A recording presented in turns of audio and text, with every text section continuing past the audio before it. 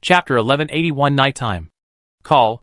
Sitting on the sofa, looking at the night scene outside the window, Duanmu Huai sighed deeply, took a sip of coke, and couldn't help but sigh. This is really a task I am not good at. As a physical person, Duanmu Huai hates puzzle-solving tasks the most. For example, in a secret room, you usually have to find various objects to open the toolbox, and then find the key to open the door. But if it were Duanmu Huai, he would rather smash the door directly, even if this would attract a lot of monster attacks. Duanmu Huai thought it was better than hiding in the house like a fool, searching everywhere. Therefore, what Duanmu Huai hates most is people like QBE who make trouble behind the scenes, but never show up in front of others. It is the same problem as the damn treacherous and cunning QBE. Oh, it's really troublesome. I still prefer to just throw it away. Forget it. If it doesn't work, I'll just ask for help. Duanmu Huai thought for a long time and felt that the possibility of solving this task by himself was too low. Not to mention that he was still a clone and not his original body. And many things that the original body could do were unusable. It would be better to call for help directly and let them solve all the problems that needed to be thought about. Duanmu Huai did what he said, and first contacted Lemuel. After all, the two had worked well together in Night City before, and Lemuel knew a lot about Duanmu Huai's clone. So Duanmu Huai went directly to Lemuel and explained the situation of this mission to her. Hey, there is such a thing. Your Excellency the Judge. You won't stay here for decades again this time. Will you? I hope not. Or rather, I definitely hope not. The last time was annoying enough. And Duanmu Huai doesn't want it to happen again. But magical girls. This is a question about magic. I don't know much about this. It's okay. Just tell me what you think first. Duanmu Huai himself had an empty mind, so he simply left the brainwork to others. Then I'm sorry. Well, although it's not nice to say this, why does QB have to fulfill the other person's wish? Oh, I have to say that Leomir's words really gave Duanmu Huai a new idea. How to say? Although I can understand signing a contract with the devil for the sake of a wish, but it doesn't necessarily mean that the wish needs to be fulfilled. And you, Judge, also said that magical girls will eventually become witches. So why did QB sign a contract to create magical girls? Not only that, it seems that it can fulfill any wish. Even the wish of going back in time. Doesn't it belong to an omnipotent god? Is there anything it can't do by itself that it must rely on human girls to achieve? Now that you put it that way, it seems to make sense. Hearing Lemuel's question, Duanmu Huai also punched his palm. He initially only thought about the devil's contract. After all, it was common for humans to sign a contract with the devil to gain power for their own wishes. But Duanmu Huai overlooked a problem. So what does QB want? Why did it go to such great lengths to find a human girl to sign a contract with? Moreover, from the current point of view, QB does seem to be an omnipotent wish-granting machine. As long as you make a wish, it can fulfill it. So, in turn, what can QB gain from it? The soul of the magical girl? Or is there another purpose? You know, even the devil is not omnipotent. At most, it can only grant humans some powerful powers, or help them fulfill their wishes under certain conditions. It is not that it can do everything. But according to Hamura Akemi, it seems that any wish of QB can come true. Fortunately, what it is looking for is the kind of girl who is not deeply involved in the world. Most of the wishes are counted. Otherwise, I don't know what it will look like. As for the purpose of QB, Hamura Akemi doesn't know much about it. Her current goal is simply to stop Kane Madoka from becoming a magical girl and to repel Witch Knight. She doesn't know much about other things. And, if it's a system that grants wishes, I think you should consult an expert. Inquisitor. Expert? You mean Alice? Indeed. The Holy Grail system does grant wishes. But that is purely a matter of sheer force. And the Holy Grail itself has no self-will. Well, the evil of this world does not count. At least the Holy Grail won't be like QB, recruiting magicians to participate in the Holy Grail War. Then I'll leave it to you. I've already explained the situation to you. Go talk to them. Hey! Your Excellency the Judge. Aren't you going there in person? Is this the case? Forget it. If they ask, just say it's inconvenient for me to contact them directly now. Duanmu Huai didn't want to let the other people in the tribunal know about his appearance. He would definitely be laughed at. After all, his clone was too different from his original body. If they saw it, They would definitely make a topic of conversation. Forget it. Okay then. I'll take care of it. Give it to you. After cutting off the contact, Duan Muhuai only felt that he was refreshing in an instant, and his brain was empty. As expected, the brain work should be left to others. And I just need to focus on boxing. It is still comfortable this way. Just as Duan Muhuai reached a lazy waist, the door opened, and Qian Shu and Mu also came in. Hey, we're back. Little love. Qian Shu walked into the room and greeted everyone cheerfully as usual. However, after seeing Duan Muhuai, she froze in place. Hey, you're back. What's up? Looking at Qian Shu, who was looking at him, Duan Muhuai asked. And only then did Qian Shu come back to his senses. No. What are you looking like? Hearing Qian Shu's words, Duan Muhuai lowered his head to take a look. Since he had just finished taking a shower, Duan Muhuai was only wearing a shirt and underwear. So it didn't seem like a big deal? What is the problem? No. There's nothing wrong. No. There is a problem. You should put on your cloak first. Oh. Although he didn't know what Qian Shu was talking about, Duan Muhuai still picked up the cloak and put it on. Qian Shu turned around with a red face and slapped himself in the face with his hand. Wow. This is a fatal blow. I didn't expect Xiaoyai to. No. I did expect it. But I didn't expect it to be so lethal. What are you saying? No. Nothing. Then I'll go back to the room first. Good night. As he spoke, Qian Shu quickly left Duan Muhuai's room as if he was escaping. Duan Muhuai looked at the woods, and the Mu who came in even more. What's going on here? Who? Back to her room? She couldn't help panting. At this moment, she only felt that her heart was beating fiercely, as if she was going out of her chest. I really didn't expect this. I did expect this, but this is on a completely different level. Qian Shu murmured to himself, and reached out his hand to hold his chest. In Qian Shu's opinion, Duan Muhuai is indeed an unforgettable, super beautiful girl. Whether it is the dazzling platinum blonde hair, fair skin, or delicate facial features, it is hard to look away. However, usually, when Qian Shu sees her, he appreciates and indulges in her like a work of art. How should I put it? Although it was a bit rude, she was not like a human being at all. She was more like some kind of beautiful work of art. People would be intoxicated by her beauty. But it was just pure intoxication, and no other thoughts would arise. Not to mention that Duan Muhuai's usual behavior and temperament were more rude, which also reduced the extraordinary and fascinating beauty surrounding her. That is why when Qian Shu walked into the room and saw the girl sitting on the sofa in front of the window, he was so shocked. The slender body curves were faintly visible under the loose white shirt that looked completely ill-fitting, and the slightly damp hair emitted a hazy glow under the light. Perhaps because she had just taken a shower, there was a ray of alluring fragrance floating in the air. At that moment, Qian Shu felt a sudden impulse in his body. He wanted to push the girl in front of him to the ground, manipulate her body at will, watch her make various expressions in his hands, listen to the euphemistic calls, and feel the fragrant breathing. No. I don't hang it. Recalling the scene just now, Qian Shu felt as if her body was getting hot again, which made her jump up quickly and shake her head vigorously. Although Qian Shu is not disgusted by that aspect. After all, there are people like this around her. But Qian Shu feels that she is still an ordinary girl.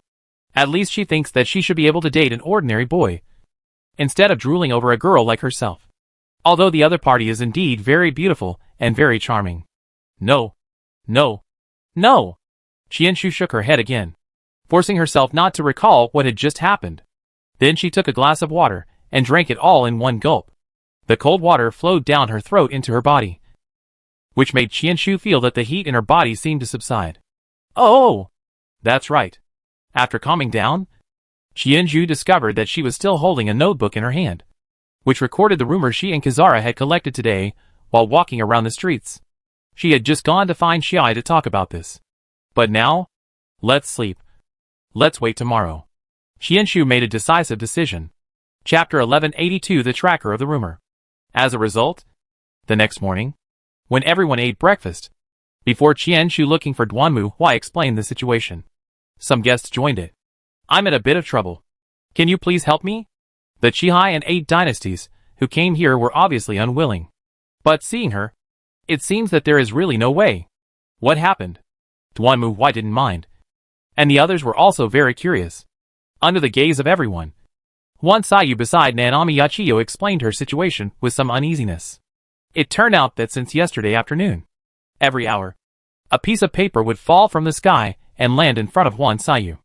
At first it was 24, then 23, and 22. At that time, Huan Saiyu felt a little uneasy and went to discuss it with Nanami Yachiyo. But the latter had no idea about it and just told her to be careful. So when Tamaki Iroha woke up this morning, I found so many pieces of paper next to my pillow. While saying that, Huan Saiyu took out a stack of paper on the table and put it on the table. This is really... Seeing this scene, the other girl's complexion changed. And even the expressions of Beami and Xiaomei Yin became a lot tight.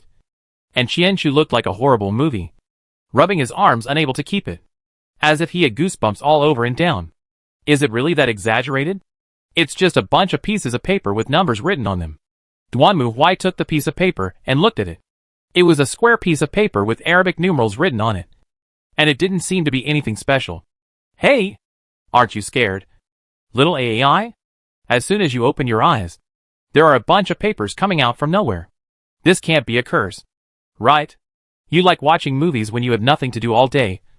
Right? Duanmu Huai silently complained about Qianshu. But everyone else seemed to empathize with Qianshu's words and nodded. As expected, he had no idea what the woman was thinking. Forget it. I'm too lazy to dwell on this. Duanmu Huai decisively changed the subject. It looks like a countdown. Yeah. About once an hour. What will happen to 0? I don't know. But I have a feeling it's definitely not a good thing. Needless to say, everyone has a similar hunch. At the moment, it is definitely a countdown. But what will happen when the countdown returns to 0? No one knows. What do you think? Duanmu Huai flipped through the papers and looked at the others. Hamura Akemi and Mami Tomo shook their heads first. It doesn't look like the work of a witch. Witches usually don't do such strange things. It's a bit strange to call it a devil's contract. Yujiri Ayano also frowned and stared at the piece of paper. Puzzled. Mr. Huan, do you remember what you did before? I didn't do anything special. I was just looking for clues about you as usual. Anyway, tell us first. Everything that happened before you first received the piece of paper yesterday. In detail. And see if we can find any clues. Oh. Okay. Huan Saiyu nodded, then thought for a moment, and began to tell about her experience yesterday. Basically, she didn't do anything strange yesterday. At least as Huan Saiyu said. She just investigated the rumors everywhere, and asked if anyone had seen you. To be honest, this was a waste of effort. However, considering that parents who lost their children would also distribute flyers on the streets to find their children, Huan Saiyu's behavior was not too outrageous. Wait a minute. When Tamaki Iroha was halfway through her story, Chito suddenly jumped up, startling everyone. What's wrong? You just said that you felt a little thirsty when you were looking for your sister. And then you met an uncle with a bicycle cooler on the side of the road. And he gave you a bottle of water? Well, that bottle of water tastes good. I'm willing to pay for it. But the uncle said that one person can only drink 1 bottle a day. This is it. Which one? Seeing Qianshu's startled look, everyone looked at each other. And Duanmu Huai also looked at her curiously and complained. Why? Do you suspect the water is poisonous? Although it's a bit exaggerated. In Japan, there are many cases of poisoning through such behavior, especially standing on the street to hand out candy and food to random people for free. But as a magical girl, frankly speaking, even if the other party really poisoned her, it's still a question whether it would work on a magical girl. No. I was wondering why it sounded so familiar to me. In fact, I heard a similar rumor yesterday. As he spoke, Qianshu began to flip through his notebook quickly. Here I find it. Rumors of the water of misfortune. Unlucky. Water? Anyway, just by listening to the name you can tell that this is not a good thing. The content of this rumor is as follows. You've heard about it. From whom? Rumors of unfortunate waters. A nostalgic old-fashioned bicycle with a basket and a cooler on the back seat. If you say, Uncle, please give me a glass of water. Drink the full glass of water you get. Gudong gudong puha. I suddenly feel refreshed and full of energy. But even so, it is actually false. The water you drink is terrible water. If more than 24 hours pass, the misfortune dissolved in the water will cause disaster. This is a rumor widely spread among students in the Sanjing district. Well, that's about it. Honestly, this thing sounds dangerous even without considering the curse. Duanmu Huai complained silently. It turns out that free things are always the most expensive. So, am I cursed? At this moment, Huan Saiyu's face was pale, and she was speechless. That's about it. You said yesterday that you went to the Sanjing district, and the uncle gave you free water. And after that, didn't a piece of paper with the number 24 falling from the sky? It all looks similar to the rumor. Oh, that's true. Forget it. This is not bad. Is this not bad? That's right. I've seen some movies like this before. They were all about passers-by giving drinks to girls. After drinking the drinks, the girls passed out. Then, they were dragged to the van nearby by the passers-by. Then the passers-by stripped the girls, who were dazed because of the drugs they drank. Then they did this and that. And then they filmed it. Wow! Wow! Wow! However, before Duanmu Huai could finish his words, Qian Shu was interrupted by a red-faced shout. Tomomami, Akemi Hamura, and Tamaki Iroha were even more red-faced, lowering their heads and unable to speak. They are still junior high school students. It's too early for them to talk about this topic. Even the two adults, Yutong Lingyo and Nanami Yachiyo, helplessly put their hands on their foreheads, with a look of silence on their faces. Only Mu Gung stared at Duanmu Huai with shining eyes, as if he had heard something good. Where did you see this kind of thing? Little AI Nyang? There are a lot of them online. And in video stores, too. For example, there's JK uniforms encountered in a cafe in the city. The bicycle seat is coated with O drugs, the unbearable school route, and the perverted schoolgirl is tied up in the library. By the way, their serial numbers are. That doesn't need to be said. There's no need to say it. After finally stopping Duanmu Huai from preaching science, Qianshu seemed exhausted and almost fell headfirst onto the table. Why do you want to watch something like this? Yutong Lingyo also glared at Duanmu Huai with a slightly red face. If the person in front of her was not a girl, and a girl who was prettier than all of them, this would have been clear harassment.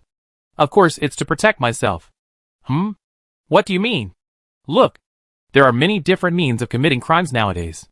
If you don't know more, what if you get tricked by someone else? Like Xu Huan? As he spoke, Duanmu Huai pointed at Huan Saiyu, who trembled with fear. What if she doesn't know? And someone smears something on her bicycle seat one day, and Xu Huan gradually loses consciousness halfway through the journey. And then the bad guys who are waiting in wait succeed. Well, I go to school by train. Oh, then I also have the electric wolf here. Okay, let's get back to the topic. Yujiri Ayano finally couldn't help but bring the topic back, and save the life of Tamaki Iroha, who was blushing and almost crawling into the ground. So, Tamaki Iroha-san was cursed by that rumor? She's a magical girl. Obviously. Don't you find it weird at all? Come to think of it, I really didn't feel anything at that time. Unlike the witch, there was no distorted or ominous magical aura. So I didn't think in that direction at all. Now what? Hearing this, Mommy Tomo also frowned. After all, this was the first time she had encountered such a strange existence. It's very simple. After teasing Xiaohuan for a while, Duanmu Huai returned to the main topic. Either we wait until the countdown ends and see how strong this rumor is, or we take the initiative to go find it. Isn't this thing wandering around in the Sanjing district? We just need to find an uncle who pushes a bicycle with a refrigerator on the back and distributes water to people. After we find him, we can find a way to interrogate him. It shouldn't be difficult at all. No problem. If he dares to resist, I will treat him to a pork chop meal. This is the confidence of the state's violent apparatus. Then let's do it. Shitong Lingyo did not object. Or rather, she did not want to stay here any longer. Otherwise she did not know what Duanmu Huai would say. Let's go to Sanjiu district and investigate the truth about the rumors about the water of misfortune. Chapter 1183 Rumor Guardian. Although we want to look for it, that Sanjing district is so big. Can we find it with just a few of us? Standing on the top of the tall building, looking at the densely packed buildings in front of her, Huan Saiyu asked with some uneasiness. Although it is just a district, the permanent population here is also several 100,000. Not to mention that it is mainly residential and commercial areas, so the scope is also very large. To be honest, Huan Xiyu feels that it will be difficult to find the target in a short time with just a few of them. By the way, they have just gone to the place where Huan Xiyu met the uncle before, and there is really no one there. If you can't find someone, just add more people. It's not a big deal. Duanmu Huai was very calm about this. Manpower? Do you want to send someone? No.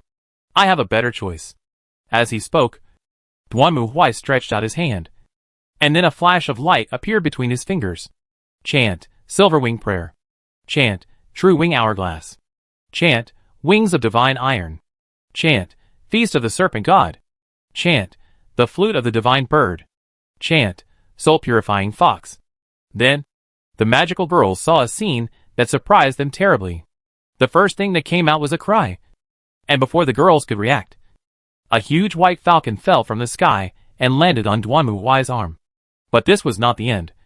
The next moment, a fat owl with a crystal hourglass hanging on its chest also emerged from the other side with a cooing sound. After that, a giant metal bird made of steel, a huge white snake, a magnificent divine falcon, and a pure white fairy fox with 9 tails appeared one after another and surrounded everyone. Hey, hey, hey, hey! What is this? Seeing this scene, the girls were all shocked and looked at those magical creatures that came from nowhere in amazement. Duanmu Huai just stared at the summoned creatures in front of him and then gave orders. Go find our target, and notify me immediately if you find it. Hearing Duanmu Huai's order, the birds and beasts nodded quickly, and then either flew into the sky or dived into the dark shadows, disappearing in the blink of an eye. Amazing.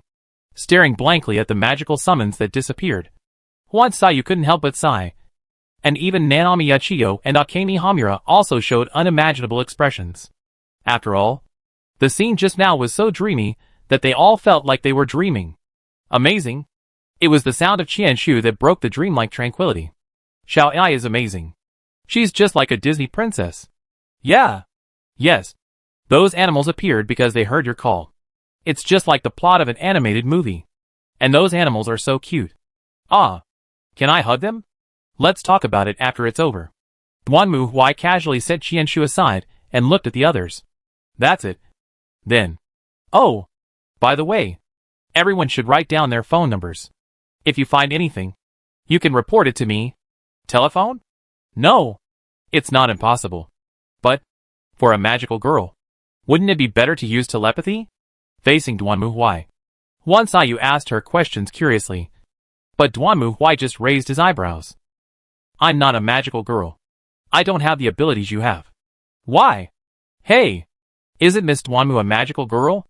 It has to be said that after hearing Duanmu Huai's answer, not only Naomi Yachiyo and Tamaki Iroha, who had just met her, opened their eyes wide in surprise, but even Hamura Akemi showed a surprised expression. I don't think I've ever said that I'm a magical girl. Duanmu Huai was very calm. But, that kind of power just now. Magical girls are not the only ones in this world who possess special powers. Not only me, but even Kizara over there is not a magical girl either. But if she were to deal with you, it wouldn't take her too much effort. I see.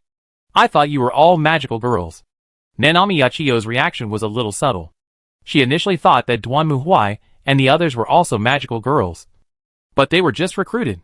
Now it seems that they are not magical girls at all? So Miss Chizuka is also one of them? Don't count me in. I'm not a magical girl. And I don't have the power like AI and Kizara. I'm just an ordinary girl. In response to Hamura Akemi's curious question, Chitos hurriedly smiled bitterly and waved her hand. Okay. Let's do it. Duanmu Huai didn't care about these boring conversations and gave the order directly. We must find that person today. Yes. Of course. The answer is firm. The work is hard, but the results are none. Until the afternoon, Duanmu Huai had not received any meaningful response from others. So you didn't find it either? Yes. Sorry. We have looked in many places, but we couldn't find the uncle pushing the bicycle to deliver water. We also asked the students nearby, but they didn't see him either. It's really troublesome. After hearing Nanami Yachiyo's answer, Duanmu Huai scratched his head. Forget it then. Get ready to collect, huh? However, just when Duanmu Huai was about to order the work to be over, suddenly, One of the summoned creatures sent a message to Duanmu Huai. It was not that the target was found, but a very strange thing was found. What? Duanmu Huai paused for a moment, then quickly concentrated his mind. And soon the next moment another picture appeared before his eyes. I saw a group of students gathered at an intersection, holding bottles of what looked like soda from a bicycle. Of course, if it was just like this, they would just be considered street vendors. But what the hell is that? Duanmu Huai was bewildered as he looked at the thing that was distributing soda while surrounded by students. That's right. That's not a person at all. Surrounded by students, the person distributing soda to them was a paper man who looked like a paper cutout. It looked like the clothes and facial features were painted with various colors, and it was distributing soda while talking to the students. And from the way the students were talking to the paper man with smiles on their faces, it seemed that they didn't think there was anything strange about the paper man in front of them. Could it be that this thing looks different in the eyes of other people? Hello? Miss Duanmu? I found a strange thing. The location is... Never mind. I'll go there directly. You guys go there immediately. I'll mark the location. As Duanmu Huai spoke, he quickly marked the location, stepped on the accelerator, and drove along the street, quickly heading in the direction of the strange thing. The paper man seemed to be completely unaware of the summoned creature that was monitoring him. After distributing the soda, he pushed his bicycle towards the depths of the Sungjing district. Duanmu Huai quickly drove after him, and soon arrived at a street that looked like an abandoned store. At the same time, the others had basically gathered here. Shall I? What's wrong? Did you find that man? I don't know if he's a man, or if he's a human being. What's the meaning? Facing Momitomo, Hamura Akemi and others who had come, Duanmu Huai briefly described his discovery, which surprised everyone. Wait, what on earth is that? Isn't it a human? Could it be the witch's familiar? Whatever it is, as long as we catch it, everything will be revealed. Duanmu Huai waved his little hand. Let's go! Because the shopping street could not be entered by car, everyone rushed in directly. Fortunately, Duanmu Huai's summoned creature had been locking onto the strange paper man in the air like a drone, and it could be seen that the other party was passing through the shopping street. So Duanmu Huai and others did not relax and hurriedly followed. However, just as they entered the shopping street and planned to catch the paper man, something strange happened, etc. Just as Duanmu Huai and the others rushed into the shopping street, several figures emerged from all around the shopping street, blocking their way. Judging from their body shapes, they were all girls, and each of them was wearing a black robe, like Duanmu Huai, wrapping themselves tightly. Who are you? What do you want? Looking at the girls in black cloaks in front of him, Duanmu Huai's voice sank, and he asked, We don't want to be your enemy. We came here for only one reason, and that is to hope that you will stop interfering in the rumors. Oh! Hearing this, Duanmu Huai smiled. Why? It's simple. Even if we dispel the rumors, it won't do you any good, so we hope you can stop. Who are you? Are you involved in the rumors? Okay. No answer. Huh? Duanmu Huai once again glanced at the girls in black cloaks who surrounded him and others, then reached out and took out his ID. I am Duanmu AI from the Metropolitan Police Department's Magical Girls Special Investigation Team. I now ask you to answer my questions. Police? Metropolitan Police Department? Wait, is that the police? As expected, after hearing Duanmu Huai's words, the black-robed girls, who had been silent, suddenly became shaken. This was normal. Even if they might be magical girls, they looked like teenage girls in the final analysis. Unless they were extremely rebellious, who would dare to fight the police. No, don't listen to her nonsense. The black-robed girl in the lead might have sensed the hesitation on her side, so she hurriedly shouted to stop them. Then she looked at Duanmu Huai and spoke with dissatisfaction. Don't try to trick us with this kind of stuff. We don't believe your lies. No matter what. You can't pass through here. Really? Hearing the answer from the black-robed girl, Duanmu Huai shrugged his shoulders and put away his ID. Obstruction of law enforcement and arrest. Right? That's easy to say. As he spoke, Duanmu Huai clenched his fists. Catch all these people. Get ready for pork chop rice. Chapter 1184 Tracking. Why? Faced with Duanmu Huai's order, magical girls such as Momitomo, Hamura Akemi, and Yachio Nanami were all stunned. They didn't react to what she meant for a while. After all, as magical girls, it was the first time they encountered such a situation. However, it was Chitsuki who took action first. After all, as Licorice, this is what she does. Bang, bang, bang. As the gunshots rang out, several red mists suddenly erupted on the black-robed girl in the lead, and the latter fell to the ground with a scream. Hey! What's going on? Why is there a gun? Although Qianzhu used non-lethal rubber bullets, it was obvious that the other party did not know this. In their eyes, their leader suddenly spurted blood and fell to the ground. This naturally shocked the girls in front of him. After all, they had never encountered such a situation before. Before the black-robed girls could react, Duan Muhuai and Mu Geng also jumped up and pounced towards them. Seeing this scene, Nanami Uchiyo and Tomomomi looked at each other helplessly. What to do? Only if I go up? So soon. A battle began and then ended.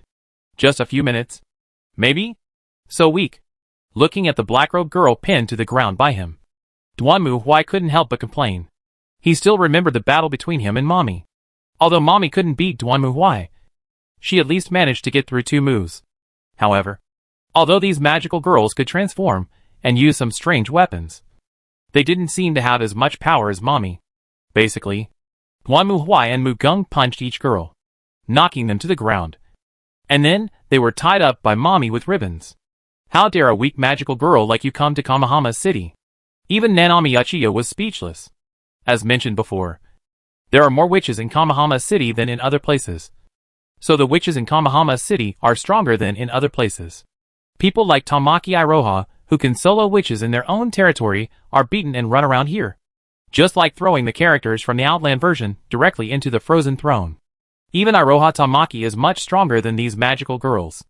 If here, Nanami Uchiyo and Tomomomi are considered level 80 characters, then Tamaki Iroha is level 60.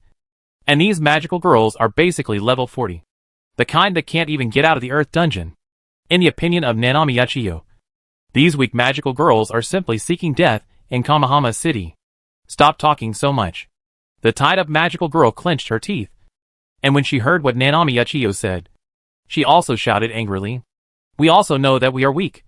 So we came here. We are different from magical girls like you. We are just weak magical girls. Therefore, we need to join the wings of Magus. Oh! Hearing this, Duan Muhuai raised his eyebrows. What is that Maji's wing? Who?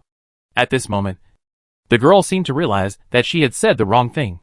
So she quickly closed her mouth and said nothing.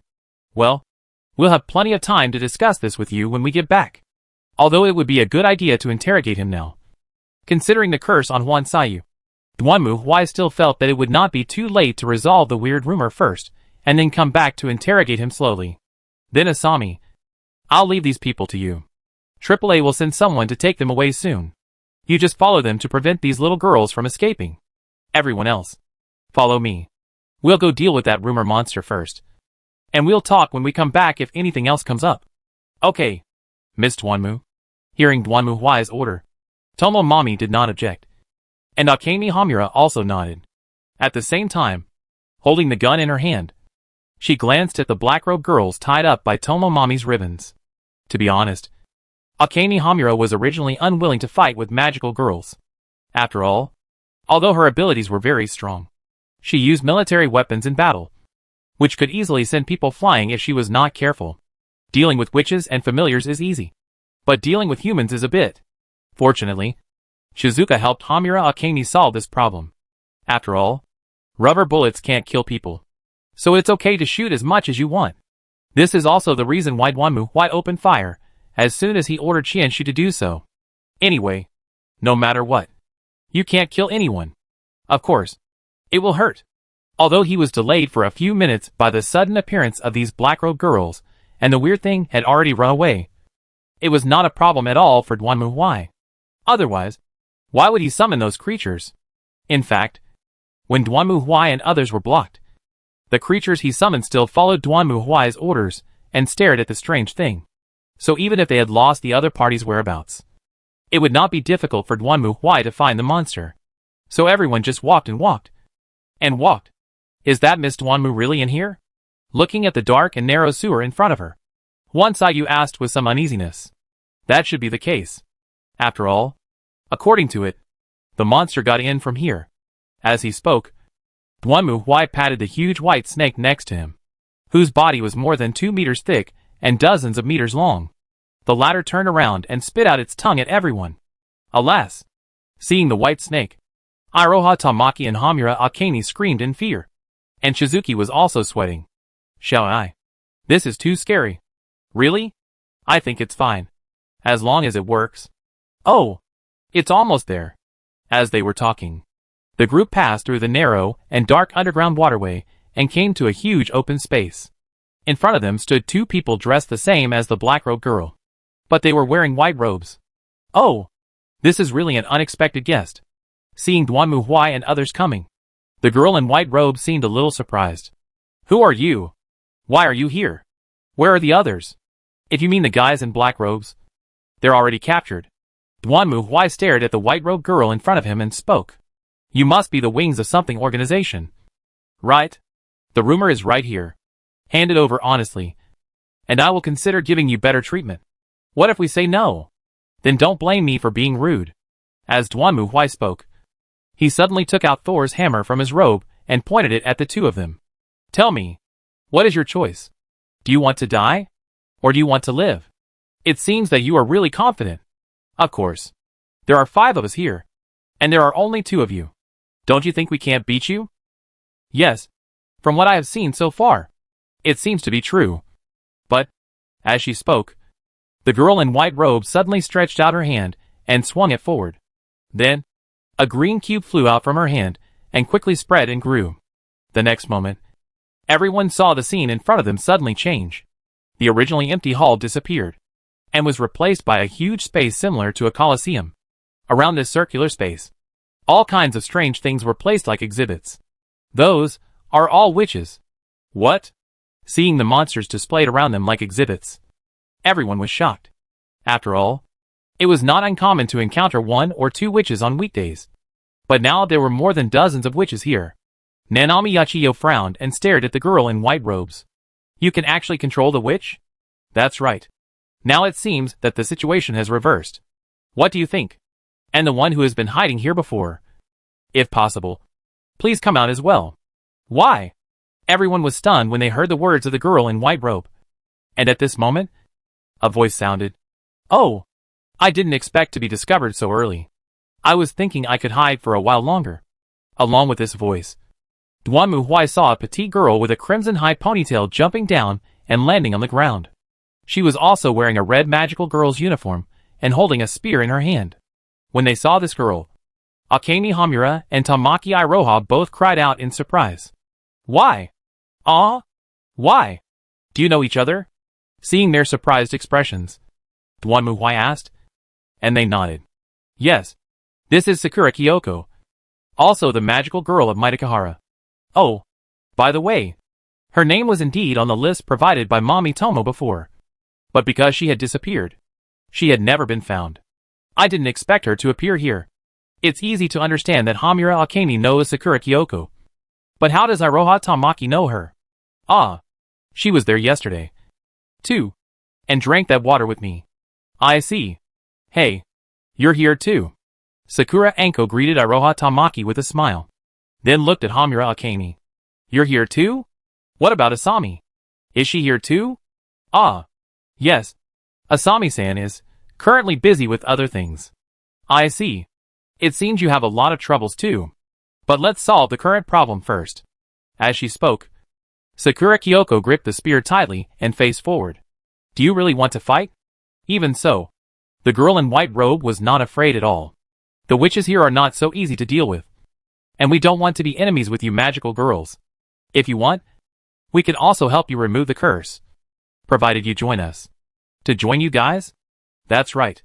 The 2 girls in white robes raised their hands as if they were promoting something. We are the wings of Magis. The wings that support the 3 Magis Samus. Our dream is to redeem all magical girls. This is our goal. How to get redemption? This, as long as you join us, you will get the answer. If you are also a magical girl, you will definitely understand our painstaking efforts. This, after hearing the words of the girl in white robe, Hamura Akane and others seemed to not know what to say for a moment. And at this moment, Duanmu Huai coughed. Excuse me. I'm going off topic. Off topic? Yes. You drank that water yesterday. Right? Yes. And here's the sewer. That rumor comes back here every day. Where do you think this water comes from? Upon hearing this, Sakura Kyoko and Tamaki Iroha's expressions changed. Where does the water they drink come from? Is this even a hacking question? It seems that I can't do it without giving you a good beating. Sakura Kyoko clutched her spear with murderous intent, while Tamaki Iroha silently raised her crossbow. Shizuki and the others beside them looked at them with pity. To be honest, just thinking about it, I feel that this is really unlucky. Isn't it? It's really impossible. It seems that we can't reach an understanding between us. Faced with this scene, the girls in white robes sighed. Then, they raised the flutes in their hands to their mouths and blew gently. The next moment, the witches who had been frozen in the surroundings, like exhibits, suddenly freed themselves and surrounded everyone. We didn't intend to use such brutal means. Please understand. If you are willing to surrender. No. That's my line. However, before the girl in white robe could finish her words, she was coldly interrupted by Duanmu Huai. Immediately afterwards, a roar rose from the ground and turned into a whistling wave that swept across the front, instantly turning several witches into ashes. Duanmu Huai stood there silently. Behind her, a giant, pure white dragon with extremely tall wings, like an angel, was holding its head high and staring ahead. Holy winged white dragon. I gave you a chance. Duanmu Huai raised the war hammer in his hand and pointed it at the white-robed girl in front of him, who was also stunned by the appearance of the giant dragon. And you have made your choice. As Duanmu Huai spoke, the holy winged white dragon raised its head and roared. There was no trace of mercy in that brutal roar. Chapter 1185 Ordinary? Roar! The deafening, thunder-like dragon roar echoed throughout the entire barrier. Both the enemy and our side froze in surprise when they saw this scene. What is that? Whether it was magical girls like Mami Tomo and Hamura Akane, or Chitose and Kizara, none of them could believe their eyes and stared blankly at the huge white dragon. Although they are magical girls, and their battles with witches are also magical, the appearance of a dragon is another matter. After all, it is different from a witch. When this kind of monster that really exists in myths and legends and is well known and breaks through the sky really appears in front of you, both its identity and its huge body are enough to bring people an incomparable shock. You can see the panic of the two girls in white robes at this moment. What's going on? What is that? Faced with the threatening white dragon in front of them, the girls in white robes were also terrified. But unfortunately, they had no choice. With the roaring white dragon entering the scene, a battle begins. The witches seemed to instinctively realize that the huge white dragon was the biggest threat. So when the white dragon rushed forward, dozens of equally huge witches also rushed forward and fought with the dragon. Wow! This is really so interesting. Looking at the battlefield in front of her, Sakura Anzi couldn't help but whistle. But she didn't just stand there and watch the show. Instead, she held a spear in her hand and rushed towards the other witches with the others. Then I'll leave this to you. After Duanmu Huai summoned the white dragon, he planned to retire. Why? Don't forget. The reason we came here is because of that rumor. Although the appearance of these witches is a pleasant surprise, we can't forget our real goal just for the extra reward. Ah. After hearing this, everyone came back to their senses. Indeed, the main purpose of their coming here this time was to find a way to lift the curse on Huan Sayu. As for the wings of Maggies and these witches, they just appeared to block their way and were not their goal at all. Then come with me. Xiaowan, I'll leave this place to you. Hey! Don't I come with you? Mu Gung immediately became unhappy when he heard Duanmu Huai's order, and Duanmu Huai waved his hand.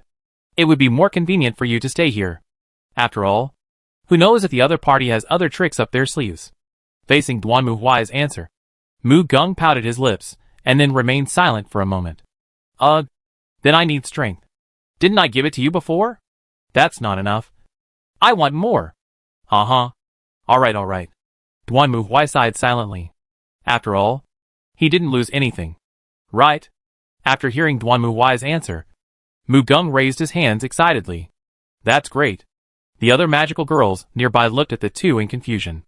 Obviously, they had no idea what the conversation between Mu Gung and Duanmu Huai meant.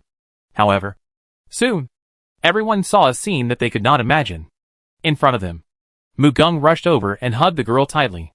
For a moment, the magical girls around were stunned, as if even the air had become silent. Even though the witch's screams were everywhere, they could not cover up the sound of the thick entanglement and interweaving. Kizara held the girl's cheek in front of him, and then saw the pink little snake stretched out flexibly, probed into it, and then stuck together tightly. Wah! This. Sakura Anko's eyes widened in surprise, while Akemi Hamura's face flushed as she covered her eyes with her hands, almost daring not to look at the scene in front of her. Chitsuka's eyes widened in excitement, while Naomi Yachiyo and Tamaki Iroha stood there in a daze like puppets, their faces flushed but unable to utter any words. Although they have seen similar scenes in movies or animations, this is the first time they have witnessed such a vivid scene in real life. After a moment, Kizara let out a satisfied moan, and the two separated. Then, a flash of light was seen on Kizara's body, and then a black dress appeared on Kizara, and behind her, there was a pair of black, bat-like wings. As expected, the master's power is the most delicious. Kizara raised his head, licked his lower lip slightly with his tongue, and then clenched the black and red magic sword in his hand. Then I'll go. As he spoke, Kizara jumped up, spread his wings and rushed towards the witch in front. Call. Duanmu Huai sighed silently, then wiped his lips and looked at the others, who were still staring at him. Okay. Go to work. Why are you standing there?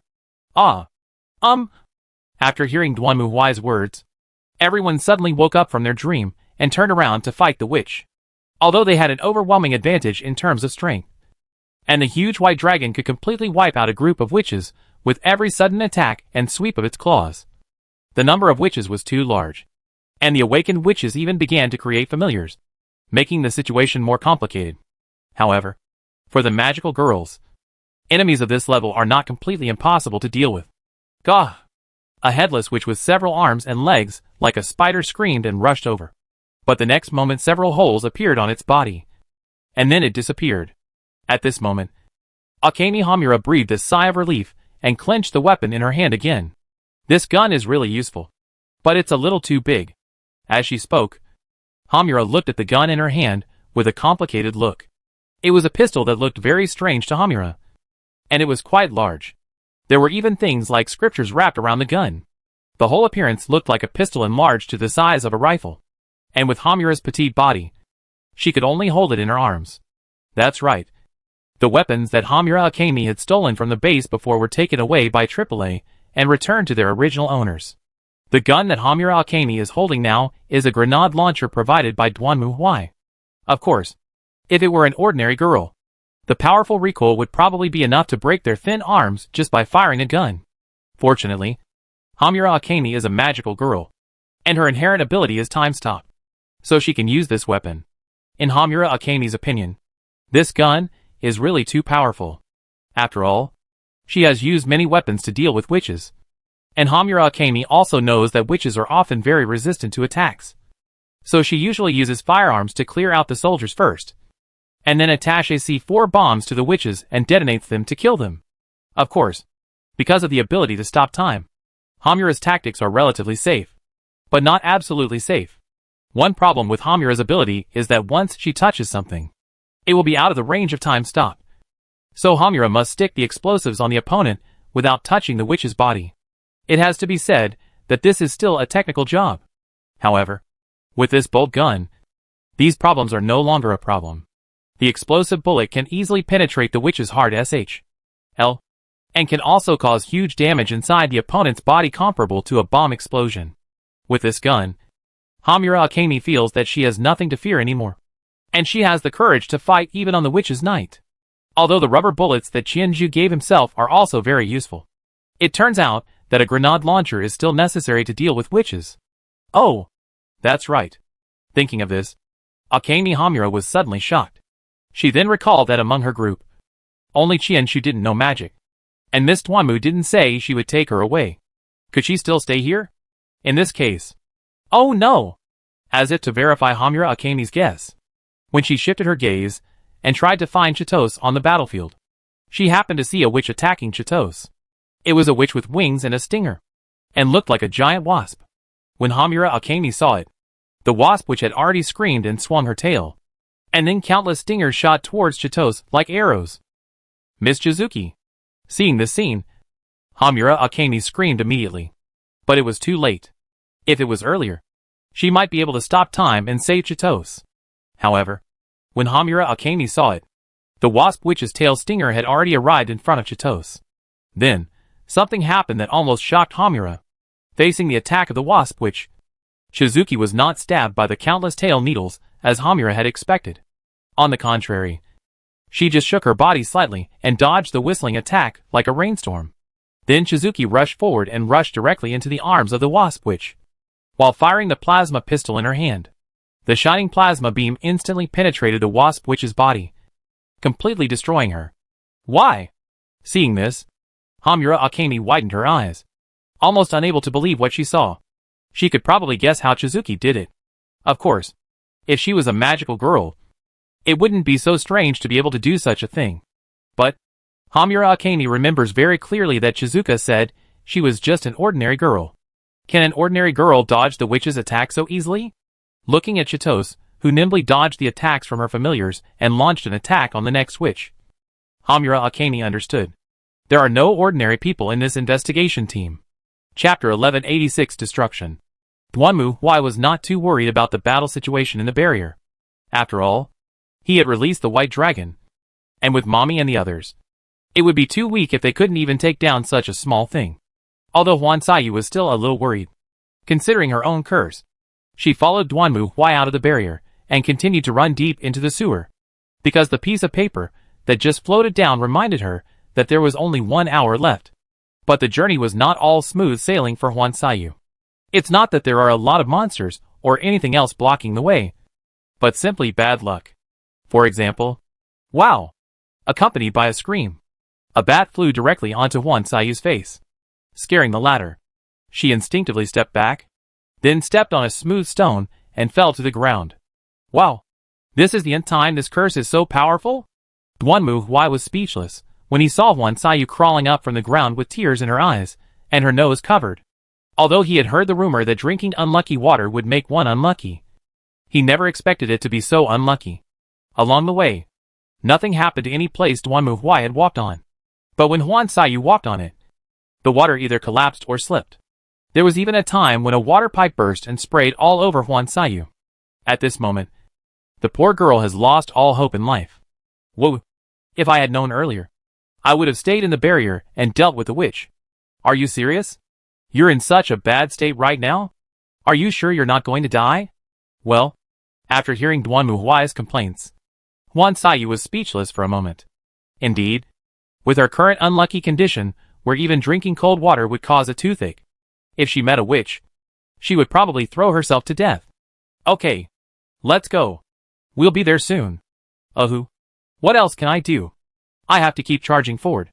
After going through a lot of hardships, only for Tamaki Iroha, the two finally entered the world of rumors. The moment they passed through the passage, the atmosphere suddenly became strange, and the surrounding environment also changed. However, the atmosphere here was completely different from the witch's barrier. Duanmu Huai had seen it before. The witch's barrier, no matter what kind, seemed to present a unique childish form that only children would have. Whether it was a world drawn with crayons or a world woven with cloth. In short, it was very childish and full of a certain stream of consciousness. But it's completely different here. Weird words like have you heard about it? Who told you that? The rumor of the water of misfortune were floating in the air. In the center, a huge metal boot-like container stood there. Under the container, several paper figures dressed as guests were sitting on chairs, drinking from cups in their hands. Next to them was a paper figure dressed as a waiter holding a kettle and wandering around. How should I put it? It feels completely different from the witch's barrier. To make an analogy, it's like the Grimm's fairy tales and the adult version of the Grimm's fairy tales. Although the latter has 2 more words in front of the former, it is completely different from the former. The same is true for this rumor right now. It seems that thing is the core. Looking at the container in the center of the space, Duanmu Huai clenched his war hammer. Just take care of that, and we'll be done with it. Ah. Yes. The rumor is not about the witch. So, well, leave it to me. Hey, what about me? You? Find a place to squat with your head in your hands. You're in such a bad shape now that you can't even walk on flat ground and you're about to fall. If you go up there, won't you be killed? Duan Muhui said this casually. Then he gripped the warhammer tightly and rushed forward quickly. At the same time, the other party seemed to have sensed Duan Muhui's ill intentions. And the paper people who were originally feasting around the container of the water of misfortune quickly stood up and rushed towards Duan Muhui. At the same time, the huge container began to vibrate, and the water inside gushed out, turning into a flock of birds, rushing towards the enemy in front. Get lost. To Duan Muhui, this level of enemy was not worth mentioning at all. He roared, swung the hammer in his hand forward, and instantly smashed the enemy in front of him. Even the flocks of birds composed of unfortunate water were completely shattered by Duan Muhui's swing, turning into scattered water droplets and completely disappearing. Amazing. Looking at the scene in front of her, Huan Sayu couldn't help but mutter to herself. As a magical girl, Tamaki Iroha has fought against witches many times. Of course, she also knows that her strength among magical girls is not that strong. The reason is simple. Strictly speaking, Huan Sayu is not a magical girl of the output type. The wishes of magical girls are related to their inherent abilities. One of the reasons why magical girls, like Mami Tomo and Yachio Nanami, are so strong is because of their wishes. Mami Tomo's wishes to survive. So naturally, her ability will ensure that Mami Tomo survives. Yachio Nanami is similar. So from this point of view, when these output-type magical girls encounter enemies, their abilities will be maximized to ensure the realization of their wishes. But Tamaki Iroha is different. Although Huan Sayu has forgotten what kind of wish she made, it is certain that she is at least not a magical girl who focuses on output. If we use the military type as an example, Tomo Mami and Nanami Yachio belong to the machine gun type. Then Tamaki Iroha should be strictly considered a medic. She has a certain degree of ability to heal others. But because of this, Tamaki Iroha does not have the extraordinary output ability in combat like Tomo Mami and others. Therefore, when fighting with witches, Tamaki Iroha herself was the type who was surrounded by dangers. After arriving in Kamahama City, she was beaten by the powerful witches here and ran around with her head in her hands. If she hadn't met Nanami Yachio, it would have been difficult for Tamaki Iroha to hold on. Moreover, she did meet many powerful magical girls in Kamahama City. But, how should I put it? In Huan Sayu's opinion, Duan Muai is different from them. Although it's a bit embarrassing to say this to Duan Muai. But Huan Sayu always feels that when she is with her, it's a bit like being with her father. She has a carefree personality, but she can remain calm when she needs to. And she is very reliable. It's not that Nanami Yachio is unreliable, but the impressions they give people are a little different. No matter how reliable Nanami Yachio is, she is still a girl, and Tamaki Iroha will also worry about her. However, although Duan Muai looks even smaller than Nanami Yachio, the aura she exudes is as reassuring as a wall or a mountain. Just like now, if Nanami Yachio was going to fight alone, Huan Sayu would definitely be worried. But when Duan Muai said that, she felt very relieved, as if she really didn't have to think about anything, and just let the girl in front of her solve everything. Just like now. Boom! Hundreds of flying birds condensed from the water of misfortune, and the same number of paper people stood in front of her. But the latter did not care at all. She just raised her hammer and smashed it down hard. Then, the defense network that seemed like a solid wall collapsed instantly. And then a dazzling figure like in a fairy tale emerged from it. The girl with golden hair as bright as the sun rode a white unicorn, broke through the monsters of rumors, turned into a sharp blade and stabbed forward, then smashed the hammer in her hand directly on the huge container. Then, the container that seemed extremely solid instantly shattered like glass, and the water of misfortune inside also scattered. At the same time, Huan Sayu also felt that the heavy aura of misfortune that had been surrounding her since a while ago had disappeared without a trace. As the rumor barrier completely dissipated, Huan Sayu also breathed a sigh of relief, sat down on the ground, and raised her head to look at the blonde girl riding on the unicorn in front of her. At this moment, it seemed that this scene was the only thing left in her eyes. Very good. Done. For Duan Muhui, this monster was not difficult to deal with, and was even easier to deal with than the witch. After all, the witch seemed to have self-awareness, but this so-called rumor monster had no self-awareness at all. and was more like a machine that acted according to a program. Could this thing also be made by Maggie's wings? Although it is still unclear now.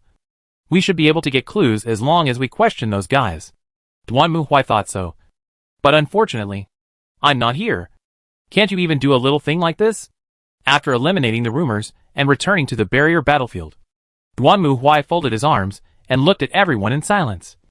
And the latter also looked speechless. The reason was simple. When Duanmuhui eliminated the rumors and returned with Huan Sayu, the battle in the barrier also came to an end, although the two white-robed girls were no match for them. At this moment, a new magical girl suddenly appeared and took them away directly. Originally, Sakura Anko also wanted to keep them, but Naomi Yachiyo seemed to know her and instinctively tried to block her, causing the former to be a beat slower. And Kazara and Chitsuka were unable to catch up. The other party's abilities were also very strange. So before everyone could rush forward, the magical girl and the two girls in white robes disappeared into the air. I am sorry. Forget it. Even though it's troublesome to run away, it's not like we've gained nothing. Duanmuhui waved his hand, interrupting Naomi Yachiyo's apology. Let's start by asking the others. That's right. The black-robed girl who was arrested before for blocking Duanmuhui and others is still in their hands. If you want to know where they are now, it's the detention center. That's right. The magical girl was actually locked up in the detention center. Of course, it would be easy for ordinary magical girls to escape from prison. However, after being tied up by mommy's ribbons, these magical girls were basically unable to use their own powers. They could only be stuffed into prison vans by the AAA staff who arrived later and then transported to the detention center. To be honest, I didn't expect there would be so many magical girls. When she arrived at the detention center, this was the first sentence that Shitong Lingnyo said to Duanmuhui. Yeah. Generally speaking, aren't there only a few magical girls? But here there are more than a dozen of them. Although their abilities aren't very strong. Animation and reality are different after all. Even if there is only one 5-colors team in a city, you can't count how many cities there are in a country. Duanmuhui made a casual complaint. So, have you investigated their identities? Of course. The information is all here. We have also interrogated them. After all, children are just children. At first, they were reluctant to explain. But after I told them that they would tell their parents about their situation, these magical girls confessed everything one by one. As she spoke, Yujiro Ayano handed over the tablet. It seems that no matter what world we are in, calling the parents is the ultimate way to deal with naughty children. Very good. Duanmuhui took the tablet, glanced at it, and nodded. I've also got some clues here, so I'll verify them with them. Let's prepare for the interrogation. Chapter 1187 Equivalent Exchange. To be honest, interrogating these black-robed magical girls is really not challenging at all. Although they are magical girls, they are just ordinary girls in the end. Even if they can fight witches, it doesn't mean they can withstand interrogation. In fact, most people are so scared that they almost pee their pants as soon as they stand in the interrogation room. But this does not mean that Duanmuhui will show mercy to them. Basically, he will ask everyone. The content is nothing more than name, age, school, why you signed with QB to become a magical girl, what are you doing now, what kind of organization is Magus. Although it took a lot of time, Duanmuhui at least had a general understanding of the situation. Okay, I know you're all sleepy, but now's not the time to go to bed. After interrogating the last unlucky magical girl, it was already late at night. Everyone was very sleepy. But when they heard Duanmuhui's words, they still forced themselves to wake up and concentrate. First of all, we can make one thing clear. That is, these magical girls all know that magical girls will become witches. The reason why they joined the Wings of Maggies is because of the rumor that magical girls can be redeemed in Kamahama City. Ah, I know what this is about. Xianshu raised his hand at this time. When we were fighting those two girls in white robes before, their soul stones became turbid due to excessive consumption. But then, those two girls in white robes suddenly changed into a very strange appearance and attacked us. And after that, their soul stones seemed to become clean again? I remember you said before that you needed to use the seed of sorrow to absorb the filth of the soul stone. Right. Hearing this, Duanmuhui looked at the magical girls next to him, while Hamura Akemi nodded and spoke. Yes, if used excessively, The soul stone will be filled with filth, and the magical girl will turn into a witch. I have witnessed it myself. Speaking of this, Hamura Akane's expression became a little gloomy. But Duanmu Huai didn't pay much attention to it. So if what you said is correct, then the two girls in white robes should have turned into witches. But in fact they did not turn into witches, but instead took on another form. And after that the filth in their soul stones disappeared. So this means that in the land of Kamahama City, magical girls, who accumulate filth, will not turn into witches, but will release the filth and then turn back into magical girls? At present, it seems so. Then this is indeed the redemption of the magical girl. But the problem is not solved. Duanmu Huai knocked on the table. Assuming that all this was done by the organization Maggie's Wing, then what does the rumor have to do with it? Why would Maggie's Wing protect the rumor? The black-robed magical girls were not aware of this. In fact, according to their description, the organization of Maggie's Wings was divided into the following levels. The lowest level is these magical girls in black robes, also known as Black Wings. The next level up is White Wings, which are the two magical girls in white robes that Duanmu Huai and the others met later. Above them are various cadres, and then the three founders of the organization Maggie's Wings. The Black Wings at the bottom were just following orders, and it was unclear why they were doing this. The White Wings might know more, but unfortunately they were not caught. It seems that our next investigation direction will be this organization. Duanmu Huai made the decision and no one else objected. So, what about the magical girls? All released? In response to Shitong Lingnyo's question, Duanmu Huai waved her hand. I don't have much power, and I don't have the necessary information. So there's no point in keeping it. The wishes of most people here are really speechless. As he spoke, Duanmu Huai patted the tablet in his hand and started complaining. It's no wonder Duanmu Huai said that. According to what he asked, the original intention of most of these black-winged magic girls to sign contracts with QB was ridiculous. Yes, very ridiculous. Some people hope to interact with the person they love. Some hope to save their dying pets. And some make wishes for other people. In Duanmu Huai's opinion, this is as stupid as signing a contract to sell yourself for a meal. For people like Tomomami and Akane Hamura, they are helpless and can only pray for a miracle. But many other things are just trivial matters that are not worth mentioning. But these girls signed contracts with QB to become magical girls for these trivial matters. And then, they were cheated and had blood on their faces. To be honest, they deserved it. In fact, these magical girls also found that they were indeed stupid enough. So they came to Kamahama City to seek redemption and join the Wings of Maggie's. Won't this make Maggie's Wings wary of us? What's the point of being alert? Faced with Qianchu's curious inquiries, Duanmu Huai sneered. Now it seems that although we don't know what this organization wants to do, at least we can be sure that they didn't release those rumors for no reason. In other words, the existence of these rumors is likely related to the salvation of this magical girl. We just need to focus on the rumors. And the other party will have to endure it even if they don't want to show up. Unless they want to see their plan fail. They can only come out and be beaten by us. Then we can arrest a few high-ranking people and figure out what these guys are going to do. And the problem will be solved. Wow. Xiao Ai is so cruel. Hearing this, Qianju stuck out her tongue. And even Tomomami, Nanami Yachiyo and others took a breath of cold air. Indeed, this move simply forced the Wings of Magus to take the initiative to fight them. If they didn't fight, they could only watch their plans fail. Well, I'm afraid no one would want to see this happen. Okay, let's all go and have a rest. Seeing that everyone's jaws were about to hit the table, Duanmu Huai didn't want them to stay up late any longer. So he waved his hand and announced the disbandment. Hearing this, everyone felt as if they had been pardoned, and they all ran away immediately. After all, they were also tired after a day. After finishing a day's action, Duanmu Huai originally planned to have a good rest. But unfortunately, the good times did not last long.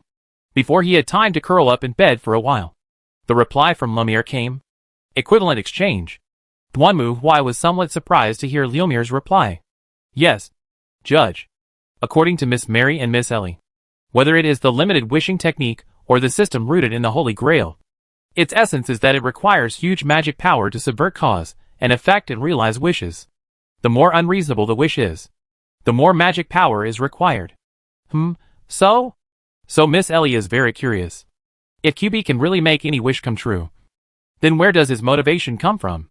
That's a good question indeed. Hearing this, Duanmu Huai narrowed his eyes and nodded. Indeed, from the look on QB's face, it could be seen that he was definitely not a selfless good man. Duanmu Huai would never believe that QB would use his magic power to fulfill the girl's wishes. You know, although most of the magical girl's wishes are quite simple, there are some that are enough to subvert the world, such as Hamura Akami's wish. So, what was the outcome of your discussion? As of now, Miss Aries suspects that QB may have used the power of the magical girls to fulfill their wishes. After all, didn't you say, Judge, that only some girls can see QB? Maybe they have some powerful magic or talent hidden in themselves. And then QB discovered it. The latter used some method to activate the power in the girls' bodies, turning them into magical girls and fulfilling their wishes, and then took all the remaining power for himself. My goodness, this is a scam. Duanmu Huai whistled. Indeed, this made sense. After all, not everyone can sign a contract with QB, which means there must be some kind of screening mechanism. From the previous interrogation, most of the magical girl's wishes are quite simple, and Duanmu Huai can easily help them solve them, even if it is mommy who hopes to survive. It is not difficult for Duanmu Huai. Only someone like Hamura Akami, who traveled through time, might have some problems. But in general, if he could obtain the souls of the girls just by doing this, Duanmu Huai felt that this was definitely a sure win. For a god like him, this was simply free money, and he didn't spend a penny. The only thing he had to do was to trade hands. After all, there are only a few magical girls who would really wish to overthrow the world. Most of the wishes are the kind that cost 100 yuan to buy a 10 yuan service. What about the remaining 90? I would definitely take it without hesitation. So what's the solution? Well, I think we should send someone over to contact QB in person. At least, we need to find out what kind of system QB uses to fulfill wishes. Only then can we take targeted countermeasures. Well, that means more people are coming. Right? Duanmu Huai sighed silently. To be honest, he didn't want others to know how miserable he was right now. But unfortunately, at the moment, Duanmu Huai didn't seem to have many choices. Okay, I get it. So who's planning on coming over? Chapter 1188, 2 groups. Hee. Huff. Huff. Huff. That's almost enough for you. Looking at an who was circling around him and making strange laughter, Duanmu Huai rolled his eyes helplessly. Oh, it's rare to see Mr. Knight in this image. It's really fresh. And so cute and pretty. It's completely different from the original Mr. Knight. Isn't it? Oh, I never thought I would see such a good thing. As he spoke, and reached out and hugged the girl in front of him tightly. Ah, it's so fragrant and soft. Hee. It's really addictive. Facing and who was hugging him and rubbing against him, Duanmu Huai sighed silently. Although no one could do anything about it. He didn't expect that it was an who came. Well, strictly speaking, this is understandable. After all, the problem this time is not as simple as destruction. The entire Magic Girl system needs to be thoroughly analyzed and constructed, and then a solution is found. At this point, Mary's golden eyes are not very useful, because the golden eyes can only give answers, but not processes. And now Duanmu Huai needs not answers, but processes and changing the process. This required a very smart magic researcher with rich magical knowledge. Soen, the first magic consultant of the Inquisition, naturally came. Then this scene appeared. Oh, it's really nice. It's soft to hold. Not as hard as Mr. Knight. Mr. Knight, you should just walk outside in this form from now on. I do not want it. Duanmu Huai directly rejected Anne's request. Okay. Stop touching me. I didn't ask you to come here to have fun, but to discuss business. Since you are here, you should have an understanding of the situation. Of course. And reluctantly withdrew his hand that was slapped away by Duanmu Huai. But he quickly answered proudly.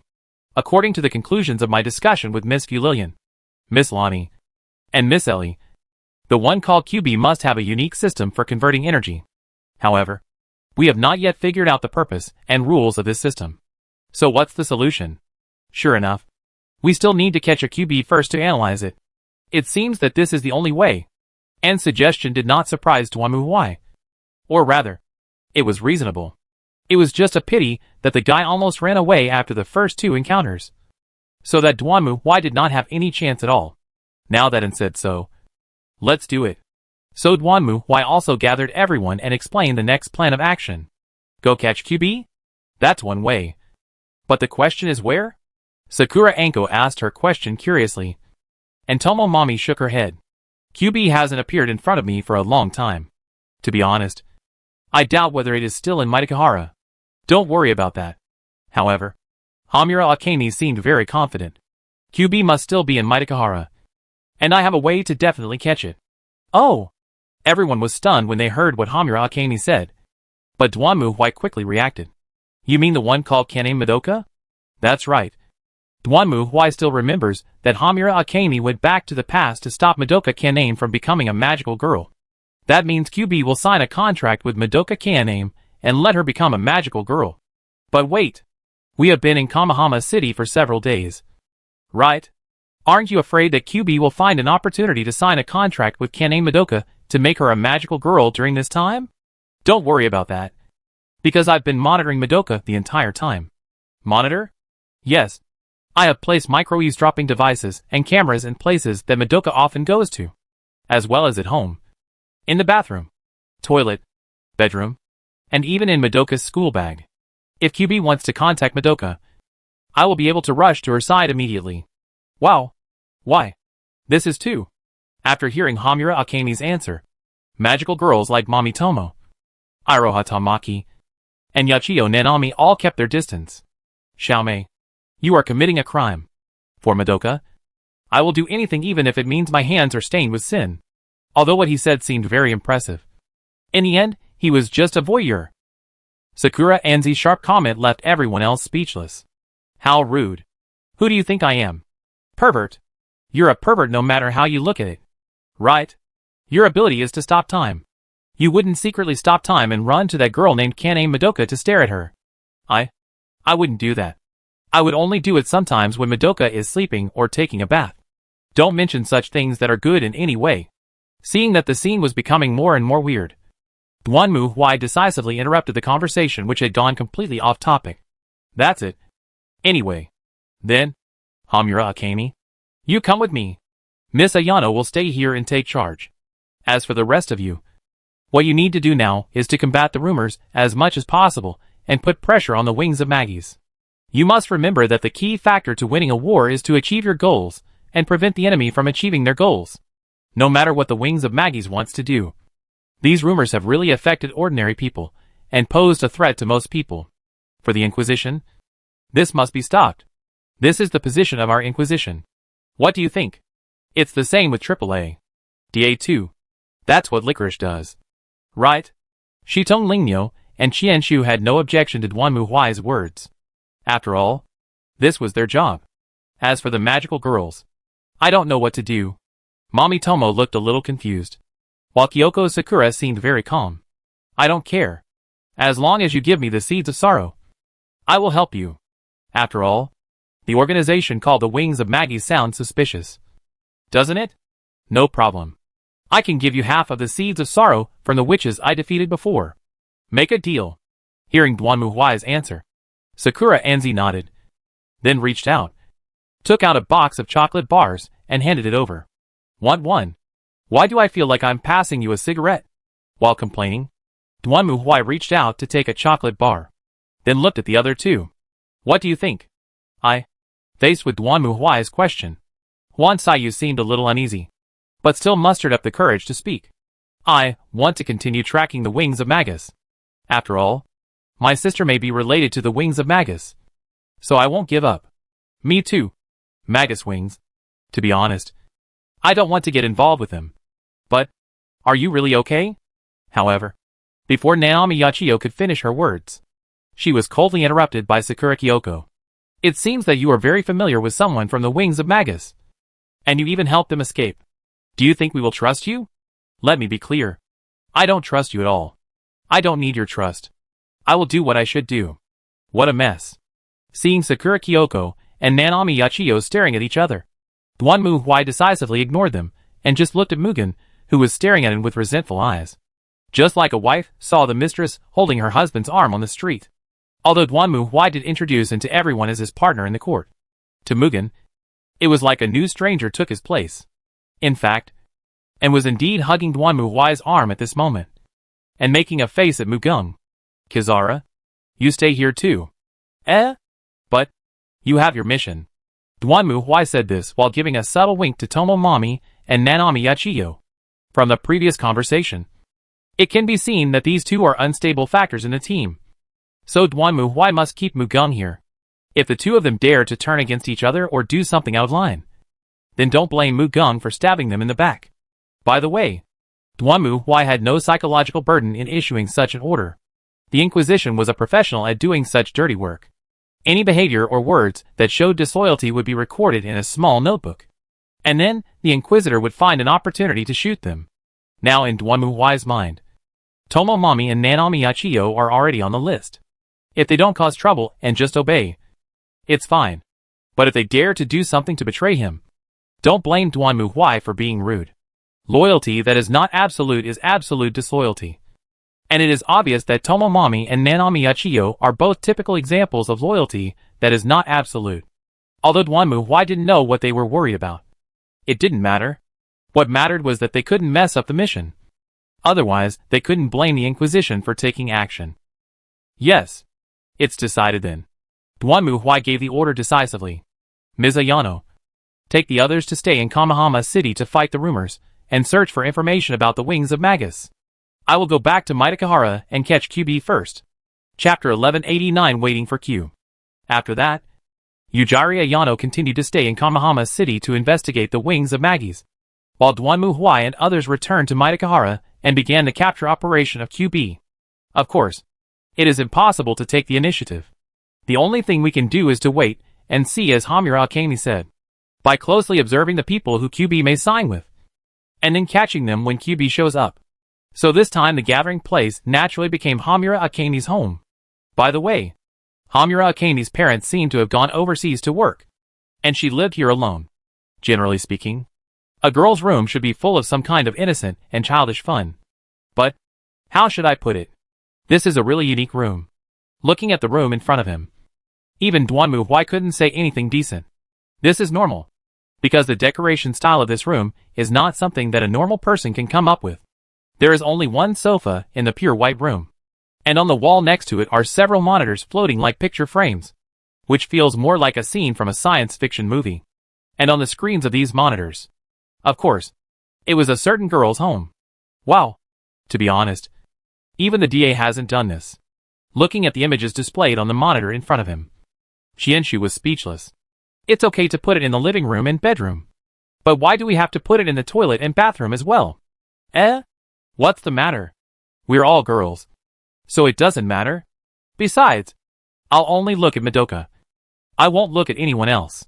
I don't think this is a matter of I'm not interested in this subject, so I won't look at it. Strictly speaking, this is a criminal act.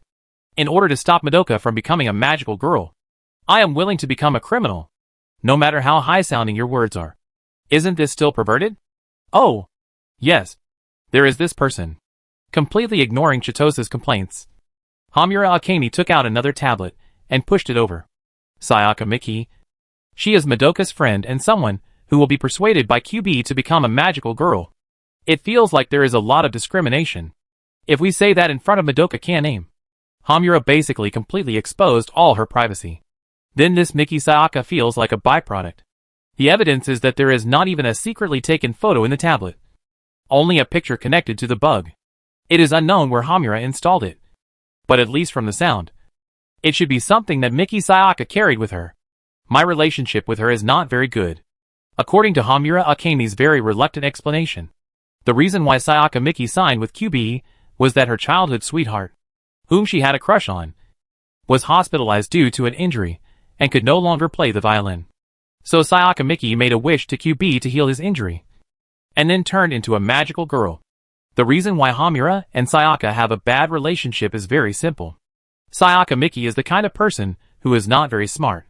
She thinks that magical girls are messengers of justice, and does not believe what Hamura says. So Hamura does not like this kind of person, who is stubborn but still thinks that he is right. What's even more ridiculous is that although Sayaka Miki signed a contract to sell herself with QB in order to treat her childhood sweetheart, She never told her childhood sweetheart about this. Her childhood sweetheart knew nothing about Sayaka Miki's sacrifice, and instead fell in love with another girl who came to the hospital to take care of him while she was running around fighting witches. And that girl is a good friend of Sayaka Miki. Oh, it's the season of White Album again. After learning about this, Sayaka Miki immediately broke down and turned into a witch. There are actually people this stupid. It's not surprising though. After listening to Hamura Akemi's story about Sayaka Miki's experience, Dwanmu Huai sneered at it. And Shizuka also shook his head. It's such a tragic thing. But it's ultimately her own fault. Is that so? I just feel sorry for that child named Miki Sayaka. How can this be her responsibility? And how she raised a question. And Dwanmu Huai soon gave an answer. The reason is very simple. This guy is just a brainless idiot who has read too many romance novels and thinks he is the heroine of a tragedy. If you want to give silently without letting others know, then you have to be prepared. After all, you chose your own path. If you don't explain it yourself, then the choice others make is their own business. For example, her childhood sweetheart chose another girl to date. Isn't this normal? She goes to the hospital to see him every day. Who wouldn't like such a gentle and considerate girl? But didn't Sayaka Miki do a lot for her childhood sweetheart? But he doesn't know? No matter how hard you work. What's the point if the other person doesn't know? What's even more ridiculous is that she actually broke down after knowing this. It's really hilarious. Okay? This shows that she has expectations in her heart. So I say that Miki Sayaka thinks of herself as the heroine in a romance novel. She thinks that no matter how much she has been wronged, the hero will change his mind and come to her in the end as long as he knows the truth. However, the hero doesn't know the truth and turns around to date someone else. She is left alone like an idiot. It's just a blind man lighting a lamp in vain. Well, hearing this, and didn't know what to say for a moment. And Qianshu also shook his head. Just like us Lycoris, although we Lycoris also fight to protect people's peace. And even many of us died in the battle. Our sacrifice will not be known to outsiders. Because we have no household registration and no identity. Even if we die, it will only be treated as an accident. Of course, some Lycoris think this is not fair. But this is the path we have chosen. After all, maintaining social order in secret and protecting everyone from threats is our mission as Lycoris. As he spoke, Qianshu sighed. And this child named Miki Sayaka obviously doesn't have this awareness. But most girls of this age are like this. I can only say that her IQ is worthy of her suffering. Dwanmu Huai sneered and commented mercilessly. Sacrificing for the one you love is not stupid. But Sayaka Miki is obviously not the kind of person who has made up her mind. She is just moved by herself. She feels like the heroine in a romance novel. She even feels that she will follow the path of a romance novel. In the end, her childhood sweetheart will notice her efforts. And then the two of them will live a happy life together. Then reality slapped her in the face and told her to go away alone. Even if you use the excuse of I never thought of repaying a favor. I just hope he can live happily. It is useless. If you really have this kind of awareness, why would you be broken by your best friend dating your childhood sweetheart? Shouldn't you just silently wish him well and then turn around and leave? Plus, she's so stubborn. No wonder Hamura doesn't like her. Dwanmu Huai also doesn't like this kind of woman.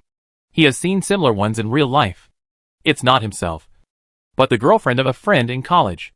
The woman kept doing all kinds of suicidal behaviors and always asked the man to be available at any time. The man could bear it at first, but eventually he chose to break up because he couldn't stand her various suicidal behaviors. However, the woman had no self-awareness at all, and even went to Dwanmu Huai and others to mediate. And she confidently said that she was not wrong. I just wanted to test him. Why is he unwilling to do this for me? Is his love for me so fragile? To be honest, when Dwanmu Huai heard this, he just thought that this woman was mentally ill. Did she give up her classes, sleep, and playing games with her friends for you? She is always available and lives around you. Right? Is she your boyfriend or your slave? So for love, you call someone at 2 o'clock in the morning to buy food for you. And you think you're right? Can't you order takeout yourself? What about a demented and disabled person? So of course, the brother did not get back together with her. The woman was so sad that she stood downstairs of the dormitory and shouted in the rain. But the brother pretended not to hear her and went to sleep. As for the woman, she caught a fever and caught a cold, and then went back to the dormitory to lie down. Later, I heard from her roommate that the woman was still fantasizing that her infatuation moved the brother, and the latter would run down from the dormitory, hug her tightly and say I'm sorry. I was wrong. And then the two of them hugged each other and reconciled in the rain. It became a good story. Just for this scene, she chose a rainy night to ask for reconciliation. The result was that instead of a good story, it became a joke.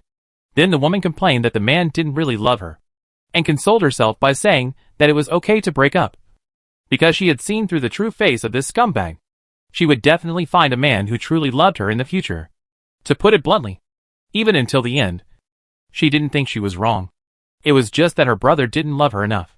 In Dwanmu Hwai's opinion, Sayaka Miki also has this brainless tendency to be self-admiring. Dwanmu Hwai has no patience at all for this type of woman. In short, just keep an eye on these two. Right? Yes. Just leave Madoka to me, and Sayaka Miki will be left to you. Okay. No problem. To be honest, Dwanmu Hwai really wanted to complain about whether Hamura Akane threw this trouble to him because she had no interest in Sayaka Miki. But looking at her expression, he knew it without asking. Chapter 1190 Science and Magic.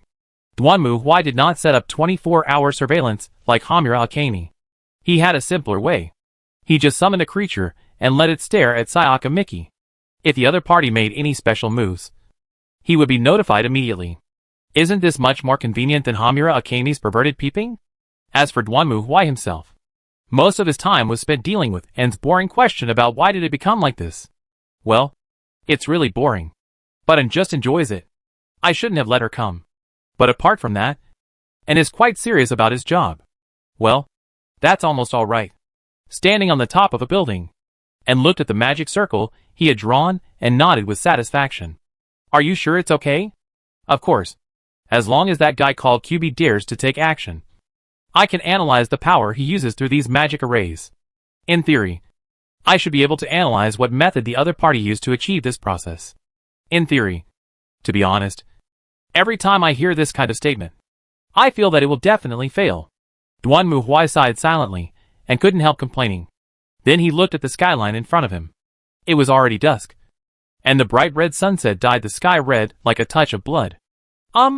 What's wrong? Mr. Knight? The target appeared. Dwanmu Hwai narrowed his eyes, and then picked up his cell phone. Get ready for action. At the same time, in front of the flower bed on the top floor of the hospital building, a girl was standing there anxiously, staring at the QB in front of her. She was none other than Sayaka Miki. Really? Any wish can come true. Right? With her fists clenched, Miki Sayaka looked at QB anxiously. It had been a while since she met Madoka and this strange animal.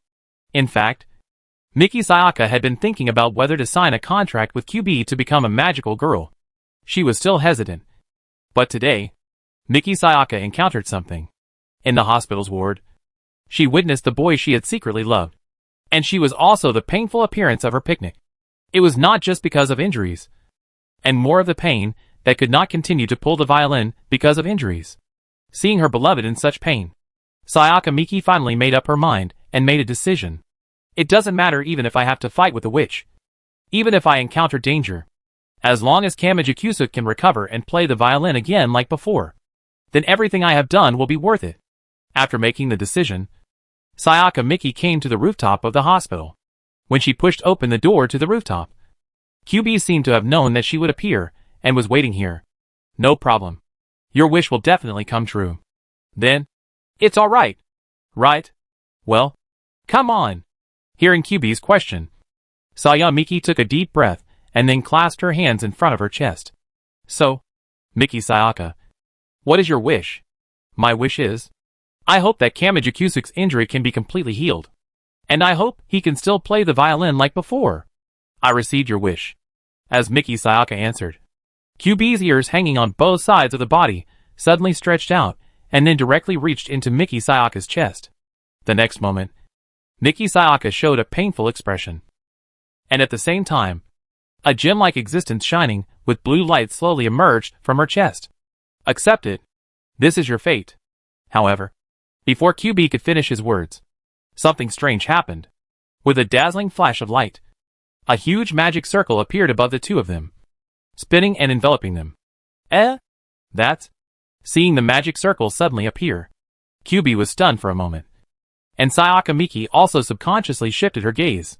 The next moment, 2 grenades suddenly appeared out of nowhere, landed at the feet of Kyubi and Sayaka Miki, and then exploded instantly. There was no sound. Just a blink of an eye. Both Kyubi and Sayaka Miki seemed to have turned into stone statues, frozen there motionless. At the same time, Dwanmu Hwai and Hamura Akemi also appeared, falling from the sky and landing in front of the two of them. I didn't expect it. It was even simpler than imagined. Looking at the 2 stone statues in front of him, Dwanmu Hwai sneered.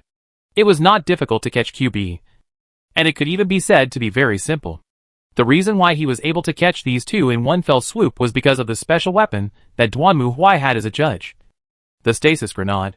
To put it bluntly, this is actually a weapon that can slow down or even stop the flow of time within a certain range. Of course, even in the game, this thing is very expensive. But for the player's Inquisitor, this thing is basically a must-have. The reason is also very simple. Many Inquisitor's tasks require arresting the target, but not every player has the ability to beat the opponent to a low health and then capture him. In comparison, the most convenient method is to directly throw a stasis grenade or a stasis grenade to stop the opponent's time, and then put them into the stasis force field. Therefore, even if this thing costs a lot of money, players will find a way to get it. After all, no matter what, if the mission is successful, they can make their money back. If the mission fails accidentally, they will lose both the wife and the army, and there will be nothing left. As for why Dwanmu Hwai did not stop Miki Sayaka from signing the contract, the reason is very simple. After all, only when the contract is signed and the magic is activated, and can analyze and reverse the entire principle and process. So the best way is to let the other party sign the contract and observe secretly. This is like observing lions hunting in the animal world. Whether the lion catches a rabbit or a zebra is not the observer's business. They just need to observe how the lion hunts and how it distributes food, and then analyze the characteristics of the lion group's activities. And Sayaka Miki is the prey to be observed. Hamura Akemi had no objection to this. After all, if it was Madoka Kaname, she would definitely object. But Hamura Akemi really didn't care about Sayaka Miki and let her die. This shows that the relationship between these 2 people is really bad. So to put it simply, Dwanmu Hwai brought in Hamura Akemi to watch the entire process of Kyubi signing the contract. Then, after the contract was completed and Sayaka Miki turned into a magical girl, Hamura Akemi stopped for a moment, then fired the stasis grenades given to her by Dwanmu Hwai at the 2 of them, successfully capturing the 2 prey. And, how's it going? Have you got the data? Well, it's done. But this is a bit strange. Let me analyze it when I get back. That's good. Hearing Anne's answer, Dwanmu Hwai nodded with satisfaction, then took out a stasis field from the inventory, put Miki Sayaka and Kyubi in it and closed it. Okay. The mission is over. Let's retreat. After that, Dwanmu Hwai and others returned to Hamura Akemi's apartment, and was indeed a magic genius. After verifying the entire process through the recorded data, and finally figured out the process of this magical girl system. Cause and effect? Yes, that's right. Looking at Dwanmu Hwai's puzzled eyes, and nodded, and then began to explain. Honestly, although it's hard for me to believe, it's the truth. To be honest, this is really hard to believe. Hearing this, Dwanmu Hwai couldn't help but shook his head. Although he really trusted in the conclusion given by An this time still made Dwanmu Hwai feel too unbelievable. According to An, the QB wish fulfillment system actually works like this. This person named Miki Sayaka will have a big change in her future destiny, which will affect the world. The QB wish fulfillment system is equivalent to bringing the original future forward to the present, skipping the process in another way, and giving the result directly. How should I put it? It sounds a bit like a loan. Just like you plan to buy a car worth 100,000 yuan. But with your current salary, you have to save for 10 years to be able to afford it. So you take out a loan to buy the car first, and then slowly pay off the loan. But at least the loan can be repaid one day. But being bound by QB means that your entire life is at stake. Using future causality to influence the present world line? This is something that ordinary demons can't do. At this moment, Dwanmu Hwai also became much more serious.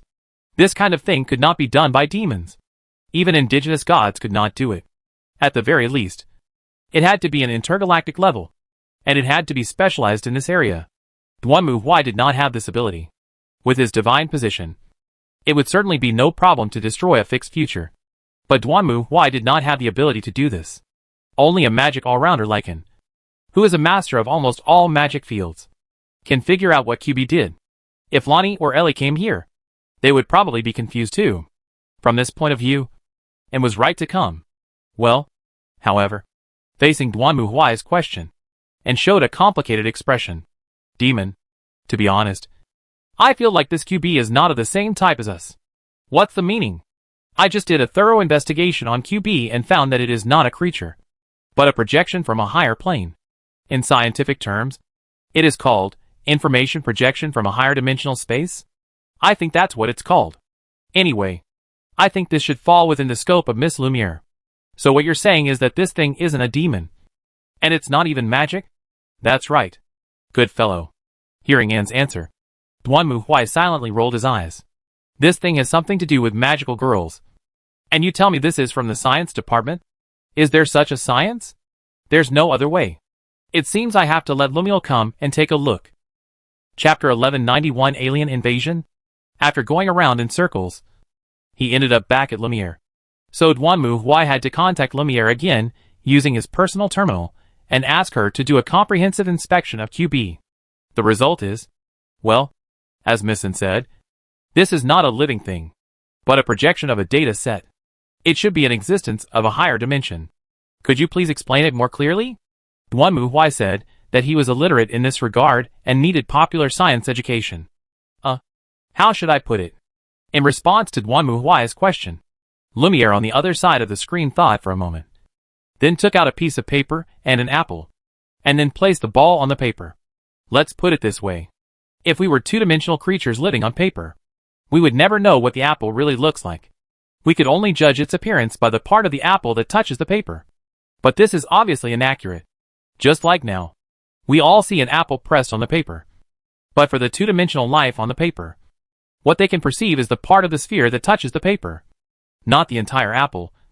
So, as he spoke, Lumiere took a knife, cut off half of the bottom of the apple, and placed it on the paper again. Just like this, we who live in the three-dimensional world can change the shape of the apple as we please, whether it is cut into a circle, a square, or even a triangle. That's because we are in a higher dimension, so we can clearly recognize this existence. However, for creatures in the two-dimensional world, they don't have this ability, so they only confirm the part that touches the paper. So how we cut this part is up to us. Oh, I almost understand. In other words, this thing looks like a white squirrel to us, but in fact it is not a white squirrel. It is a high-dimensional creature that deliberately projects this form into this dimension. So this thing is not an angel or a demon. Right? Is it a subspace creature? It seems to be different from the creatures in the subspace. So, they are able to control the fate of mankind because they are high-dimensional creatures? I can't confirm that. I have heard of that. Lumiere shook her head, but and quickly took up the conversation. I remember reading some books about prophecy and destiny before. There are records in them that some prophets can transcend our world in a short period of time and go to a higher realm. Nothing can be hidden there, and the fate of all things is in their control. Well, if that's the case, then it makes sense that these guys have such outrageous abilities. Duanmu Huai did not intend to discuss this troublesome problem, which was not sure whether it belonged to science or theology. It was enough to just know what the situation was. But the question is, why are these guys doing such bullshit? Since they are higher dimensional creatures, they should be stronger than the people in this world. Duanmu Huai couldn't figure it out. If he encountered a demon or cultist in the subspace, he would definitely ask for help from people in this world instead of looking for a two-dimensional creature on a piece of paper. On the other hand, if the other party was really in a higher dimension than this world, why would they need low-dimensional creatures? According to the information I obtained from the information projector called QB, their purpose seems to be to save the universe. Save the universe? Yes, because of the second law of thermodynamics. The entropy of the universe will increase over time and eventually reach heat death. In order to avoid this, the QB clan chose to transfer energy to the universe in this way to delay the arrival of heat death. Wait a minute. I'm a little confused. Hearing this, Duanmu Huai was completely confused. You mean, the universe will perish sooner or later. So this group of aliens uses this method to absorb human power and transmit it to the universe to prolong the life of the universe? Is that what you mean? Generally speaking, that's right. This is not right. Humans have this ability? No, I'm not doubting humans. But this is just an ordinary civilized world. The humans here don't seem to have any powerful psychic powers. How can they extend the life of the universe? According to the information I retrieved, the QB clan developed a technology that can transform emotions into energy. But because the QB clan itself has no emotions, they chose humans as their targets. And because teenage girls are the most sentimental, they were chosen and the Magical Girl Project was launched. The specific steps are: first, through detection, select girls who will have an impact on the future world, and sign contracts with them. Fulfill their wishes by reversing cause and effect, and transform them into magical girls. Then what? And then, they have already lost their future. So they are bound to become distorted. This is why magical girls become impure due to emotional fluctuations or excessive consumption of magic power. Once the impurity reaches its limit, the huge emotions that erupt at the moment when the magical girl turns from hope to despair will be converted into energy by the QB clan using their technology and then transported into the universe. My goodness, these idiots really don't know what they are doing. After listening to Lumiel and Anne's explanations, Duanmu Huai's face couldn't be any darker. Regardless of whether the QB clan's goal is correct, their behavior alone is simply heresy to the extreme in Duanmu Huai's opinion. As we all know. Well, players all know how the subspace has become a large garbage can and gave birth to disgusting things like evil gods. Isn't it because of the millions of years of war between the old ones, the Necronter and the star gods, that the death and various negative emotions everywhere polluted the warp? Coupled with the Eldar, a group of bastards who like to hold indiscriminate parties, that the originally peaceful warp has become the largest mental garbage dump in the galaxy. Then, from this pile of stinking garbage, a small cockroach called the Evil God was born. Now look what's going on. You bunch of damn alien bastards are actually throwing garbage into the garbage dump just for some doomsday that will happen in who knows when? Or refined. Duanmu Huai didn't even dare to imagine how powerful the negative emotions that transform hope into despair are.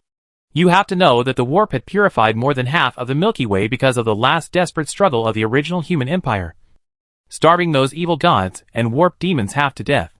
As a result, you bunch of idiots who came from nowhere actually fed them? Are you afraid that they will recover slowly? Oh my god. The Chaos Legion and the evil gods recovered so quickly. Maybe it was all thanks to these idiots. You must be punished for being so reckless and frivolous. This is indeed a problem. And Lumiel have both been in the Inquisition for quite some time. They are of course very familiar with the subspace, and so they naturally know why Duanmu Huai is angry. Oh, that's right. At this moment, and seemed to have thought of something, and he clapped his hands vigorously. I've got a good idea. Mr. Knight. What's the solution? Doesn't that system grant any wish? And you are still such a lovely girl, Mr. Knight.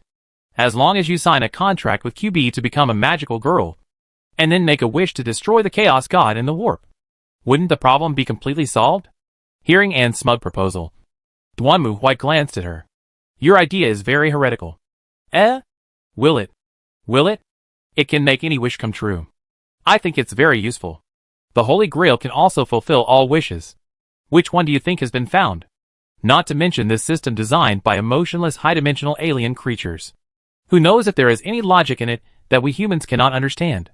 What if the entire galaxy explodes on the spot? The goal of the Inquisition is to protect humanity and eliminate all existences that threaten humanity. Not to directly blow up the universe. Basically, as a player who plays as an Inquisitor, as long as you complete a few more missions, you will know that when it comes to making wishes, you can't just talk nonsense. There are too many examples of people suffering misfortune because of this. Some people make a wish to fly to the moon, and then go up there and suffocate to death, because they don't know that the moon is a vacuum environment. Some people pray that there will be no more wars in their country, so the entire country is completely destroyed, and all lives will die the moment they step into the country. And naturally there will be no wars. Some people even expected their dead husbands to be resurrected, but when they turned around, they saw zombies staggering at the door, which then triggered a biochemical crisis. So, don't eat carelessly, and don't say carelessly. Making a wish is easy. But the problem is how to make the wish come true is another matter.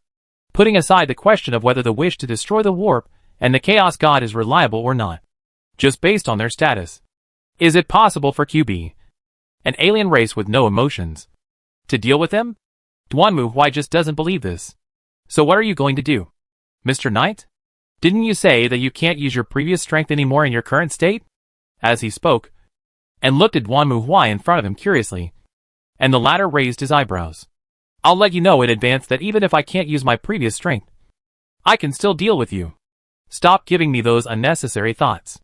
To be honest, he didn't feel anything before. But now that Duanmu Huai has transformed into this character, he suddenly finds that the way and stares at him is a bit dangerous. How to put it? He now somewhat understands why sometimes Gu Leia feels like a mouse meeting a cat when she meets him. The look in Anne's eyes is really dangerous. So, Mr. Knight, how are you going to deal with these guys? Let me think about it. After all, this is not an easy thing to do. Chapter 1192 Newcomer Report. Duanmu Huai only thought about the solution for one day, and then gave up. After all, thinking was not his forte. So the solution Duanmu Huai finally came up with was to let Lumiel and the others study a solution. That's right. That's it. What if they can't figure it out? Then use to ask all the magic girls.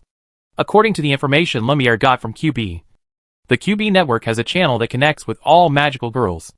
In this way, when the magical girls despair and transform into witches, their emotions can be recovered and converted into energy and transported to the universe. Therefore, as long as we control the QB network in reverse, and then use this channel, we can wipe out all the magical girls in the world in an instant. But this is too cruel. Faced with Duanmu Huai's solution, and immediately protested. And then you guys go and think of a less cruel solution. Then Duanmu Huai directly threw the matter onto their shoulders. That's right. Just like the bosses in many units. I don't care what you do. I only want results. As for what you do, that's your own business. So An and Rumier had to hold their heads, otherwise what else can I do? Who told them to deal with such a boss? Just bear with it. As for Duanmu Huai, looking at the game map on the table in front of him, Duanmu Huai screamed and threw the cards at his hand down. Xiao Ai is really not good at board games. I am not very interested in things that need to move my mind. Facing Qianju's complaints, Duanmu Huai sighed silently.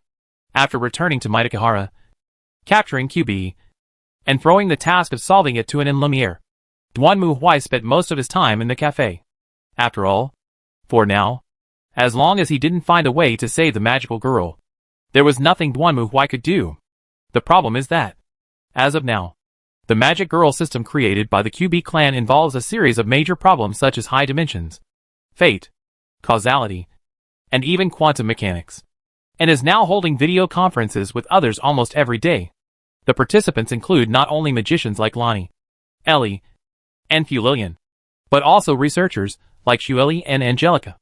As for the topics they discuss, Duanmu Huai definitely doesn't understand them. But he doesn't need to understand them. As long as An and others come up with a solution and sign it for him to execute, it will be okay. You don't need to understand nuclear physics to rule a country. If An and the others really can't find a solution, then Duanmu Huai will have no choice but to blow up his soul. Anyway, with the last resort, Duanmu Huai was not in a hurry. In Kamahama City, Yuton Lingnyo was still leading others to track down the rumors. According to Kazara's report, the cooperation between the two sides was normal so far. Only the wings of Maggies had never appeared since then. Whether it was the black wing or the white wing, Duanmu Huai didn't care about this. No matter what the wings of Maggies wanted to do, as long as the rumors were eliminated step by step, they would jump out sooner or later. That's why Duanmu Huai can now leisurely play board games in the cafe. After all, Lico's cafe also has board games as a way to attract customers. It's just a pity that Duanmu Huai is not good at this thing. This is especially true for those who need to use their brains. So much so that Duanmu Huai basically always fails miserably. Yo, Qianshu, there are tasks. Know it. Just at this moment, the owner of the cafe called Qianshu from behind the counter, and the latter turned around and left with a smile. Duanmu Huai also yawned, then sat back in his seat and drank his coffee boredly.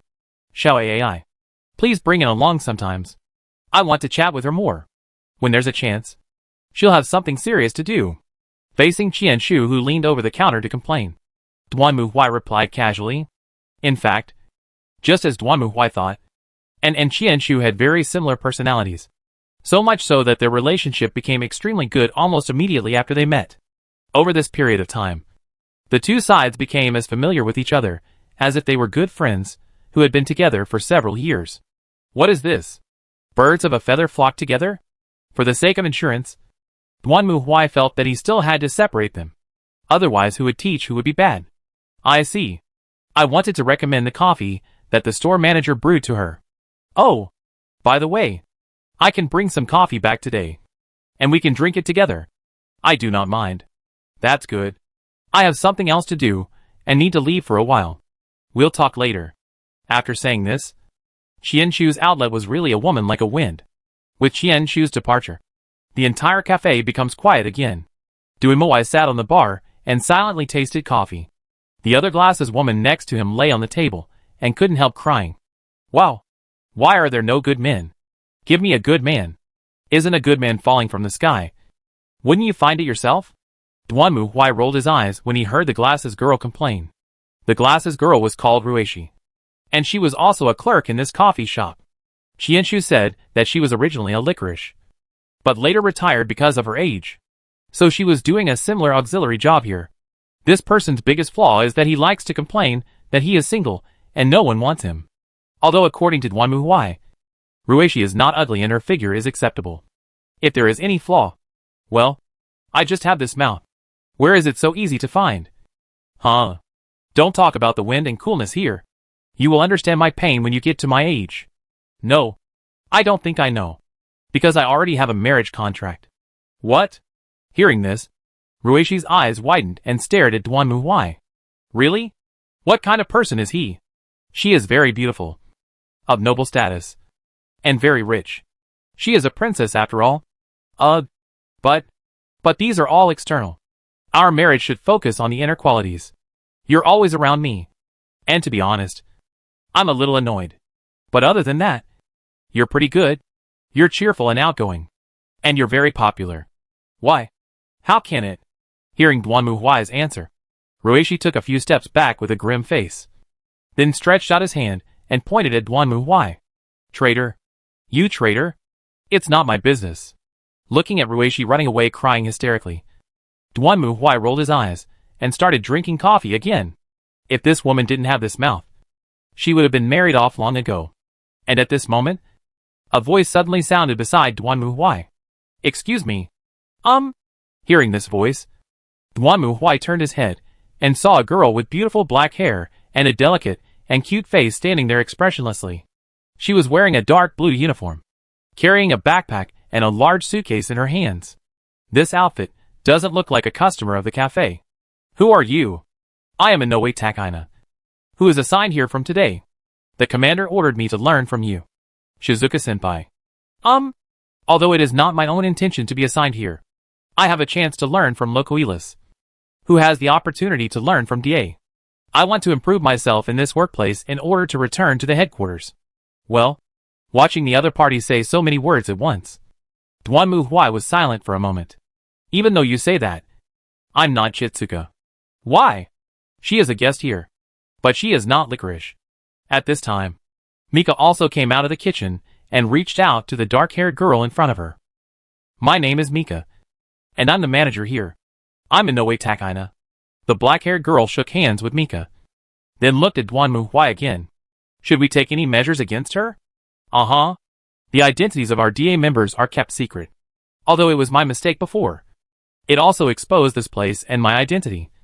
So, as he said, I saw that I went out of the well, and suddenly stretched out my hand, and took a gun out of the sidelines behind the school bag behind him, and aimed at Duanmu Locust. I'm really sorry. No. Calm down. Seeing this, Mika hurriedly dissuaded him. Although she is not a member of the DA, she currently has a cooperative relationship with our DA. She is not an ordinary citizen. That's it. After hearing Mika's speech, I went to Koikana for a moment, then put down the pistol, retracted it again, and then lowered his head at Duanmu Huai. Terribly sorry. It's okay. By the way, Mika, the newcomer here is quite interesting. Ah ha ha ha ha. Hearing Duanmu Huai's complaints, Mika smiled bitterly, and then waved his hand. Anyway, Qianshu is not here at the moment. So why don't you wait here for her to come back? How about a cup of coffee? Thank you for your kindness. But in the task, we can't act casually. It's not a task yet. Come on. This cup of mixed coffee for you. I am very confident in mixed coffee.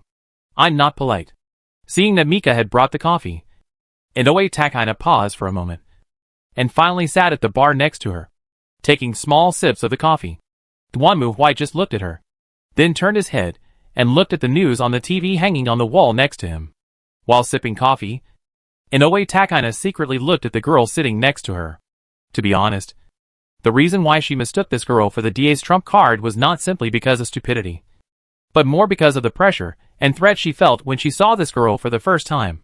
Inoue Takaina only felt that feeling from the DA's instructors during training. However, even the DA instructor was not as terrifying as the pressure exuded by this girl. So she mistakenly thought that the other party was Nishiki Chitsugu at the first moment. So who is she? Isn't it suspicious? Jingle bell. Just as Inoue Takaina was thinking, the door of the cafe suddenly opened, along with the crisp sound of the doorbell. A cheerful and lively voice and bright sunshine sprinkled in. Yo-ho! Master Chitsuga is back. Chapter 1193, Deja Vu. Yo! Seeing Qianshu coming back, Duanmu Huai also greeted her, and Qianshu also waved with a smile, then looked at the black-haired girl next to her. Then he looked at her curiously and greeted her. Hey! Loco Lith? That's right. Chitos. At this time Mika also spoke. This is the Lycoris I mentioned before. From today on, you two are partners. You must get along well with each other. Why? Hearing Mika's words, Qianshu suddenly showed a happy expression like a puppy finding a new toy. Then rushed directly to the black-haired girl and grabbed her hand. Please give me your guidance. Partner. My name is Qianshu. Ah. Yes. My name is Inoue Takaina. Takaina. This is the first time we meet. Ah. Yes. I was transferred here from Kyoto last year. This scene looks very familiar.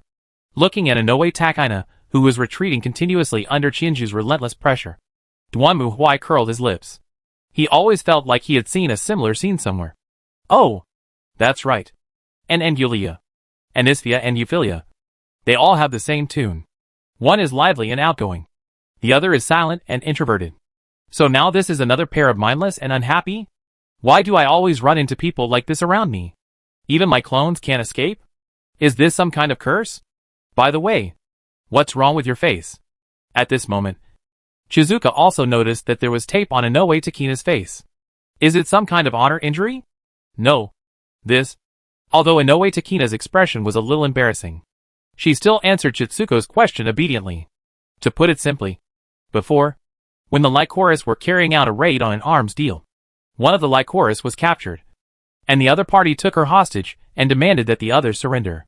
Due to the communication interference at the scene, she was unable to get orders from the headquarters. So Inoue Takaina made an astonishing move. She directly picked up a machine gun and shot all the arms dealers on the opposite side. Although he did save his companions, he didn't catch any alive because he killed all the enemies. No guns and ammunition were found at the scene, and the people had been killed, so he couldn't be interrogated. So the DA headquarters sent him to this branch for disobeying orders. As for the injury on the face of Takamui Kana, it was beaten by the captain at the time. In Duanmu Huai's opinion, this is a very normal treatment. After all, even though Licorice is an underage girl, it is still an organization similar to the military, and the importance of obeying orders is beyond doubt. Inoue Takaina acted on her own initiative to save her comrades, so she must be punished. However, Qianshu obviously didn't think so. He picked up the phone and called back. It was unknown who he had an argument with. And then he hung up the phone. What an idiot! What do you think? Little AI? You're asking me? Are you serious? What makes you think I'd agree with you? Hearing Qianshu angrily asking him to be his teammate, Duanmu Huai decisively rolled his eyes. If it were in the Inquisition or the Empire, a behavior like Inoue Takaina would not only be exiled, but might even be brought to a military court. Just like what Duanmu Huai said to those magical girls before. War is about achieving your goals, and preventing the enemy from achieving their goals. If Inoue Takahata completes the mission while rescuing her companions, then everything will be fine. However, if she fails the mission in order to rescue her companions, then it is her own problem. Oh! AI is still as hard-hearted as ever. Qianshu didn't seem surprised to hear Duanmu Huai's speechless question. She just said a sentence, and then raised her hand happily to change the subject. Then get to work. Takahata. Ah. Yes. After changing clothes, Shizuka pulled Takahata out, and the entire cafe became silent again. It's still the same as always. So impetuous.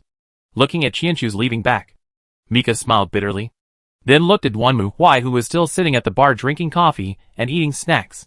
So, Miss Judge, is there any time? What's up? I think you've heard from Takahata that this time, the DA hopes to get help from the tribunal. Oh! What's the reason? Because this case is difficult. Do you know the number of guns to be traded? I don't know. How many? 1,000. How many? I have to say, this really scared Duanmu Huai. When he first heard Inoue Takahata talk about this case, he thought that the so-called gun transaction was just a few or dozens of guns. But it turned out to be thousands? This is not Africa, where warlords abound. What are you going to do with 1,000 guns? Are you going to rebel? It may be difficult for the DA to handle this level of trouble alone. I heard from Qianshu that you have been very idle recently. So if possible, can you ask the Inquisition for help? After all, you have some powerful powers that we cannot understand. Well, if I have time, then that's fine. In any case, 1,000 guns are too many. If they were really circulated in this city, who would do such a thing and form a team? They are not really planning to launch an attack or rebellion. Although this is not the Inquisitor's task, it is within the scope of his duties, provided that the other party really intends to carry out a terrorist attack. Anyway, it's just a matter of adding more summons to monitor everywhere, which won't take much effort. For Inoue Takahata, this was also a novel experience. For her, the work of a DA is mainly patrolling and solving incidents. But what Shizuki does is completely different. Rather than patrolling, it is more like shopping. She also works part-time in a foreign language classroom and helps deal with some troubles. To be honest, she feels more like a volunteer than a Rikuris who protects social order. In addition, there was another thing that puzzled Inoue Takahata. Who is that lady? Who are you talking about? Walking beside Inoue Takahata, Chitsuka turned around curiously and looked at Takahata when she heard her question. That girl in the coffee shop, wrapped in a cloak. She's not licorice. Is she? Ah, you mean Xiao Ai. Well, she is indeed not licorice. She is an inquisitor from the tribunal. At least that's how she introduced herself. I have never heard of similar organizations before. I've never heard of it before. But there are actually many organizations, like RDA, that secretly protect world peace. It seems that this world is really big. Having said that, Qianshu raised his head, looked at the distant sky with a complicated expression, and sighed silently. AAA. Inquisition. Magical girls. To be honest, Chitsuka never thought that such an organization would actually exist in reality, rather than just a fictional segment in a DVD movie. I also heard the manager said the other party came to cooperate with RDA. That is, what incidents need to be dealt with. This is also my job. Hearing this, Takahata suddenly became excited. Seeing her like this, Shizuka hurriedly waved her hands. Don't worry. Don't worry. It's true that we are currently conducting a joint investigation. But, if it is strength, I have confidence. It's not a question of strength. Facing the firm answering of Okura, Qian scratched his cheeks without speech. It's just that this is a little unbelievable. Well, I'll ask other people. Yes. Please. Senior Qianshu. Why? Looking at the energetic Takahata, Shizuka scratched his head with a headache. I always feel like I'm asking for trouble. Anyway, can Takahata also join our investigation team? After finishing his work, Qianshu went home from get off work, went to Duanmu Huai's house, and explained the whole situation. Does she know what we're going to do? I haven't said anything yet. After all, magical girls are too surreal. Besides, Takahata is a very stubborn child. I'm afraid she will get into trouble. Ah, I have had the same experience. At this time. And who is enjoying the coffee brewed by Qianshu? also nodded with an expression of deep sympathy on his face. I also have a friend with this personality. Introverted and serious. Always getting stuck on some inexplicable things. But this serious side is also very cute. It feels like she trusts you completely. Just like a puppy. She is very cute when she is honest and serious. Like now. She seems to be eager to prove herself so that she can return to DA as soon as possible. So she actively wants to join the mission. To be honest, I don't think there is anything good about this.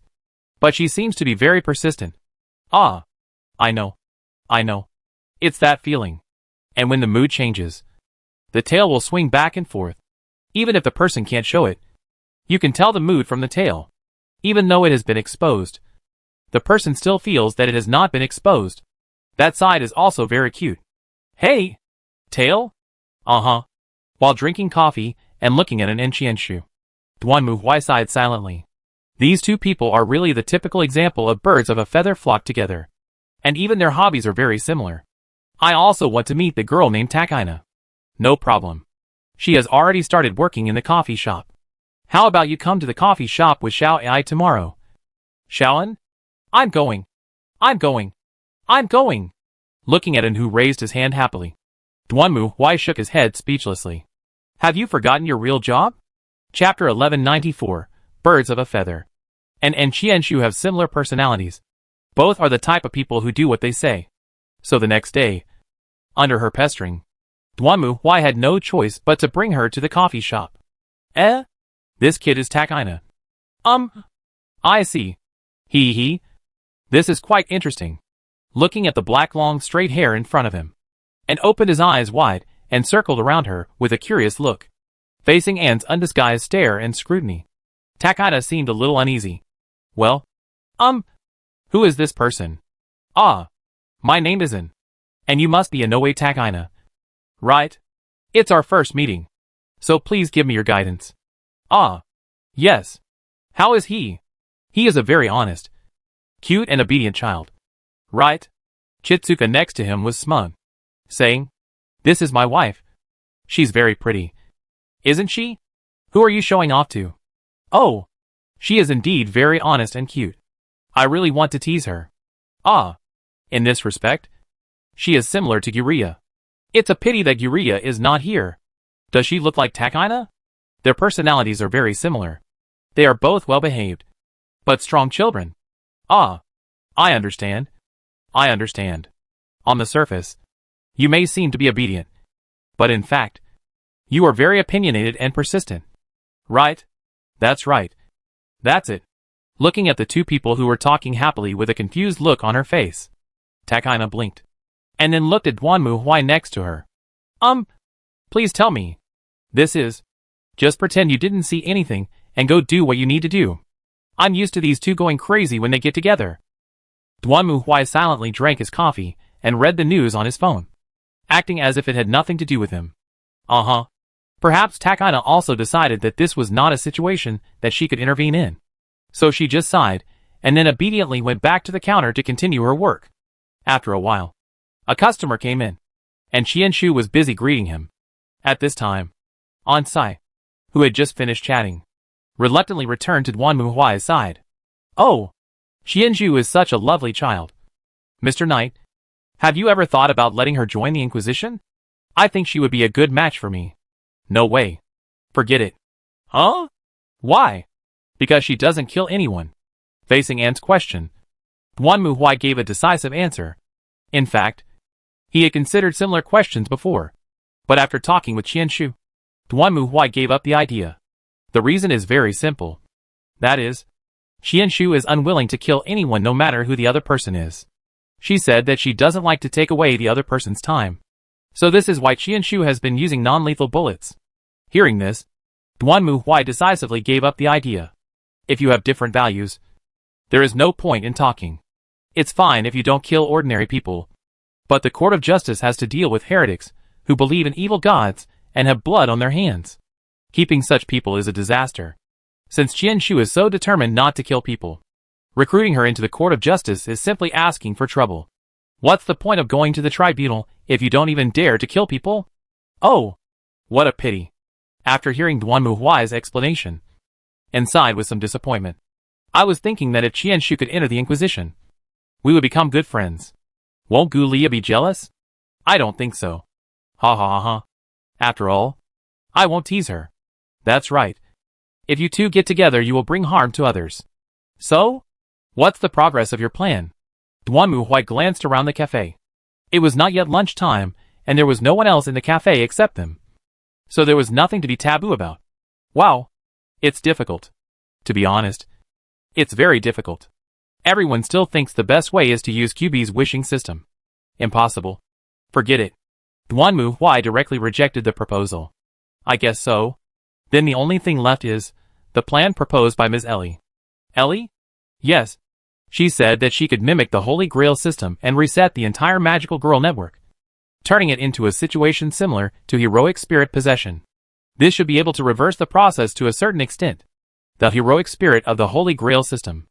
I remember that the heroic spirit needs the magic power provided by the Master in order to stay in the world? Yes. But Ms. Ellie said there is another technique, which is that the heroic spirits take the initiative to descend to the human world. And after merging with humans, they can appear in the human world. But there are very high requirements for the possessed person. The wavelength must match. And there must be a certain degree of magic power in order to possess the soul. Although the souls of these magical girls have been taken out, their bodies are still in the world. And they are well maintained by magic. They are not destroyed like the heroic spirits. So in theory, the method of heroic spirits descending and possessing should allow the souls of the magical girls to return to their own bodies. After all, it was originally their own body, and there should be no problem in coordination. What about the disadvantages? It should shorten my lifespan. As for whether I will transform into a witch, that's hard to say either. After all, there is a difference between the two. Although according to Ms. Ellie, Chaldea has been researching the manifestation of the third law and the Holy Grail system. This world doesn't have the Holy Grail or spiritual veins. So whether it can be applied is also a question. So you still want to do the experiment? That's no problem. We happen to have a little white mouse here. If it's not enough, we can just go to Kamahama City and catch a few more. Mr. Knight, you sound like a villain. It's been so long. Do you still think the Inquisition is some kind of righteous organization? That's not what I meant. And pouted, looking unhappy. But we are also fighting for humanity. Aren't we? I think we can do better. That's your problem. Not mine. Duanmu Huai spread his hands. There is no such thing as having the best of both worlds. You have given a solution. But this solution needs to be verified by experiments. So we need guinea pigs. The nature of this experiment also determines that we can only find magical girls to be the guinea pigs. So what? You mean? We shouldn't capture people, but persuade them to voluntarily join this experiment. Don't forget, we also need a control group. Hearing this, and immediately stopped talking. She also understood what Duanmu Huai meant. To put it bluntly, this is like a moral dilemma. It's like someone has developed a drug that can treat advanced cancer. So how do you test whether this drug is really effective? Of course, you have to conduct clinical trials. And in clinical trials, the placebo effect is very important. The so-called placebo effect is to give patients ineffective pills without informing them, and then compare them with a group of patients taking anti-cancer drugs to determine whether the patient's feeling of physical improvement is a mental effect or a drug effect. This is not a meaningless experiment, because the experiments show that there is indeed a case of spiritual control of the flesh. Take painkillers. Once a doctor has done similar experiments, that is, to create pain for the patient, and then inject painkillers and painkillers. After a few consecutive days, the painkillers were replaced with a physiological salt water on the last day, and the patient was injected without informing the patient. As a result, a miracle happened. It was just saline solution, but the patient still felt the same as if he had been injected with painkillers. Of course, it's okay to do this with ordinary medicines. But what if you encounter patients with advanced cancer? If you want to do this, it means that the person in the control group is dead. The same is true of magic girls. Even if the plan proposed by Ollie is very feasible, Duanmu needs a mouse to do this control group. And even cruel. He also depends on what the magic girl, who has not been in the hero, and the magic girl without the heroic magic will look like after the magic power disappears. And what impact will it bring to the world? Although Ellie's plan seems perfect at the moment, what if there are additional risks that she and others have not expected? So from this perspective, magical girls are just guinea pigs, which is neither humane nor just. Admittedly, Duanmu Huai might be able to convince some magical girls to join voluntarily, but he has no expectations for this. After all, who knows what these fools, who can be fooled by QB's words, can do? So they might as well keep it completely secret from them, and just do it this way. Anyway, the Inquisition is not just, and it doesn't care about human rights and humanity. For the Inquisition, as long as it can maintain the continuation of mankind, nothing else matters. In addition, the Inquisition does not need to rule anyone, so they do not need to be as particular about methods and styles as the rulers. These things are necessary for a ruler to rule a country or a civilization. But the Inquisition is just a tool that needs to accomplish its given mission. Since it is a tool, its use is not important. You can use this knife to chop people, cut vegetables, smash garlic, cut seal tape, or make handmade paper paintings. It doesn't matter what you use it for. Anyway, for Duanmu Huai, if all else fails, he will just blow up the entire magical girl network. With this backup plan, he really has nothing to worry about, and was actually very clear about this. After all, she was the princess of Manalia, and she had encountered similar political situations that required making trade-offs and sacrifices. So even though Anne's personality is lively and innocent, she will still be serious when it's time to be serious.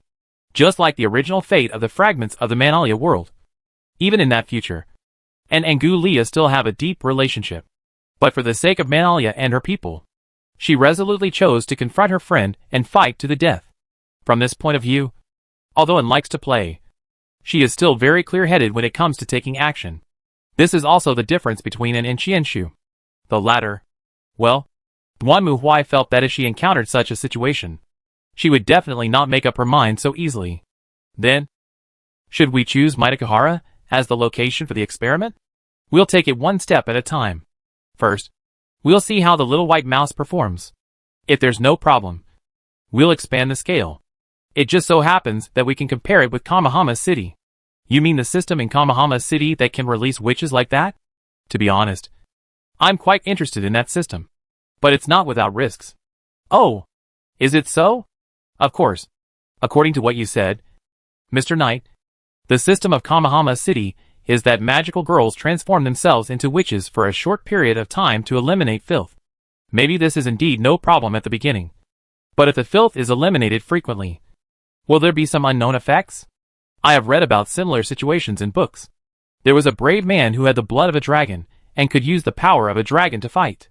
But gradually, as he used his power more and more frequently, he became closer and closer to a dragon. Scales began to appear on his skin. His teeth turned into fangs, and his temper became irritable. In the end, he completely lost his human reason and turned into a giant dragon. Well, that is indeed a problem.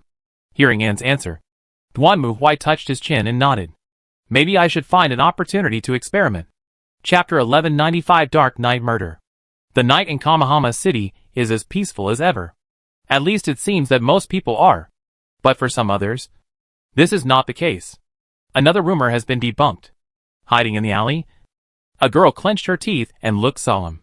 She was a sweet and lovely girl with brown hair tied in a high ponytail.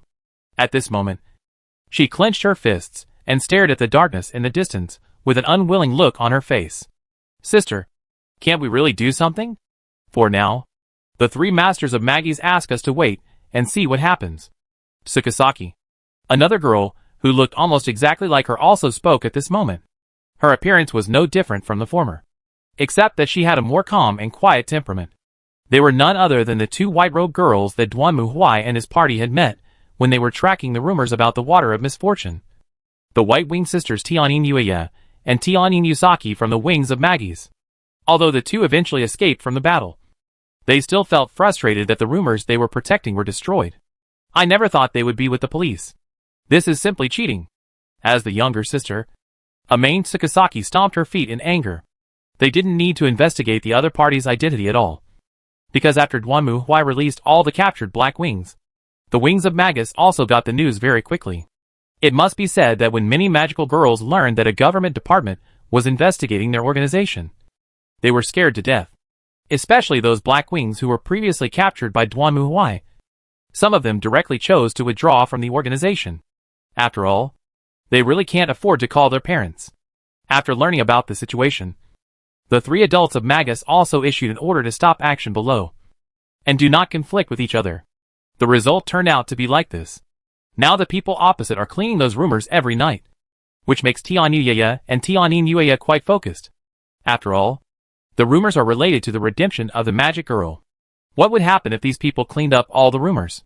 Unfortunately, no matter how they put forward their opinions, the higher-ups still refused to allow them to protect the rumor. After all, as long as they were not caught in the act, there would be no problem with the magical girl. But on the other hand, once they were caught in the act, there would be no point in saying anything. In order to prevent the entire organization from completely collapsing, even the wings of Maggies can only temporarily avoid the limelight. Let's get out of here. Sister. Yes. There is no point in looking at it any further. Withdrawing his gaze, Tianyuya sighed, then walked into the depths of the alley with his sister. At this moment, the two of them were completely unaware that a figure was looking down at them from the rooftop not far away. Well, it seems I'm lucky. Duanmu Huai stood at the top of the high-rise building and stared at the sisters, who walked into the alley below. The reason why he didn't act immediately was that he wanted to catch big fish through them. But now, for Duanmu Huai, these two people have other uses. Then let's get started. As he spoke, Duanmu Huai reached out, opened the system panel in front of him, and then clicked it casually. Then, a line of system prompts appeared in front of Duanmu Huai. Soul Walker career choice. Current occupation, Immortal Discipline Bishop. Changing into a career, Empress of the Night Vampire. Whether to continue? My original job was taken by a priest. But luckily, the clone's job is fine. Looking at the system prompt in front of him, Duanmu Huai chuckled and then reached out his hand. Sure. Soul Walker's occupation is transformed into Night Queen Vampire. As the system information flashed by, the appearance of the clone also changed. The golden hair that was as bright as the sun turned as dark as the night. The blue eyes turned into a bloody red. The skin was bloodless and even looked a little blue. The white robe that was wrapped around the girl turned into a black tights and cloak. In just a blink of an eye, a completely different existence appeared. Good. Done. Duanmu Huai looked at his own image and sneered. So, let's get started. Thinking of this, Duanmu Huai raised his hand, and then a card emerged from his fingertips. If you fall asleep in the embrace of dreams, you will wrap you at night. If you hide because you are afraid of the dark, I believe the night will be kind to you. Alas, you fool who does not know the horror of the night. Meet your end. The fog gradually dissipated. Where are we now? Tianyuya stopped and looked around in confusion. According to their memory, after coming out of this alley, they should go to another street, and then they can go back to the headquarters of Magus Wings through that street. However, the street in front of them was not like that. Unlike the brightly lit and bustling street in Tianyuya's memory, everything here was pitch black, without any lights, and even the sound of car engines could not be heard. The whole world was dead silent, with only fog spreading in it. Is there such a place in Kamahama City? At this moment, Amain Tsukasaki also came over with an expression that was difficult to understand. Why don't we take another route? I always feel like this place feels a little weird. Alright. Tianyuya also agreed with her sister's point of view. But when she turned her head and looked back. Why? What's wrong? Sister? Where is the way back? Why? Hearing Tianyuya's question, Tianyu's eye hurriedly turned her head to look behind her. And then she was shocked to see that behind them, there was no original alley at all, but a wall. Wait. How could this happen? I clearly remember that we just came from this side. Amain Tsukasaki rushed to the wall, stretched out her hand, and slapped the wall hard. But the solid touch made it clear that this was not an illusion. Something is wrong here. Be careful. At this moment, Tianyuya also flashed and turned into a magical girl. Sister, are you saying this is a witch's barrier? But it doesn't look like it. Just as the two were stunned, something strange happened. Under their feet, the ground that looked like stone bricks suddenly cracked. And then thorny vines flew out and tightly wrapped around their legs. The sharp thorns tore their legs apart, and blood gushed out immediately. Along with the spray of blood, the buds on the vines that were originally tightly closed also bloomed, turning into blood-red roses. Hey, what on earth is this? Destroy it quickly. Faced with this sudden attack, the two were also greatly surprised. They hurriedly raised the flutes in their hands and started playing. Sound waves burst out and hit the surroundings like waves. Even the walls made of solid stones were damaged in the surging impact. And the vines wrapped around the girl's legs were also broken. Then the two did not bother to treat their wounds, and hurriedly jumped up and backed away. But at this moment, something even stranger happened. Squeak! Squeak! Squeak! A large group of bats appeared out of nowhere like a black cloud, and pounced on the two magical girls in front of them. Facing this sudden appearance of the bats, the Tianyin sisters hurriedly raised their flutes again. Amid the interlaced and undulating music, the dark cloud-like bats scattered as if they were hit by a hammer. And then a dark figure emerged from it. Hee. I didn't expect you guys to be so capable. Who are you? You are not a witch. Looking at the woman in black leather, black hair and bloodshot eyes, the Tianyin sisters couldn't help but tremble. If the one who appeared in front of them was really a witch, it would be fine. But this one, to be honest, they didn't even know what the other person was. However, the answer from the girl in front of them surprised the Tianyin sisters. I am the leader of the evil organization. The dark magical girl El Namida. Magical girl. Fight with me. Why? After hearing the other party's answer, the Tianyin sisters were completely confused for a moment. An evil organization? A dark magical girl? What is this? However, before they could figure out what was going on, a large group of bats once again emerged from the night, screaming and rushing towards the Tianyin sisters in front of them. No matter what, at least it is certain that this guy is an enemy. Get started. Facing another round of attacks from the dark bats, the Tianyin sisters did not give up. They played their flutes again, manipulating the violent sound waves to tear apart the dark bat army. Even the dark and strange girl was no exception. The whistling sound waves turned into a tornado-like frenzy, completely tearing the bats into pieces. And the black-winged girl standing in the middle was also swept in. Aya? Screams were heard from the attack. And when the attack was over, the black-winged girl was seen kneeling on the ground, with wounds all over her body, and blood gushing out and dripping onto the ground. Just seeing this scene was already curious enough. Even Tianyin Yuya couldn't help but take a step back at this moment. Then she tightened her expression and stared at the other person. Now you understand? You are no match for us. Although I don't know who you are. But it's not over yet. However, before Tianyin Yuya could finish his words, the black-winged girl, who was kneeling on the ground, suddenly jumped up. And the nails of her right hand were like sharp knives, and she swung down at Tianyin Yuya. Although the latter hurriedly dodged the sudden attack, the scarlet knife light still tore Tianyin Yuya's clothes, revealing the pure white skin underneath. Elder sister. Seeing that her sister was nearly hit, Amain Tsukusaki rushed forward shouting and hit the black-winged girl with one blow, sending her flying. Sister, are you okay? I'm fine. Tianyin Yuya looked at his chest and took a breath of cold air. Ugh! What's wrong with that guy? Hey. However, at this moment, the strange laughter sounded again. The Tianyin sisters turned their heads to look at the place where the sound came from, and saw that the black-winged girl had climbed up from the ground again. Although under the moonlight, her body was covered with bloody wounds, she still had a hideous, even crazy smile on her face. Hey, you can't fight anymore in this state. Just stop it now. No way to fight. Ha. Hearing Amain Tsukusaki's warning, the girl spread her arms, threw her head back and laughed. Prepare to die. Magical girl. Now is the time for my revenge. Chapter 1196 Dark Magical Girl. As the girl roared, the blood in her body seemed to evaporate and boil, bursting out into a blood mist. Countless bats flew down from the sky with sharp and piercing cries, and surrounded the girl. Obey my call and show yourself. Gate of hell. The ground began to tremble like waves, undulating, and then bursting.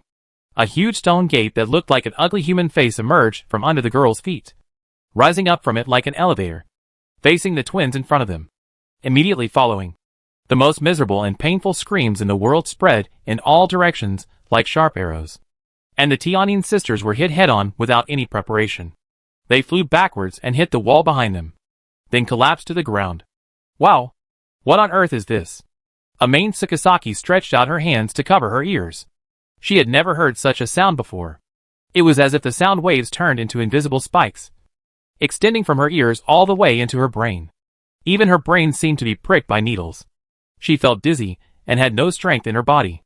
However, compared to Amane Tsukisaki, her sister Amane Sakia was in a more miserable situation. Before she fell to the ground, suddenly, a dense red mist appeared silently beside Amane Sakia and wrapped her up. Amane Sakia's body was pulled and stood on the ground like a puppet. Then, the red mist gradually condensed and turned into a dark girl. The latter was now reaching out from behind, hugging Tianyin Yue's slender waist and holding her in her arms. "You? What are you trying to do? Stop it now!" Seeing her sister being held hostage, Amane Tsukisaki shouted in haste. She tried to struggle to get up, but at this moment, she realized that she couldn't move at all. Looking carefully, she saw that under the silvery moonlight, her body was completely bound by white spider webs, and she couldn't break free at all. Tsukisaki, Tianyin Yue, who was held in the girl's arms, looked at her sister and wanted to reach out her hand. But now she was completely unable to move and could only be held in the arms of the black-haired girl. The latter even lowered her head, stretched out her scarlet tongue, and licked the snow-white neck slightly. Woo! What a sweet smell. The smell of a magical girl, as intoxicating as fine wine. As she spoke, the girl suddenly opened her mouth and pressed her sharp canine teeth against Tianyin Yue's neck. The latter seemed to feel the threat from the sharp canine teeth, and his whole body suddenly tensed up at this moment. "Don't be so nervous. It won't taste good if you do that." The black-haired girl hugged Tianyin Yue with her left hand. Feeling this horrible touch, Tianyin Yue's face turned pale, and she tried desperately to stop the other party from taking further action. However, she had no way to control her actions. At this moment, Tianyin Yue's body seemed to be anesthetized and did not listen to her at all. So Tianyin Yue could only watch the other party's actions with anxiety. "No. Do not want. Come on. Let's play some beautiful music." As the black-haired girl's voice fell, her slender fingers seemed to be stroking the strings of a guitar, picking, plucking, pressing, and compressing. At first, Tianyin Yue tried to grit her teeth and remain silent, but the opponent's skills were far beyond Tianyin Yue's imagination. After just a moment, the magical girl in front of her seemed to have really turned into a musical instrument in the hands of the black-haired girl, and she kept making indescribable sounds as her fingers danced. Moonlit night. Looking at her sister being toyed with by the other party, Amane Tsukisaki gritted her teeth and clenched her fists. "Yu, wake up! That's right. Lovely magical girl. Enjoy it all." The black-haired girl looked at Tianyin Yusaki fiercely, and then whispered in Tianyin Yue's ear. At the same time, her right hand suddenly plucked the string, accompanying the black-haired girl's action. Tianyin Yue immediately made a series of high and low humming sounds, and her eyes that were originally closed suddenly opened, and there was no light in her blank eyes. At the same time, the black-haired girl took advantage of the situation, lowered her head, and bit the slender neck. At this moment, Tianyin Yue's eyes suddenly widened. Her body instantly straightened, her mouth slightly opened, and her dazed eyes were eroded by the turbid darkness. And the red soul stone on Tianyin Yue's chest also became completely dim at this moment. "No!" Seeing this scene, Amane Tsukisaki also screamed. At the same time, the soul stone in her chest began to become turbid. Immediately afterwards, a violent scream rose from the ground, tearing through everything around it. Amid screams, the spider web that originally bound the Tianyin sisters was completely shattered, and the two figures were shrouded in darkness. When they reappeared again, their postures were completely different from before. Their bodies were wrapped in a semicircular glass sphere, which looked like a fish tank divided into two halves. The elder sister sat quietly on it, while the younger sister was upside down in the fish tank. "I can't forgive you. I can't forgive you. I can't forgive you." Whispers filled with resentment and hatred echoed from it, like a witch's curse. Then the two glass balls slowly flew away, and then seemed to turn into cannonballs, rushing straight towards the black-haired girl. Unforgivable. Unforgivable. Unforgivable. Ah! The witch's hysterical screams completely defeated everything around her. Even the bats that were originally surrounding her were completely defeated. However, facing the witch who rushed over with a raging momentum, the black-haired girl just stood there with a smug smile. "It's a pity. But your fate has already been determined. Behemoth. Boom.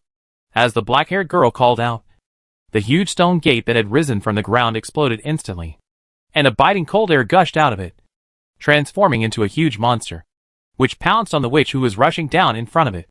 Then, the two sides collided heavily. Then, the world shattered completely. Good. Done. Duan Muhui stood up and clapped his hands at the two sisters who were unconscious in front of him. Tianyin Yueya and Tianyin Yusaki had completely fainted and lost consciousness. However, their soul stones were pure and flawless, without any trace of turbidity. Which transformation? It seems to be very useful. But I don't know what will happen if I use it too many times. Never mind. I'll know after trying it a few more times. While talking to himself, Duan Muhui withdrew his gaze and looked at Tianyin Yusaki on the other side with a sneer.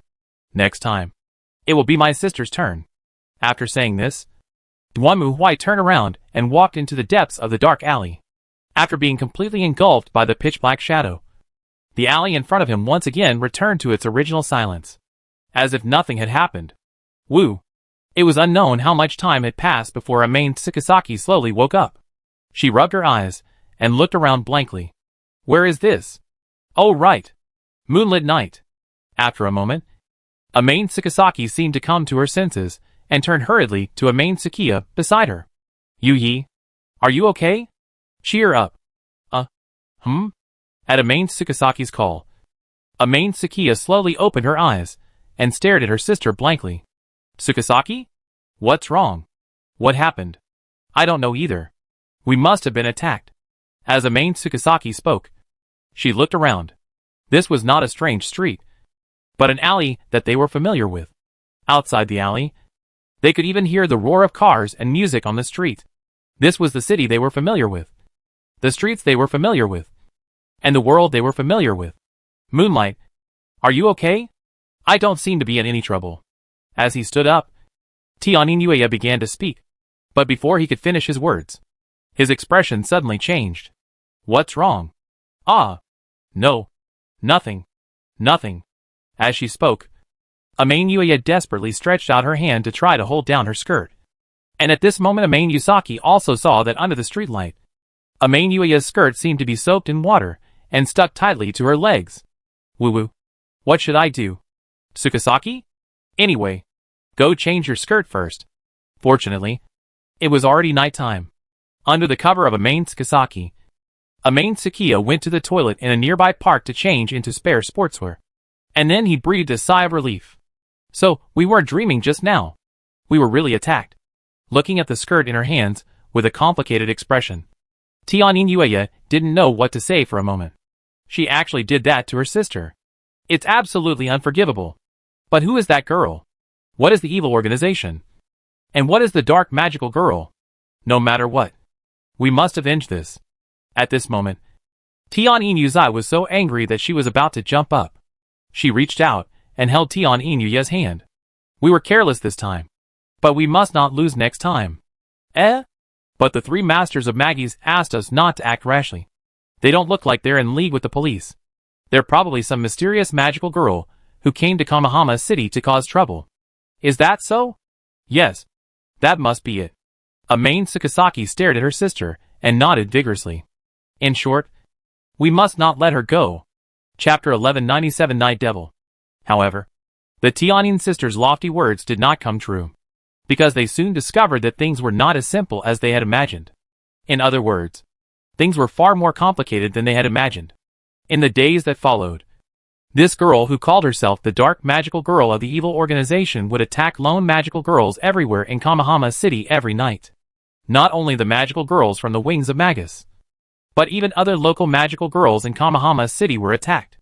In short, the other party seems to have no goal or purpose, and any magical girl will be killed by her. Moreover, this strange magical girl likes to torture others very much, and always does some unspeakable actions to the victims. What the hell is wrong with that woman? Amain Tsukusaki slammed the table angrily and yelled through gritted teeth. What on earth does she want to do?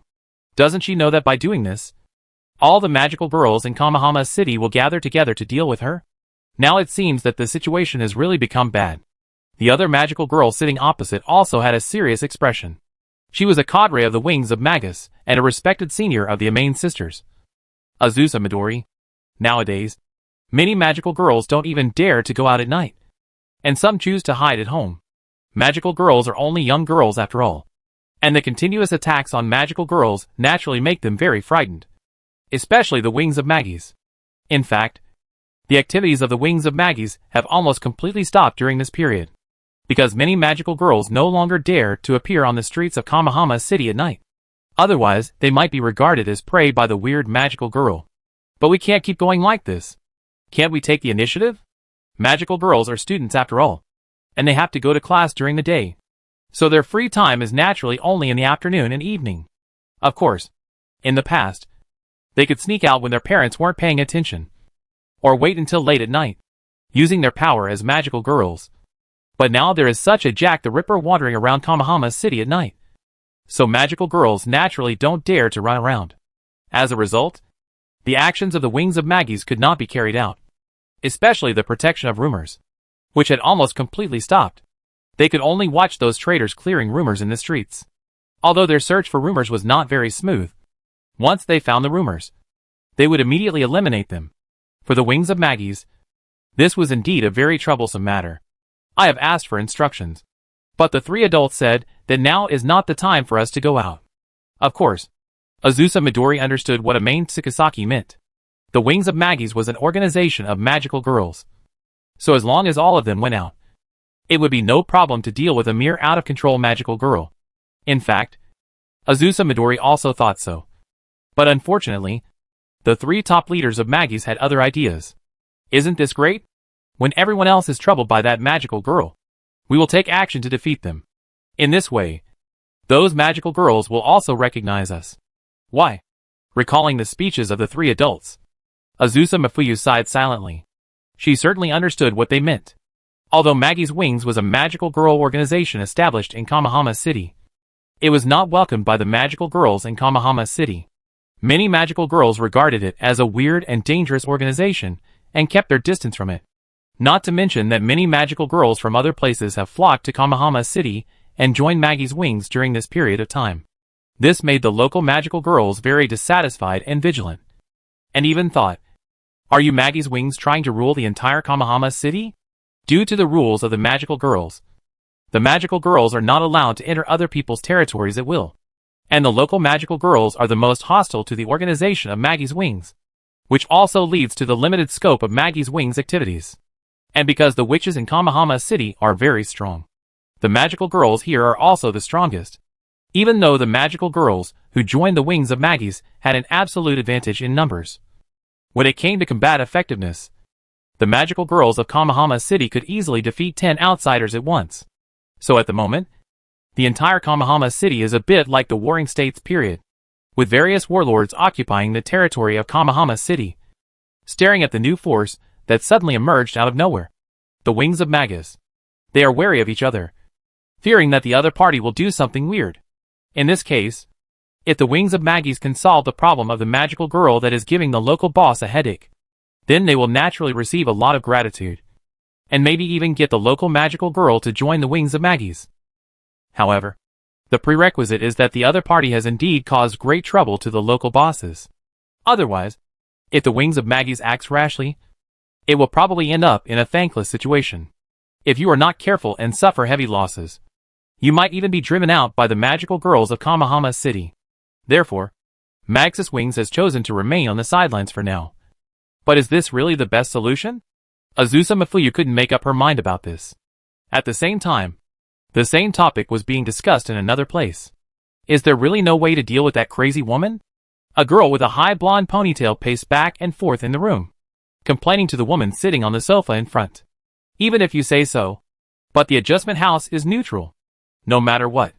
It's not my place to interfere. Facing the question of blonde girls, the latter put down the teacup with a smile and answered. This is a facility called Adjustment House used by the magical girls of Kamahama City. Its owner is a magical girl named Yakumo Mitama. Unlike other magical girls, Yakumo Mitama has the power to adjust the soul stones of other magical girls by touching them, making them more powerful. It is precisely because of this power that she opened a facility called the Adjustment House here, which is specifically responsible for adjusting the soul stones for other magical girls, making them stronger and able to fight against the witches of Kamahama City. Of course, this kind of adjustment is not free, but needs to be paid with seeds of sorrow as currency. Because of this, the Adjustment House is also the place with the most seeds of sorrow in the entire Kamahama City. Well, at least a warehouse is indispensable.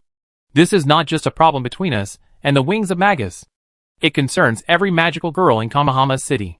Aren't you afraid of being attacked? Doesn't that mysterious magical girl only attack magical girls who go out at night? Then I just need to stay here. I don't go out anyway. You are really looking at the 8-Cloud Yuhuan. It didn't matter how he was hung up. The blonde girl had no energy to sigh. If you want me to give you a personal reminder, then why don't you call the police? Call the police? How could the police believe me? Wait, you're not talking about the group of people, are you? When the blonde girl heard Yakumo Yutuan's proposal, she was stunned for a moment. Then she reacted immediately. That's right. Aren't they very powerful? That's right. The blonde girl's expression at the moment was as uncomfortable as if she had accidentally drunk a bug while drinking water. Of course, she knew that Yakumo Yutora was referring to those magical girls who cooperated with the police. But, how to put it? I'll say it again. The magical girls in this world are similar to the underworld. And the last thing the underworld wants to do is to get involved with government agencies like the police. It's okay for magical girls from other places like Mami or Iroha Tamaki. But even a native magical girl like Yachio Nanami is working with them, which gives people a sense of betrayal. Not to mention, these people actually arrested the magical girl and put her in a detention center before, even though they were all released in the end. The mere fact that the magical girls were put in a detention center was enough to make others stay away from them. This is normal. Most of the magical girls are junior high school and high school students, and even elementary school students. Girls of this age would get scared when they see the police, and would burst into tears on the spot when they hear that they are going to the police station. Therefore, the local magical girls would stay as far away from this group of people as possible. Fortunately, their target is a strange existence called rumor, and they will not steal witch prey from other magic girls' territory. So everyone turns a blind eye to this group of people. Otherwise, what else can you do? Do you also want to be like the group of magic girls in Magus Wings and go to the police station to eat pork chop rice? In short, all we can do now is to inform everyone to act as a group as possible and not to go out after dark. Alas, there is only so much we can do. Really, it's all the fault of Magus Wings. If it weren't for them, how could so many magical girls from other places come to Kamahama? Now even this weird lunatic has appeared. While complaining, the blonde girl looked at Yakumo Yuhuan suspiciously. Just in case I ask, she hasn't been to the Adjustment House, has she? Although strictly speaking, I have the obligation to keep confidential. But this time the situation is special. Okay, I can at least tell you that I have not seen that magic girl who has seen the house. I see. Really? What on earth is that lunatic planning to do? The blonde girl scratched her head rudely, looking unhappy. Yakumo Yutama also knew why she was so unhappy. Generally speaking, conflicts rarely occurred between magical girls. This was not because magical girls had any sense of companionship, but because of more realistic factors. In fact, the reason why magical girls don't fight each other is very simple. The fight between magical girls will consume magic power, and the consumption of magic power will make the soul stone turbid. Only the seed of sorrow can purify the turbid soul stone, and each witch will only drop one seed of sorrow. So in the eyes of the magical girl, wasting magic power on unnecessary things is a pure waste. And indiscriminate attacks on other magical girls like this are even more so. No wonder the blonde girl called him a lunatic. I don't know that, but I do know one thing. What's up? It's getting dark outside. As he spoke, Yakumo Yutaka looked out the window at the dusk with a smile. If you come back any later, you might become the next victim. Right? Humph. What are you talking about? I'm not afraid of that lunatic. If I run into her, I'll beat her to a pulp. Although she said this, the blonde girl turned around quickly and strode towards the door. I suddenly remembered that my sister is getting out of school, and I have to pick her up. Huff. Huff. Huff. Watching the blonde girl disappear outside the door, Yakumo Yuhuan smiled lightly, then retracted his gaze and looked at the city outside again. So, which unlucky person will meet you tonight? Then, she spoke to herself. Chapter 1198 Control Experiment. Huh? Duanmu Hui stretched, then stood up and looked at the setting sun sinking into the skyline, playing with his mobile phone in his hand. So, you don't see any problems at the moment? At least that's the case for now. Do you think we should conduct a more exciting experiment? Anne's voice came from the other end of the phone, somewhat confused. While Duanmu Hui was doing things in Kamahama City, and who stayed in Mitakahara, was not idle either. After recreating the system similar to the heroic spirit possession, according to AI Lee's suggestion, and reversed Sayaka Miki's soul and attached it to her body again, according to the experimental route, what would happen next would be just as Hamura Akemi said. Sayaka Miki would find out that her best friend was dating her childhood sweetheart, and then fall into despair. However, this is not the case. Although after that, as Hamura Akemi said, Sayaka Miki learned that her best friend was dating her childhood sweetheart, and she was indeed very painful and sad. But she did not turn evil and transform into a witch. So, is the experiment a success? I don't know either. At least it's different from what Ms. Hamura Akemi said. What's the difference? Or can we just reverse it and put it back? I don't think there's such a good thing. And was also confused. Which was normal. After all, generally speaking, to solve such a difficult problem, repeated trials and errors are the normal steps. If you solve it in one go, you will probably think what went wrong instead of great. I succeeded. Then increase the intensity and force her into complete despair. Even if you say so, how much more force would it take? Her best friend has already kissed her childhood sweetheart in front of her. Isn't that enough? It's so sweet. So sweet. Even sweeter than red bean paste buns. Hearing Anne's answer, Duanmu Hui shook his head vigorously. This is not enough. If it doesn't work, give me some medicine. Drugs? That's right. That little girl is still in love. She's probably still thinking about the plots in love comics and novels. So let her see the animal world with her own eyes. I don't believe she can hold on. Wow. Hearing this, even Anne cried out in surprise. Is it necessary to be so extreme? That's nonsense. No matter what, we have to figure out what the final consequences of these two methods will be after breaking through the limit. Duanmu Hui had no objection to the immorality of human experiments. After all, this is what it is. Questioning morality is far less important than preserving humanity. After all, history has proven that the only way for a race to prove itself in the universe is not morality or civilization, but whether they exist. If they no longer exist, then everything they created will be nothing but the dust of history. Garbage without any meaning or value. As for whether it's worth it, damn. If anyone dares to ask this question, Duanmu Hui will smash the table in his face. I'm asking you. War is not about the winner, but the survivor. When you are extinct, who cares whether you are worth it or not? So many destroyed worlds have given birth to so many inspiring civilizations, many of which are noble and beautiful. But what's the use? When you die, everything is gone. What's wrong with being cruel? What's wrong with being mean? What's wrong with being shameless? I survived? You are noble and moral. But then your whole family dies. Who will care? What if she hasn't collapsed yet? Then find a few men and turn the childhood sweetheart into zero in front of her. What if she still doesn't break down? Then, just find a group of magical girls as test subjects, and then bring them to the Inquisition to fight. The battlefield is the best testing ground. Duanmu Hui doesn't believe that those little girls can persist in such a battlefield without breaking down. If they don't break down even after this, that's even better. They can be used to death directly. However, Duanmu Hui doubts how much willpower these little girls, who can be fooled by QB's random words, can have. Wow. Mr. Knight, I feel a little sorry for those girls now. Stop talking nonsense. Instead of complaining, do something. Yes, yes, yes. After hanging up the phone, Duanmu Hui snorted. To be honest, the effect of the heroic spirit transformation seemed unexpectedly good. Of course, it might not have reached the critical point yet, so we still need to continue the stress test to see at what level Sayaka Miki will explode. If she doesn't explode, then Duanmu Hui will throw her to the green skin or Terran planet to see the result. I'd rather go with Tyrannosaurus. At least the bugs are cleaner to eat. Next, it's my own stress test. Oh, this body is really inconvenient. If it were my original body, I could perform the magic girl's evil fall.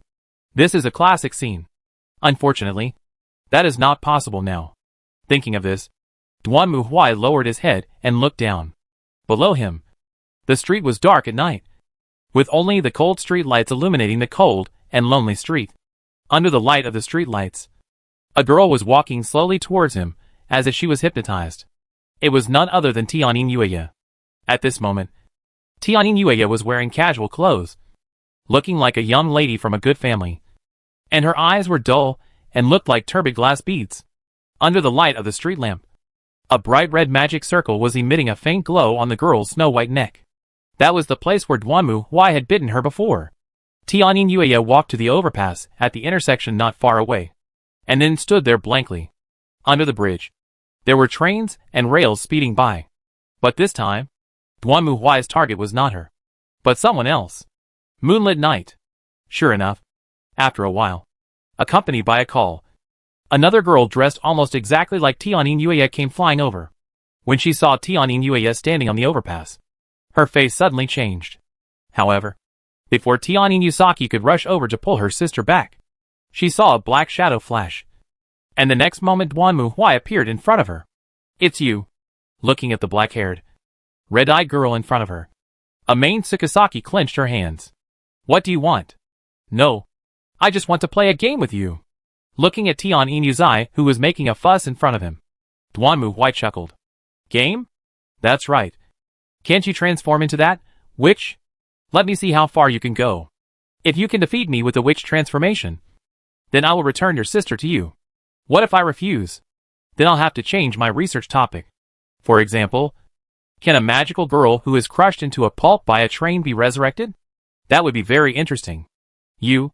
Hearing Duan Muhui's threat, Tianyin Yusaki showed an extremely angry expression. But this naturally did not hurt Duan Muhui at all. "How? I'll only give you one chance." Tianyin Yusaki looked at Duan Muhui, then looked at Tianyin Yueya, who was still swaying on the overpass not far away, as if he would fall down at any time, and finally gritted his teeth. "Very good. I will let you know how powerful I am." As the words fell, Amain Tsukisaki reached out and grasped the soul gem on her chest. Then a dark shadow emerged from it, wrapping Amain Tsukisaki in it, and then twisted and deformed like a painting in a shadow play, and turned into a witch trapped in a fish tank. "Great. That's it." Seeing this scene, Duan Muhui showed an excited expression. "Let me see how long you can hold on." Of course, Amain Tsukisaki knew that this magical girl was very strong. Very strong. She possessed a strange and powerful power. Before, she and her sister could not defeat her even when they were transformed into witches, and were even knocked down in return. Although she could not remember how she was defeated because of the great impact at that time, Amain Tsukisaki also knew that this was not someone she could deal with. Although she already knew. "To be honest, you are too weak." Looking at the black-haired girl walking towards her, Amain Tsukisaki, who was lying on the ground, clenched her teeth and was unable to speak.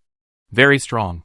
Even her witch power could not cause any harm to her, and the opponent completely pierced her with just one blow. Although I had expected this. It's so weak that it can't even be considered a sample. "You? Who are you? What do you want to do?" Surprisingly looked up, staring at the dark-haired girl in front of her, and asked. Tianyin Yueya asked loudly. "You should have more important things to pay attention to than these boring questions." "Why?" Hearing this, Amain Tsukisaki's brain, which had been hazy due to the shock, suddenly became much clearer. She subconsciously looked in the direction of the other person's gaze, and then her face turned pale in an instant. She saw that on the overpass, Amain Tsukiya, who was originally standing on the railing, was shaking her body. At the same time, the sound of a train rumble came from below. Immediately afterwards, amid the roar of the train, Amain Yueya lost her balance, fell headfirst from the bridge, and disappeared from Amain Yusaki's sight. Looking at this scene dull, Tianyin Yueya's face was pale. Her sister, her half-body, this moment completely disappeared in front of her. The bright red soul stone on her chest had already lost its original color and turned cloudy and dim, with the pitch-black color swirling in it like a flame. Crack, crack. Immediately afterwards, cracks began to gradually appear on the originally smooth surface of the soul gem. And then, Ah! A shrill scream sounded, and Amain Sakasaki raised her hands to cover her face tightly, wailing crazily. When she put her hands down, she saw that the cute and dignified face of the girl that was originally there had completely disappeared, replaced by a white smiley mask. A dark shadow emerged from the corner of the mask's mouth, dripping like blood, covering the body of the magical girl in front of her. Ah! The screams gradually began to sound less like human and more like the roar of a wild beast. At the same time, the girl's body began to twist and deform, being completely contaminated by the power of darkness and transformed into a completely different form. It turns out, it seems that the system here really has a limit. Is this completely a witch? Well, there are results. Turn off the shooting mode. Put down the mobile phone. Duanmu Huai picked up the warhammer and looked at the strange monster that was twisted in front of him. Then go to H.L. Chapter 1199, Dreaming of Becoming a Magical Girl. The experiment in Kamahama City failed. The first sentence when Duanmu Huai returned to Ji Shiera the next day. The first sentence was this: Magic Girl can only release dirt to a certain extent. As long as the limit exceeds the limit, it will still be converted into witch. As he spoke, Duanmu Huai threw 2 seeds of sorrow on the table. It was obvious that there was something wrong with the system in Shiden City, and the problem was not small. At present, it was obviously of no reference value. So how's things going on your end? Sayaka Miki is not broken. Hamura Akemi glanced at the 2 seeds of sorrow that Duanmu Huai threw on the table, quickly retracted her gaze and spoke. This is different from what I know. I don't understand why. Have you tried both Plan B and Plan C? I don't want to. Hearing Duanmu Huai's question, and simply shook his head in objection. That's too much. I can't do that. So you mean to do it in one go? First transform some of the magical girls into heroic spirits, and then check the situation in actual combat? Oh, actually, it's not impossible. I think this is more appropriate. So you would rather sacrifice a group of people? Nothing to sacrifice someone. Weird moral cleanliness. Ha ha. Facing Duanmu Huai's spit, and was scratching her face and turning her head to look at the truth. In the perspective of it, this was at least more reliable than those suggestions made by Duanmu Huai. At least it was easier for her. I don't think a single sample has universality. Is that right? What you said is not unreasonable. Okay. Just follow this plan. Call. Hearing Duanmu Huai's answer, he was relieved. But soon, she looked at Duanmu Huai again. But now there is another most important question. What's the problem? The one here is the clone. Right? Didn't you say that the clone can't use the power of the original body? Then how can we invade the QB network and completely destroy it? I have to make it clear in advance that if you, Mr. Knight, can't do it, then we can't do it either. After all, we don't have that kind of extraordinary power. Having said that, and also made up the sentence. Even Mary can't do it. I don't know what she wants to say. But what unsaid is indeed the most important issue. All of this is based on powerful strength. And only Duanmu Huai, who is a god, has such power. No one else has this power. But in this world, Duanmu Huai is a clone, not the real body, which means that Duanmu Huai here cannot use the power from the god of destruction, Old One, Sixth Heaven Demon, and god of pleasure. According to the analysis of the data traffic of the QB network, the QB family is the projection of the huge information network of the star system. So if Duanmu Huai can't destroy the QB network, then these plans are just empty talk. Of course I have a plan. As he said, Duanmu Huai glanced at the system prompt in front of him, then sighed silently, and beckoning to Anja. What's wrong? Why do you think I appear in this image? How do I know? Isn't it, Mr. Cavalier's, your hobby? When did I develop this hobby? Wow. Is that true? Wait. Only girls can become magical girls. So, that's the one. Duanmu Huai spread his hands in Anan. I will sign a contract with QB and let the power of the original body be transferred to the clone. In this way, I will be able to use the power that originally belonged to me. Wait. Is this okay? Hearing this, Anton raised objections. Mr. Cavaliers, you have strictly prohibited us from using the QB's wishing system. Isn't Mr. Cavaliers afraid of being pitted? You're kidding. How could that be possible? This is for you. As he spoke, Duanmu Huai took out a remote control and handed it to him. What's this? Looking at the small remote control in his hand and the red apple-like button on it, and was confused. I don't know why, but I always have the urge to press it. The remote control of the soul-eliminating bomb. If anything goes wrong, just press it directly. Slutter bomb? In short, all you have to do is press this button and the clone will be completely destroyed. The Exorcist bomb is a very powerful thing in this setting. It will release anti-psychic particles when it explodes. Although it has no effect on humans, it is a sure kill for psychic creatures such as psychics and demons. According to the setting, the raw materials of the Exorcist bomb come from the byproducts of the Golden Throne, which can be said to be precious, rare and precious. But in the game, this thing has only one use. Cancel the number. After all, the character bound to the player's account is unique. But when some people want to delete their account and start over for some reason, they will shout for the Emperor and then rush directly into the enemy army and detonate the exorcism bomb. And then they can happily get the achievement. Delete their account and run away. Why? Hearing Duanmu Huai's answer, and was shocked and almost threw the thing away subconsciously. Wait. Is this really okay? I'm not sure if there is a problem, so I will give it to you. No. This, although it is a clone, if I destroy it, will it have an impact on the knight's real body? I don't know either. Maybe. Maybe not. Actually, the clone also has a lot of good stuff. But unfortunately, it is not circulated with the original body and cannot be exchanged. If it was in the game, he would be a little hesitant to ask Duanmu Huai to delete this account that he has played for a long time. But in reality, well, this kind of black history is better to disappear as soon as possible. Well, let's think of another way. Where do you think so many ways? Seeing and wanted to hand over the remote control, Duanmu Huai pushed it back. Don't hesitate at times like this. Just do it. That's right. For Duanmu Huai, don't think too much at this time. Just do it. There are always so many plans. And there are always so many plans that will go wrong. So just do it and see how it turns out. Well, then okay. Looking at the remote control in her hand with a complicated expression, and finally sighed helplessly and nodded. After all, even if she wanted to replace Duanmu Huai, it would be impossible. Only Duanmu Huai could use this power. So naturally, only he could get his power back through this wish. Duanmu Huai is a man of action, and he took action immediately after making a decision. Of course, considering the possible risks, Duanmu Huai chose to make the contract near the riverbank of Mitakahara. Wylan, Chizuka, and Hamura Akemi watched from a distance just in case.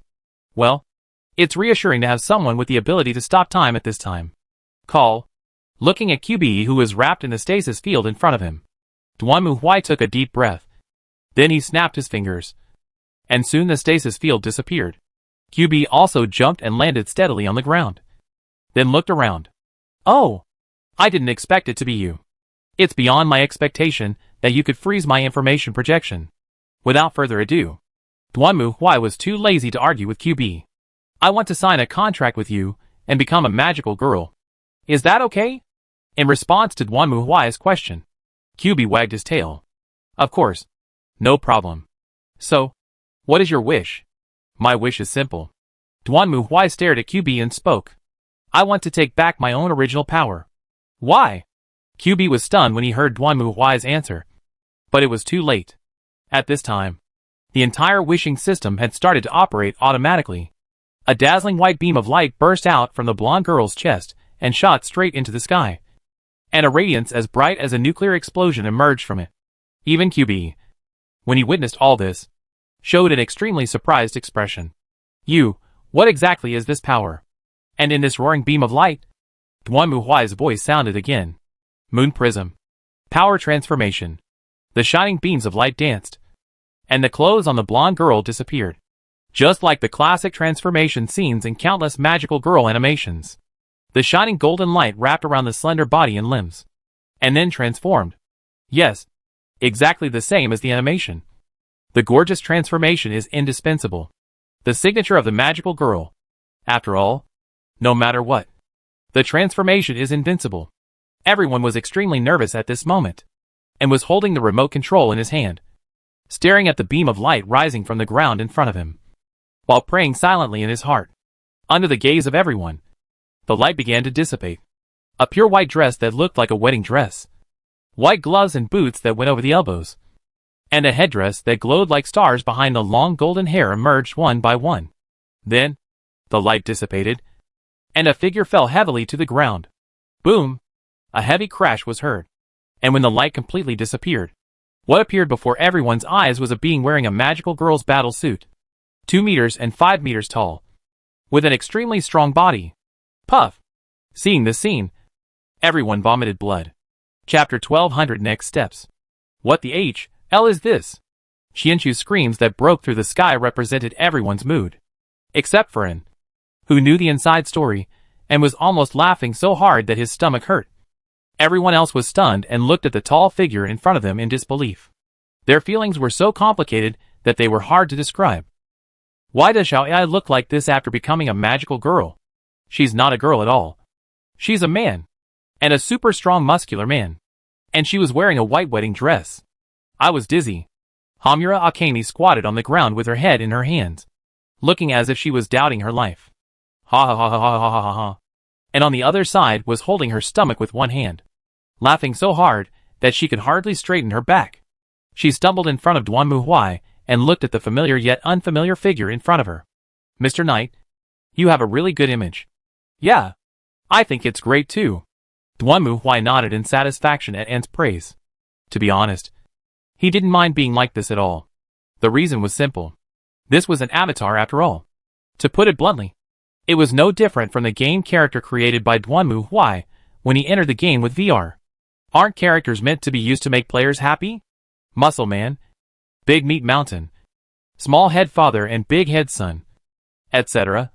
Aren't they all twisted in any way possible? Oh, yes. And this.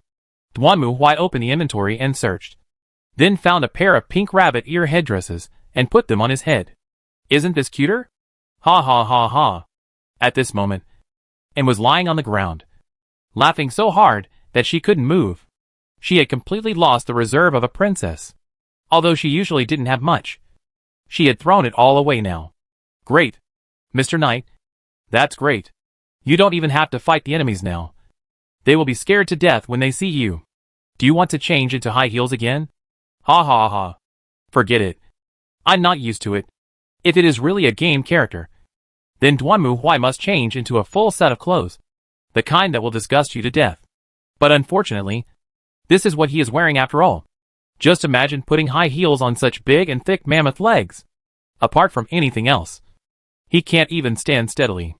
To be honest, Duanmu Huai is sometimes curious about why those women can walk so fast in high heels. Is this some kind of talent?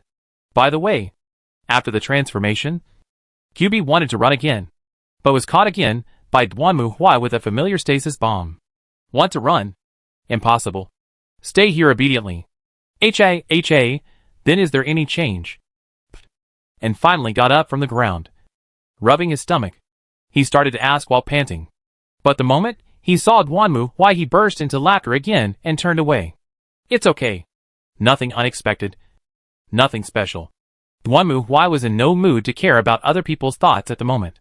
He reached out to open the system, and then found that his values had completely returned to the original body's values, except that a special effect of soul possession was added to the profession. Duanmu Huai had seen similar effects before, such as those NPCs such as saints in games. In some plots, they would face Zerg, green skins or demons and explode their microcosms, burning their souls to let the Emperor come. Of course, these NPCs are generally mortals, and are set up to be unable to withstand the power of the Emperor, so they will naturally turn to ashes after their arrival. However, from the religious perspective of the Empire, their souls will be taken to the Golden Throne by the Emperor after their death, which is simply the most glorious and the brightest future in the minds of all believers of the imperial religion. Unfortunately, it seems that it is not so easy to be judged as a saint, at least even in the game. There are only about 100 saints with names. I don't know what criteria the Emperor uses to choose his angels. Duanmu Huai felt that he might not have thought about anything, and just chose it randomly. After making sure there was no problem, Duanmu Huai switched states. Sure enough, the next moment, the image of the muscular magical girl disappeared, and she turned back into her original petite girl form. It was only at this time that Chitos and Hamura Akemi dared to come over tremblingly. You are Xiaoyai, right? What? Is there a problem? That's a big problem. Why is your magical girl image a muscular tough guy like the Terminator? Magical girls are supposed to be angels that bring dreams to everyone. I think this is a good idea. Looking at Qian Shu, who was holding his head and acting crazy in front of him, Duanmu Huai showed a sinister smile. Don't you think this makes you feel more secure? Compared to a weak girl, this image will be more trustworthy. Can you? At this moment, Hamura Akemi was looking at Duanmu Huai speechlessly. I don't want to ask, but I still have to ask. The wish you made to QB wouldn't turn out like that, would it? Well, almost. This is indeed the case. After all, Duanmu Huai made a wish to regain his own power, which is no different from becoming that way. Why would you make such a wish? Hamura Akemi was also speechless. No reason. Just asking is useful. Duanmu Huai reached out and threw the imprisoned QB into the stasis field again, then looked at him. How long will it take to be fully prepared? Are you talking about replacing the network? It will probably take some time, about half a month, because the entire system needs to be debugged and modified. Fortunately, although QB is an intergalactic alien civilization, the magical girl network they are involved in is limited to this planet. So it is actually very simple to replace the network. According to the opinions of An, Ailey and others, they plan to directly manufacture a few artificial satellites and then launch them into the orbit of this planet to replace the magical girl network. Well, let's continue with the next experiment. Next? Didn't you say that? Duanmu Huai glanced at him with dissatisfaction. You said that individuals are not universal. So we are going to capture a group of magical girls and transform them into heroic spirits, and then see how they perform. I don't think I said that. Did I? It's all the meaning. Duanmu Huai waved his hand. Then get ready to go. Hey! Where are you going? Kamahama City. Isn't there also a network there that is independent of QB? Based on the previous experiments, we have concluded that the network has failed, and the magical girls there will eventually become witches due to the dark transformation. In this case, there is no need for this network to exist. Prepare to act. Go to Kamahama City. Completely defeat the Wings of Magus, and then seize the network they control and conduct transformation experiments. This was also what Duanmu Huai had planned long ago. After capturing QB and successfully restoring his original strength, the next thing he had to do was to find a test subject to practice with. In this regard, there was nothing more convenient than the independent magical girl system in Shibin City. Then, what about Sayaka Miki? Continue to surveillance? And the rats that are released depends on her natural research value. Haha. I knew you would say that. Duimuai also said that he would do it. Drove directly to the crowd all the way. And then at the dinner point, they had already merged with others in the restaurant in Shibin. So what you're saying is, the Inquisition already has a way to cure witchification? After listening to Duanmu Huai's explanation, Shiton Lingyo hurriedly asked. But Duanmu Huai waved his hand. I'm not sure. This is just a theory after all. There are no experimental results yet. So, as he said, Duanmu Huai raised his fork as his side and nodded to the opposite side. Who among you wants to try this? Facing the requirements of Duimuai, the expressions of the 7C and 8,000 generations, the ring-colored feathers, Bamami and Sakura Shingzi were a little embarrassed. Didn't you say that you haven't conducted any experiments yet? What if something goes wrong? Sakura Shingzi first raised his objection. Oh, there is a test subject. At least on the surface. She is no different from an ordinary person. Isn't that already okay? Of course not. In response to Sakura Anzi's question, Duanmu Huai shook his head. We already know that once the soul gems of magical girls become turbid, they will become witches. However, heroic spirit transformation is to repossess the soul of the magical girl into a physical body. So we don't know yet whether the magical girl will still become a witch in this case. So you want us to be test subjects? That's right. Duanmu Huai nodded. Who will come? I have to make it clear in advance that you can still make the decision voluntarily now. It doesn't matter if you are not willing. It will change sooner or later. Wait. What do you mean? Hearing this, the Qihai and 8 dynasties also looked slightly sinking. And Duanmu Huai just raised his brows. That's what I meant. If you don't intend to convert voluntarily, we will destroy the Wings of Magus. Take control of the magical girl network in this city, and then force them all to become heroic spirits to see what problems will arise. What? Hearing this, everyone was stunned. This kind of thing. If the Inquisition can do it, we will do it too. In order to protect humanity, sacrifices must be made. If you are unwilling to sacrifice, then you will have to sacrifice. It is that simple. Duanmu Huai spread his hands and stared at the magical girls in front of him. His eyes were calm and indifferent, but filled with an indescribable pressure. Do not make jokes. Sakura Kyoko slapped the table. We won't let you do whatever you want. This is your choice. The Inquisition does not care. Facing Sakura Anzi's anger, Duanmu Huai appeared very calm. The court does not accept rejection, let alone objection. So this is not a discussion, but a notification. In this case, can you just become a magical girl? Well, who? After hearing the refutation of Sakura Shinzi, Xiaomei Yen, Qianshu and Anne's complexion changed, bowed their heads. No, I can't remember it. I forgot it with great difficulty. I have something I want to do, so I came to you. So, are you willing? I come. However, unexpectedly, the first person to answer was Mommy Tomo. She clenched her hands, stared at Duanmu Huai, and took the initiative to speak. Hearing what Tomo said, Sakura Anzi was shocked and turned to look at her. Mommy? You are kidding. You also listened to this guy. What kind of heroic method? Hasn't been tested yet. Isn't it dangerous? But at least the Inquisition informed us. Tomo Mommy turned her head and looked at Sakura Kyoko. And yet the QB didn't. This, faced with Mommy Tomo's answer, Sakura Kyoko was speechless for a moment. Indeed, just like Tomo Mommy said, although Duanmu Huai's words were harsh and direct, he did tell you. Unlike QB, he didn't say anything at all, but just induced them to sign a contract to become a magical girl. I don't want to become a witch, and I don't want to die. Mommy lowered her head and looked at her clenched hands. I have been trying to find a way to get out of this predicament. If there really is such a way, I will never let it go. At least the girl named Miki Sayaka did not become a witch out of despair because the person she secretly loved fell in love with someone else. Right? If you think about it carefully, maybe it is because her soul has returned to her body again, so it will not be polluted. Isn't this statement a bit too naive? I don't think such a good thing should happen. But it doesn't stop me from thinking so.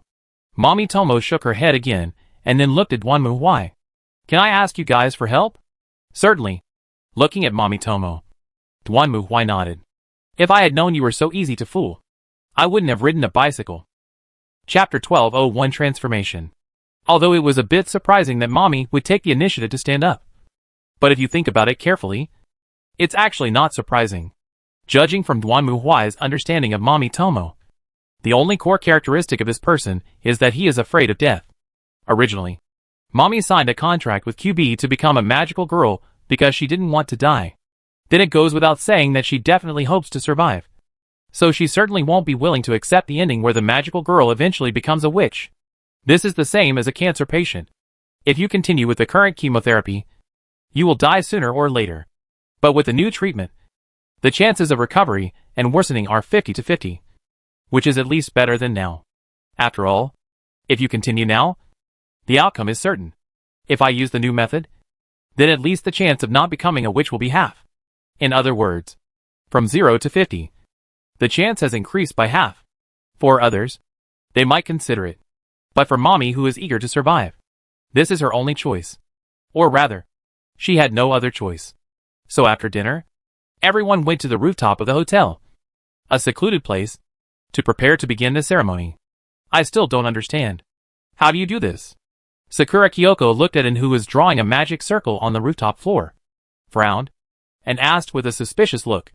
Duanmu Huai did not answer, but shrugged his shoulders.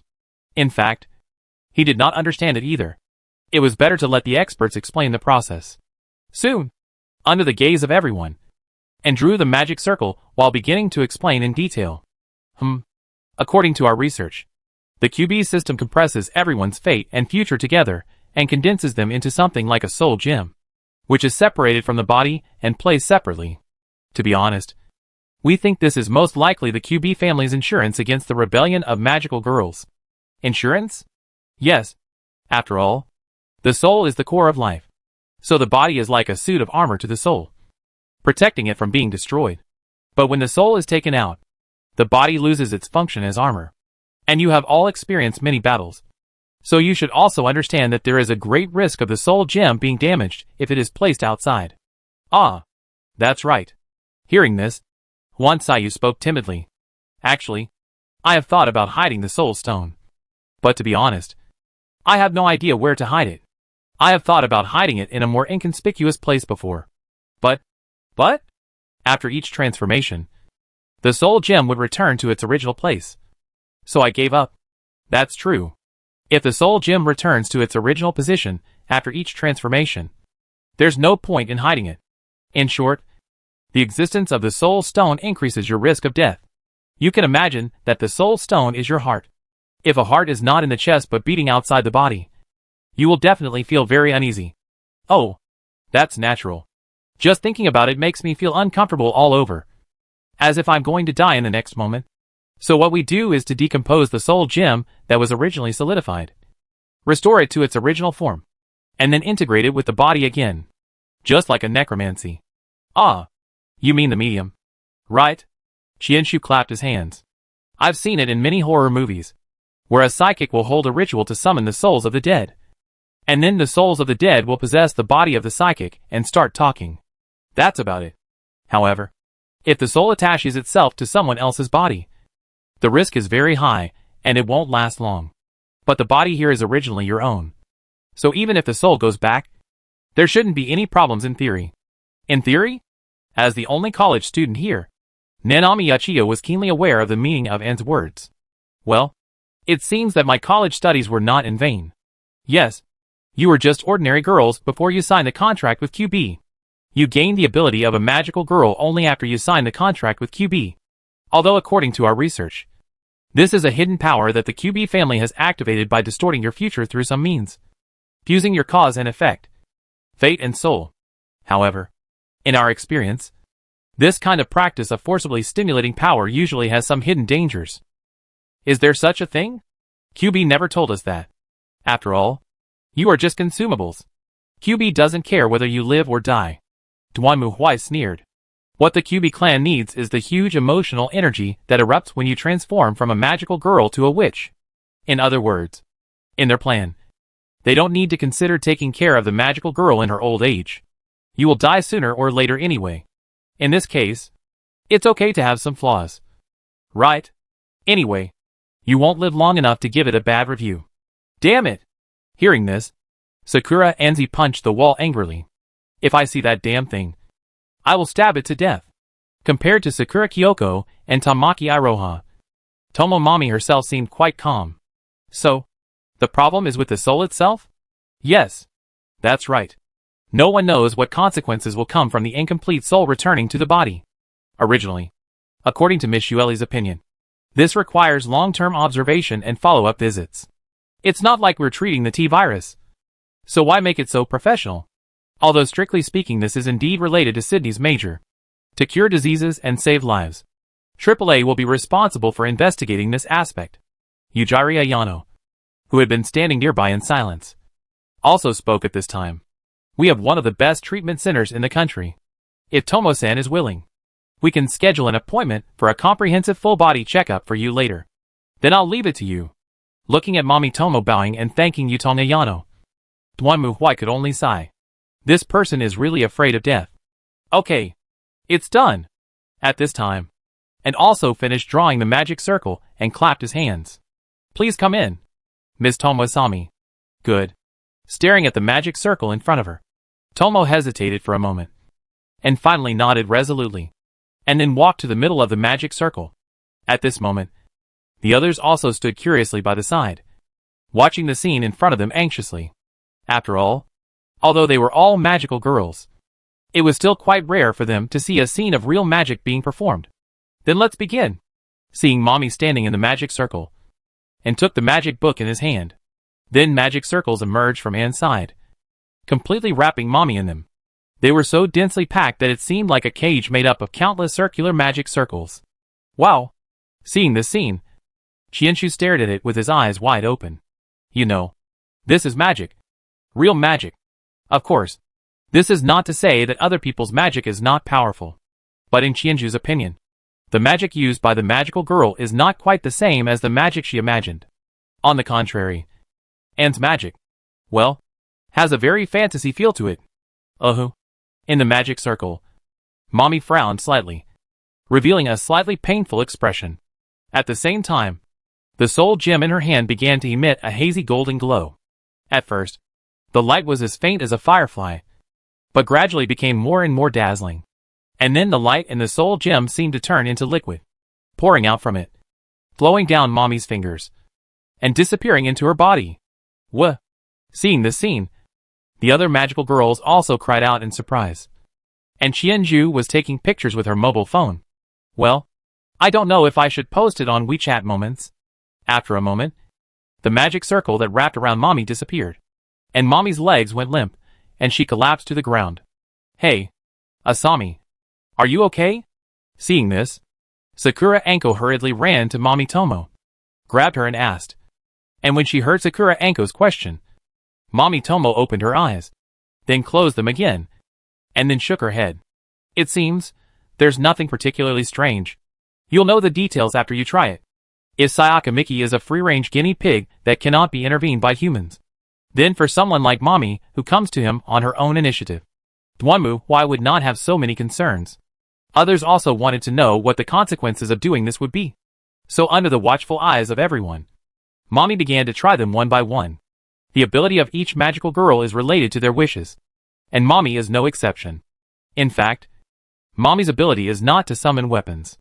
Her magic is essentially a long ribbon, and Mommy will use magic to turn the ribbon into a gun to launch an attack. Well, as for why it is a gun and not a sword, that's another question. After her soul returned to her body, Mommy could still use this magic, but she could no longer transform. Moreover, according to Mommy, after using magic at a high intensity for a period of time, she would feel very tired. In Anne's opinion, this is a very normal phenomenon. But Tomo Mommy said it was not the case.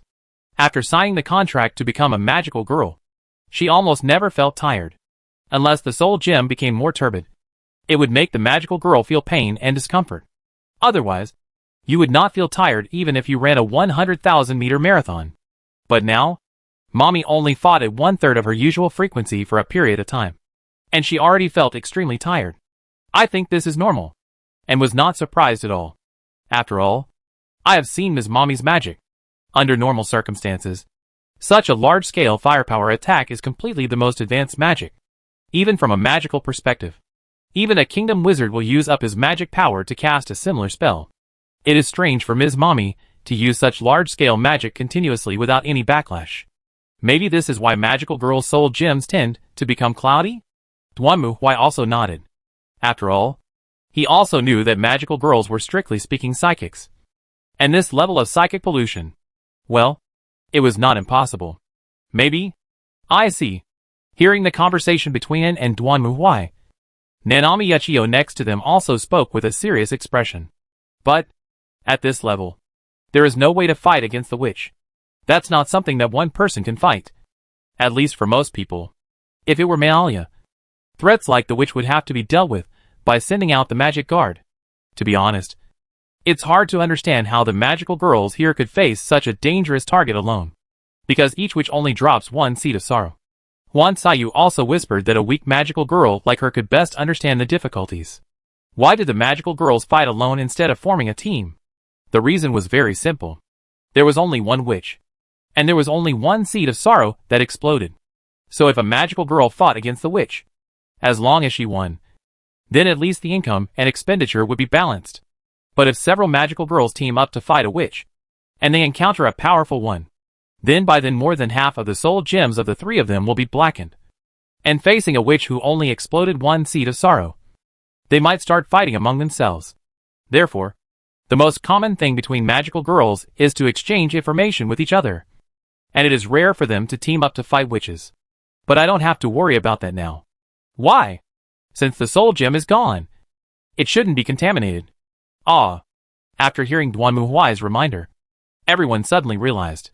Yes, in the past, the magical girls fought alone because they were afraid that the soul gems would be contaminated. Now that the soul gems are gone, although the time they can fight has been reduced, the part that needs to be purified has been omitted. So it is more convenient.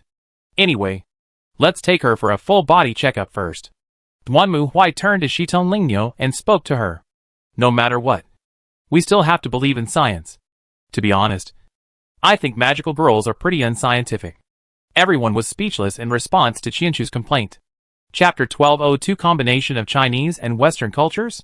AAA was very quick. 1 day later, Duanmu Huai got Mommy's complete physical examination report. Just tell me the result. Duanmu Huai would not read a single word of these professional documents. He would just ask someone for the results directly, and then send the report to Shueli for her to check.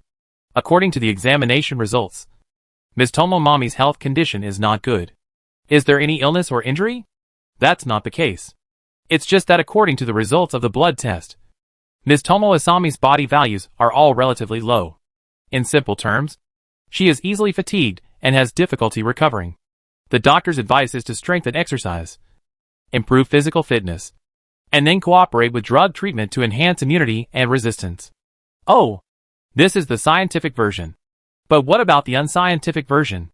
Duanmu Huai turned his head and looked at him, who rolled his eyes helplessly. This is normal.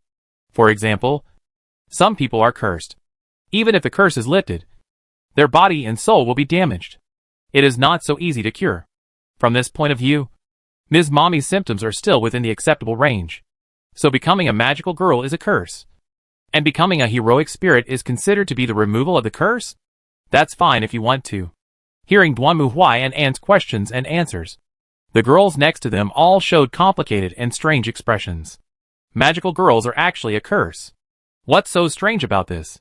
Mu Geng, who was standing on the other side of Duanmu Huai, snorted softly.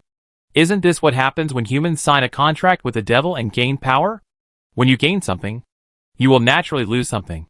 Well, faced with Kazara's ridicule, the magical girl's expressions became even uglier. After all, lies don't hurt people. But the truth is the sharpest knife. Is there no cure? Nanami Uchiyo asked with a bit of hopelessness. There is a way. It's not like there is no way. Duanmu Huai touched his chin. In fact, after listening to Anne's explanation, Duanmu Huai knew what Mommy was like now. Duanmu Huai had actually encountered similar things in the journey to the west. Just like those weak scholars who were bewitched by fox spirits or female ghosts. And their young energy and essence were absorbed by the other party. And then they became weak and seriously ill. In a situation like this, even if Duanmu Huai eliminated the fox spirits and female ghosts, the yang energy sucked away by them would not return. And the victims would become physically weak and fall ill easily like Lin Dayu. Then, their lifespans would be shortened. And they would die in their 20s or 30s at most. Of course, if you ask if there is a solution, the answer is definitely yes. Duanmu Huai has also seen how some Taoists save those people. To put it simply, they need to find some rare treasures to take, and then combine them with some cultivation methods.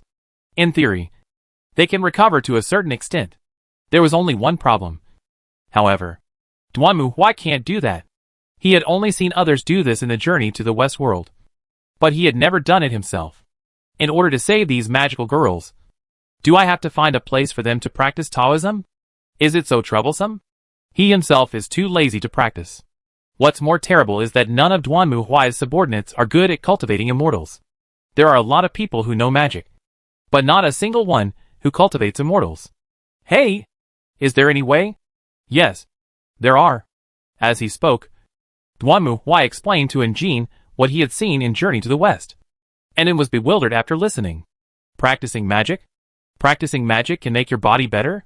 Can it make you live a few hundred years longer? Are you sure you won't turn into a lich? How should I put it? This is magical. If you think about it carefully, the lich was indeed transformed through a similar practice method. So you haven't seen anything like it? Of course not. If practicing magic could make people live hundreds of years longer, everyone would become a wizard. Some powerful wizards can live to be 200 years old. But I think this is definitely not the same as what you said. Lianen thought that this kind of thing sounded magical. After all, in their world, only those extremely powerful wizards could live for 100 or 200 years. Then you told her that there was a place where most people could live several decades longer just by practicing. Isn't that nonsense? It's troublesome anyway. Duanmu Huai was too lazy to explain. He himself couldn't explain it clearly. So let's just use a simple method. Actually, it's not that there is no simple method. For example, eating elixirs can increase lifespan. But the problem is that even in that world, there are not so many elixirs. And the magical girls in this world, that's a lot. How about injecting the T-virus? Magical girl zombie? Miss Yueli will definitely object. And felt that Duanmu Huai must have some misunderstanding about the existence of magical girls. How about letting Lonnie transfer their souls to the dolls? To be honest, I don't think most people would agree with this plan. And was speechless. Lonnie didn't transfer her soul to the doll just because she liked it. I think you should go back to that world. Mr. Knight, if it is true as you said, that you can strengthen your body and prolong your life by practicing, then not only these magical girls can use it, but we can use it too. It sounds good, but I can't go back. That world was just a world where Duanmu Huai was taking a priesthood test, which was equivalent to a copy. It was not a real world. Not even a soul fragment world like Manalia. It ended after Duanmu Huai obtained the priesthood mission enhancement. Where could he find it? But there should be similar worlds out there. Right? Let's look for them. And Du pulled Duanmu Huai and started to act coquettishly. After all, she was an avid fan of magic. Although Duanmu Huai didn't say much before, and knew as soon as she heard it that this was completely different from the magic system she was familiar with. It's something completely different. Just like the poetry magic. But only Ravacial can use it. But from what Duanmu Huai said, it seems that anyone can learn it. Her interest was immediately piqued. Decide as things go. Duanmu Huai, on the other hand, was not very interested in this. And the reason was very simple. He knew that these things were not that easy. Especially cultivation. Apart from other things, you had to memorize the formulas and all those sutras. Duanmu Huai was overwhelmed. He had read about it in the Journey to the West World out of curiosity. But he felt his brain freeze after reading it. Damn. This is harder than learning classical Chinese. My head feels itchy after reading it too much. You have to know that Duanmu Huai in that world was too lazy to even recite the Buddhist scriptures and simply use sunshine, rainbow, and little white horse instead. Isn't it torture to look at this? Besides, how can spiritual practice be as interesting as killing demons and monsters? What's the fun of meditating all day? It's better to have my little fists hit your head. After seeing Mommy's situation, the other magical girls were somewhat hesitant. But in the end one of them stood up and made the same choice as Mommy. That was Tamaki Iroha. The reason why Nanami Yachiyo, Sakura Kyoko, and Akemi Hamura were unwilling to try immediately was simple. Although preserving the soul gem form would increase their filthiness, at least the battle time could be extended. And as long as there were enough seeds of sorrow, these problems would not be a problem. In addition, these three were considered to be relatively strong in combat, so they were naturally unwilling to sacrifice the duration of their combat power. As for the reason why Tamaki Iroha made this choice, it was even simpler. She was originally a weak magical girl when she was in Hokusaki City before. Tamaki Iroha, as a magical girl, basically fought against witches in a one-for-one exchange. That is, by the time she defeated the witch, the filth in the soul gem would be almost full, and she would need to consume the seeds of sorrow to purify it. Therefore, for Tamaki Iroha, weakening her combat power is not a problem because she is not very strong to begin with. Compared to the threat of witches, Tamaki Iroha is more worried that she will become a witch and not be able to find her sister. In contrast, for a weak magical girl like Tomomomi, although her combat power is weakened, she does not have to worry about the accumulation of filth, which is better for her. After all, we couldn't win in the first place. Of course, in order to supplement the combat effectiveness of the two, Duanmu Huai also gave them 2 loyal plasma guns. If magic cannot defeat the enemy, the same will be true with technology. Moreover, being hugged by a beautiful young girl would make the plasma gun machine soul very happy. Otherwise, Duanmu Huai would have to doubt whether the orientation of these machine souls is normal. Well, it should be normal, right? As for the other 3, they said they would wait and see. Anyway, they had a lot of seeds of sorrow in their hands. And these 3 were ruthless people who could single-handedly defeat the witch. They were not as afraid of death as Mommy, nor as weak as Iroha Tamaki, so there was no need to rush for the time being. So, for now, the problem of the magical girl has been solved. Although it was not completely solved. As long as he was sure that this method would not increase the number of witches, Duanmu Huai would feel relieved. He had tried it before. And even if Tomomomi exhausted her magic power, she would at most faint directly, and at worst, she would go to the hospital for emergency treatment. But her body would not be torn apart, and a witch would come out of it. Then why are you afraid of bicycles? We should deal with that wing of Maggie's next. How are things going on your side? Well, however, facing Duanmu Huai's question, everyone looked embarrassed. They looked at each other. And finally, it was Yutong Lingnai who came out and explained the situation to Duanmu Huai. Actually, we haven't found the base of Magus Wing yet. Uh-huh. Chapter 1203 Anne's advice. Duanmu Huai stared at Shitong Lingnio silently, as if waiting for her to give him an explanation. Originally, he thought that with the capabilities of AAA and DA, they should have already locked onto the base of Maggie's wings, and were just waiting for him to take action. You haven't found the place yet? What are you doing these days? Traveling? Although she couldn't even raise her head because of Duanmu Huai's stare, Yutong Lingnio still explained the situation. Indeed, with the strength of AAA and DA, if the base of Maggie's wings was in the city, they would have already thoroughly monitored and controlled it. But in fact, the real base of Maggie's wings was not in reality, but in a rumor barrier. This is a big problem. So, you mean you can't get in? Yes. It seems that only magical girls with invitations can enter. Haven't you tried the invitations in other people's hands? I tried it. It didn't work. Yujin Ayano shook her head. Then go talk to Satomi Tuka directly. You should have the authority to do so. According to Wan Sayu's explanation, Satomi Tuka was the patient who was hospitalized with her sister. And according to the confessions of those black-winged magical girls, they also admitted that Satomi Tuka was one of the 3 giants who founded the Wings of Magus, which made Wan Sayu extremely anxious. The reason is simple. Satomi Tuka and Ninyu, who were hospitalized with her sister, have now become magical girls who founded the Wings of Magus. If the third person is her sister, she will not be anxious. But in fact, according to those black-winged magical girls, the third person of the 3 giants of the Wings of Magus is a girl named Alina. And they have never seen Huanyo. This made Wan Sayu very nervous.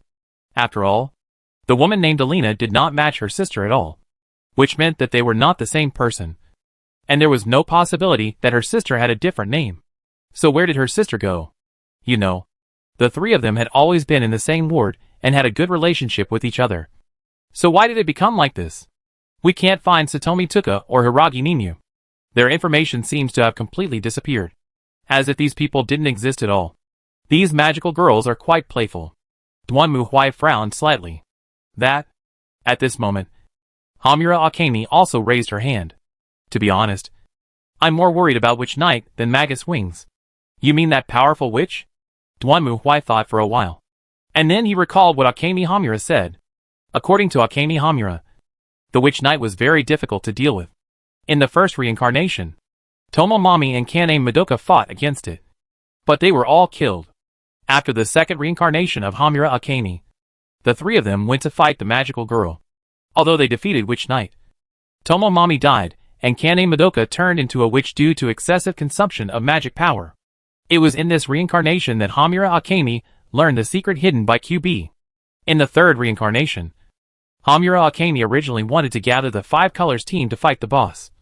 But Sayaka Miki herself failed and turned into a witch.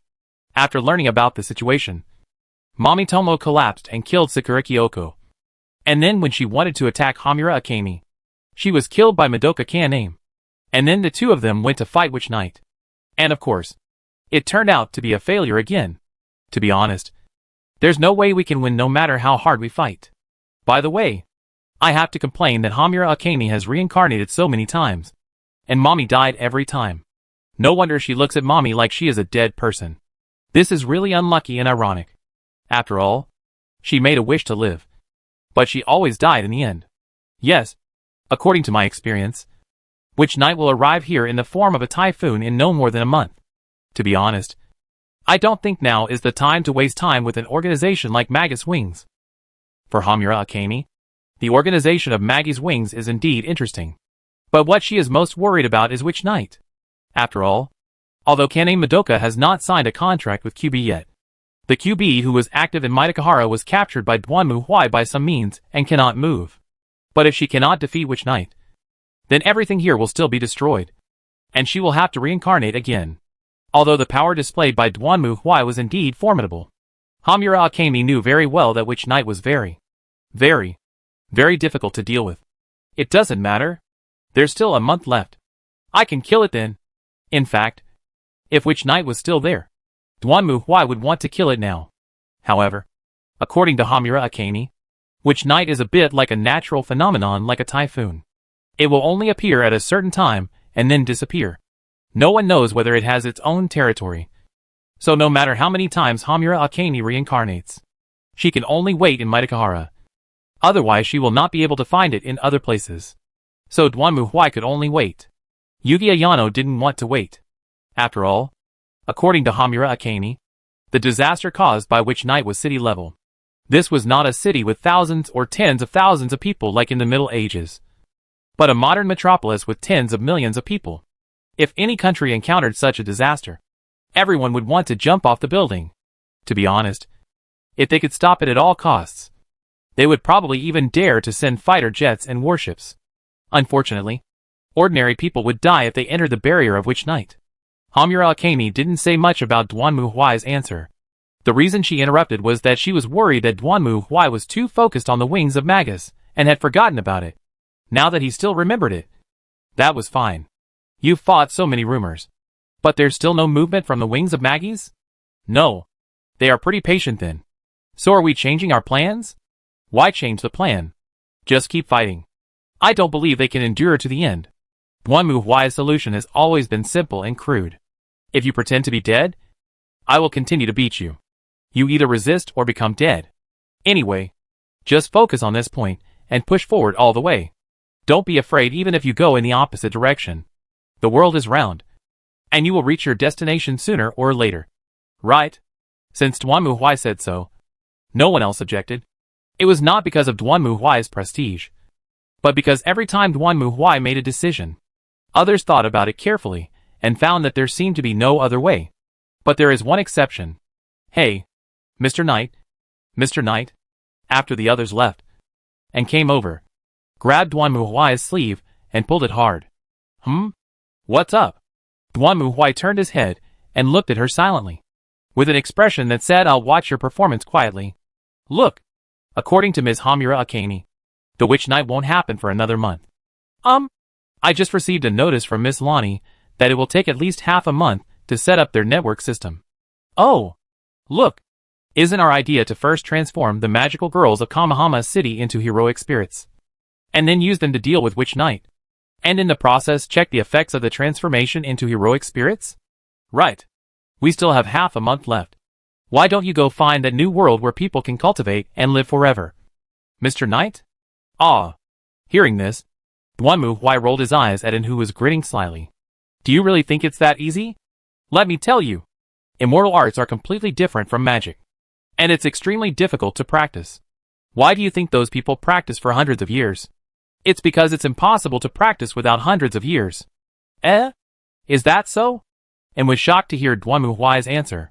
Actually, it was no wonder that she had such an idea. Magic requires quick learning. Of course, learning magic also takes time. But the time consumed is actually about the same as taking the college entrance examination and studying for a doctorate and a master's degree, which is within the acceptable range for most people. But you are saying that it takes 50 years to practice a mental method to reach one level? Then most people would just explode.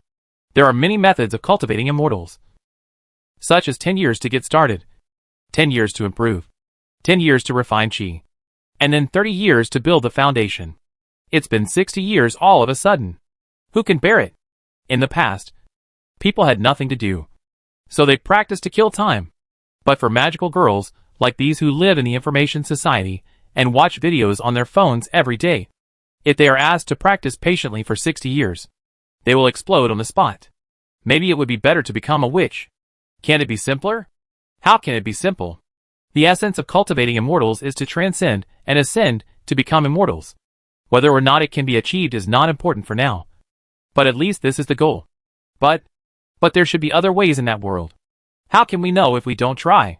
You just want to go for a spin, right? Aren't the magical girls here fun? Because you, Mr. Knight, won't let me become a magical girl.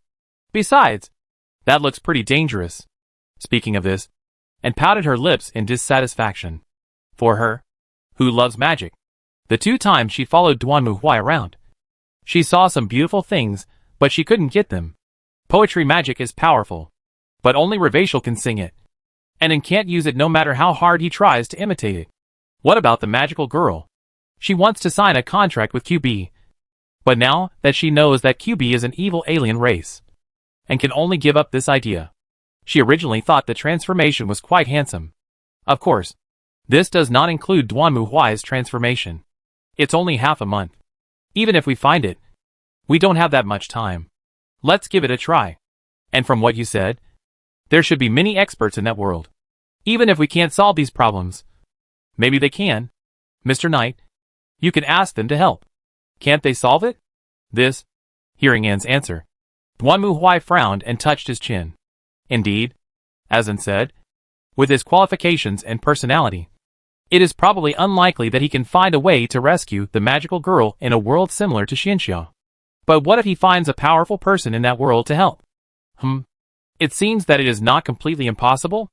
Okay, I'll think about it. Chapter 1204 Magical Girls Immortal Cultivation Plan. Although Duanmu Huai knew that Anne's proposal was somewhat selfish, he had to admit that Anne's idea was correct. If the entire magical girl transformation into a heroic spirit is compared to a mobile game, then Mami Tomo and Iroha Tamaki are now the internal testing players. If they don't have any major problems, the next step for Duanmu Huai is to expand the scope of the heroic spirit transformation to the entire Kamahama city and start the public testing mode. If there are no more problems, then we can just go ahead and kill QB Network, and then turn all the magical girls in the world into heroic spirits, and officially release them globally. When all the magical girls on the planet are turned into heroic spirits, then there will be no problems, and there will be nothing to be afraid of. Of course, during the public beta, Duanmu Huai will observe player feedback to fix various possible bugs. Although the operation of Tomo Mami and Tamaki Iroha seems to be nothing special, everyone knows that once the game reaches the public beta or even officially released, once the player base increases, along with the various gameplay methods, various mods will also increase. Duanmu Huai had encountered this situation when playing games before. It was the same game, the same task, but some players complained that the system crashed when they reached this point. But some players were confused and said that everything went smoothly. There was no stuck at all, and there was no crash. Excluding hardware problems, the rest were errors caused by player operations. After all, there are thousands and thousands of human beings, and everyone plays games differently. There are always some weird ones, right? But games are games after all, and they are different from reality. If there is a bug in the game, everyone can wait for you to fix it. But if there is a bug in reality, you don't have the time to wait. After all, if the game crashes, it crashes. But if reality crashes, it will be devastating. So Duanmu Huai must find a way to ensure that this problem can be solved as much as possible. In fact, up to now, Duanmu Huai has realized that relying on his own resources to solve the problem of magical girls seems to be a dead end. Whether it is magic or science. Although the problem with magical girls has been discovered, they don't seem to have a good way to solve this problem. Now it seems that magic also has its limits. If all else fails, I can only take the path of immortal heroes. However, Duanmu Huai doesn't like to go to the fairy world. There are also some fairy tale worlds in the game, but few players go there. It's not that they don't like it. After all, everyone grew up reading fairy tale stories, and it's impossible to say that they don't have any longing for them. But why not go? The reason is simple. It is too difficult, and most people cannot go. Comparing the strength of the world of Faerun to that of the Xianxia world, the legends are no match for dogs. And demigods are everywhere. No matter how powerful the players are in the game, they can't become gods like Duanmu Huai. After going there, they will naturally be beaten and unable to raise their heads. Moreover, the fairy world is generally relatively stable, and will not interfere with the outside world at will. But it also does not allow external interference. There are very few things that players can do in it. And the most important point is that the fairy world is too time-consuming. For example, in the world of Faerun, a country was threatened by a cult. The player accepted the mission, investigated, killed the cult and the mastermind behind it, and then went back to find the king to hand in the mission. What about the world of immortals and heroes? Oh, sorry. Our boss is currently in seclusion, and will not be able to come out for about 20 years. The players wanted to jump off the building. Although the rewards for the quest chain in the Xianxiao world are very generous, it takes a very long time. The quests in other worlds and planets are settled on a daily or monthly basis. Only the Xianxiao world settles on a yearly basis. Although it is indeed very generous for players, it is a choice of should I spend a year to do a quest worth 1,000? Or should I spend a year to do 10 quests worth 100? This is also the reason why Duanmu Huai doesn't go to the Xianxiao world. Or most players who brush orders won't go there. After all, brushing orders is about efficiency. The faster the better. And it's best to skip the NPC dialogue and get the reward directly. After all, the more orders you have, the more money you make. Right? You want me to complete one mission for a year? Even if it's just 1 year in the game. It's enough to drive people crazy. Only those players who particularly like leisure and travel would like to slowly move around in such a world. After all, not everyone likes those limited time tasks. It's quite comfortable to take on a task like this and travel around to kill time. Isn't it?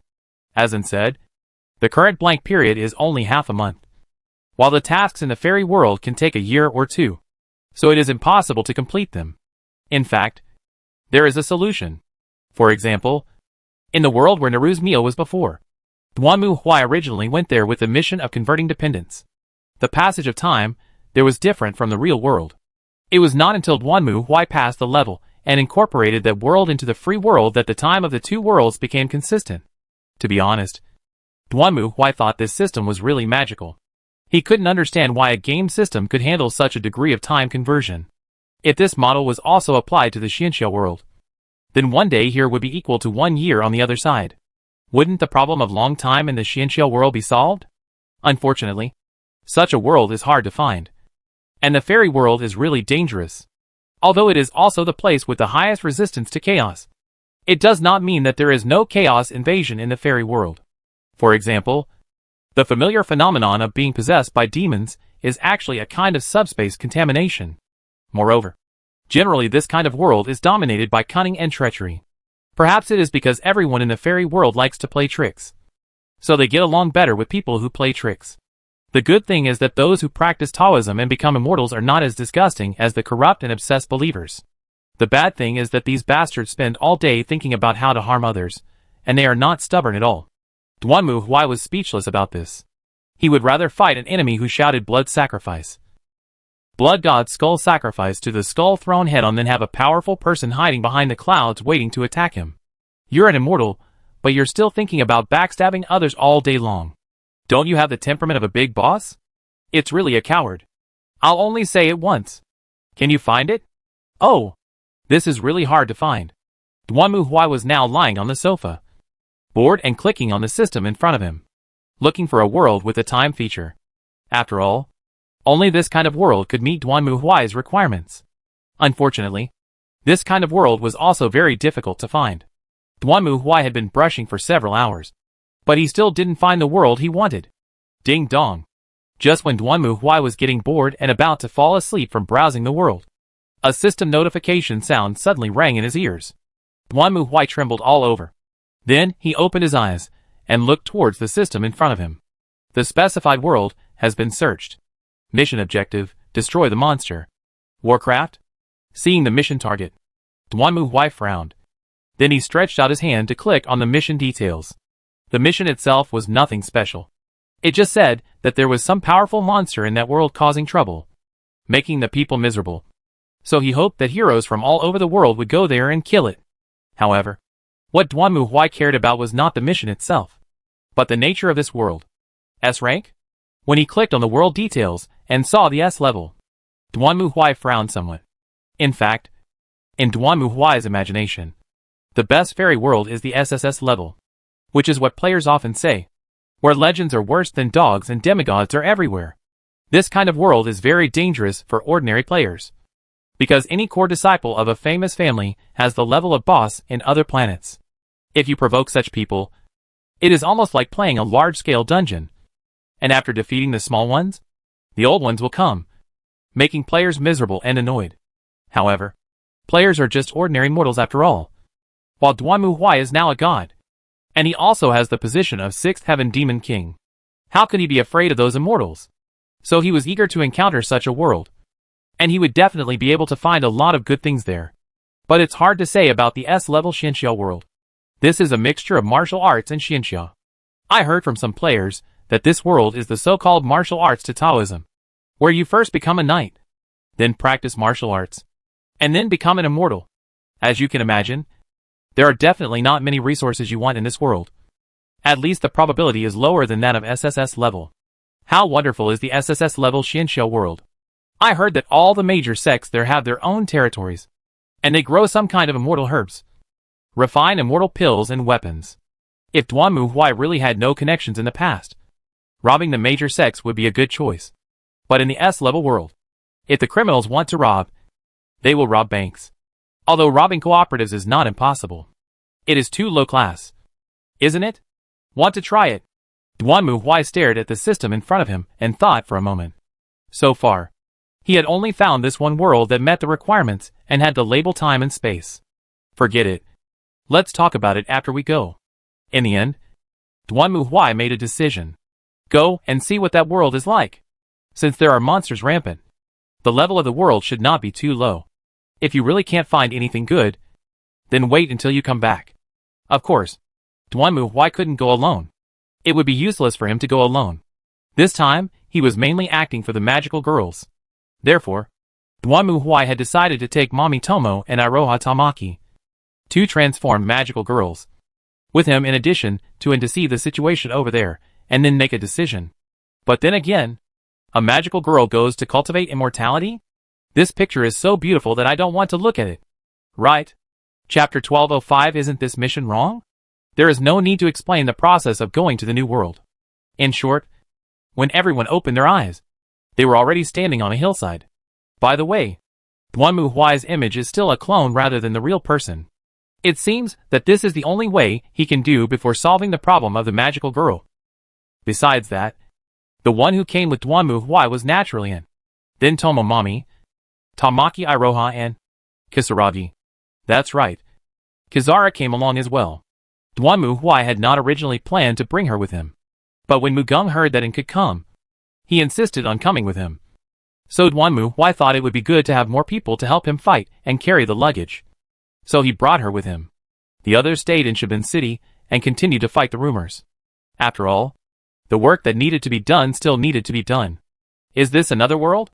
Iroha Tamaki looked around timidly, curiously looking at the woods and hillside in front of her.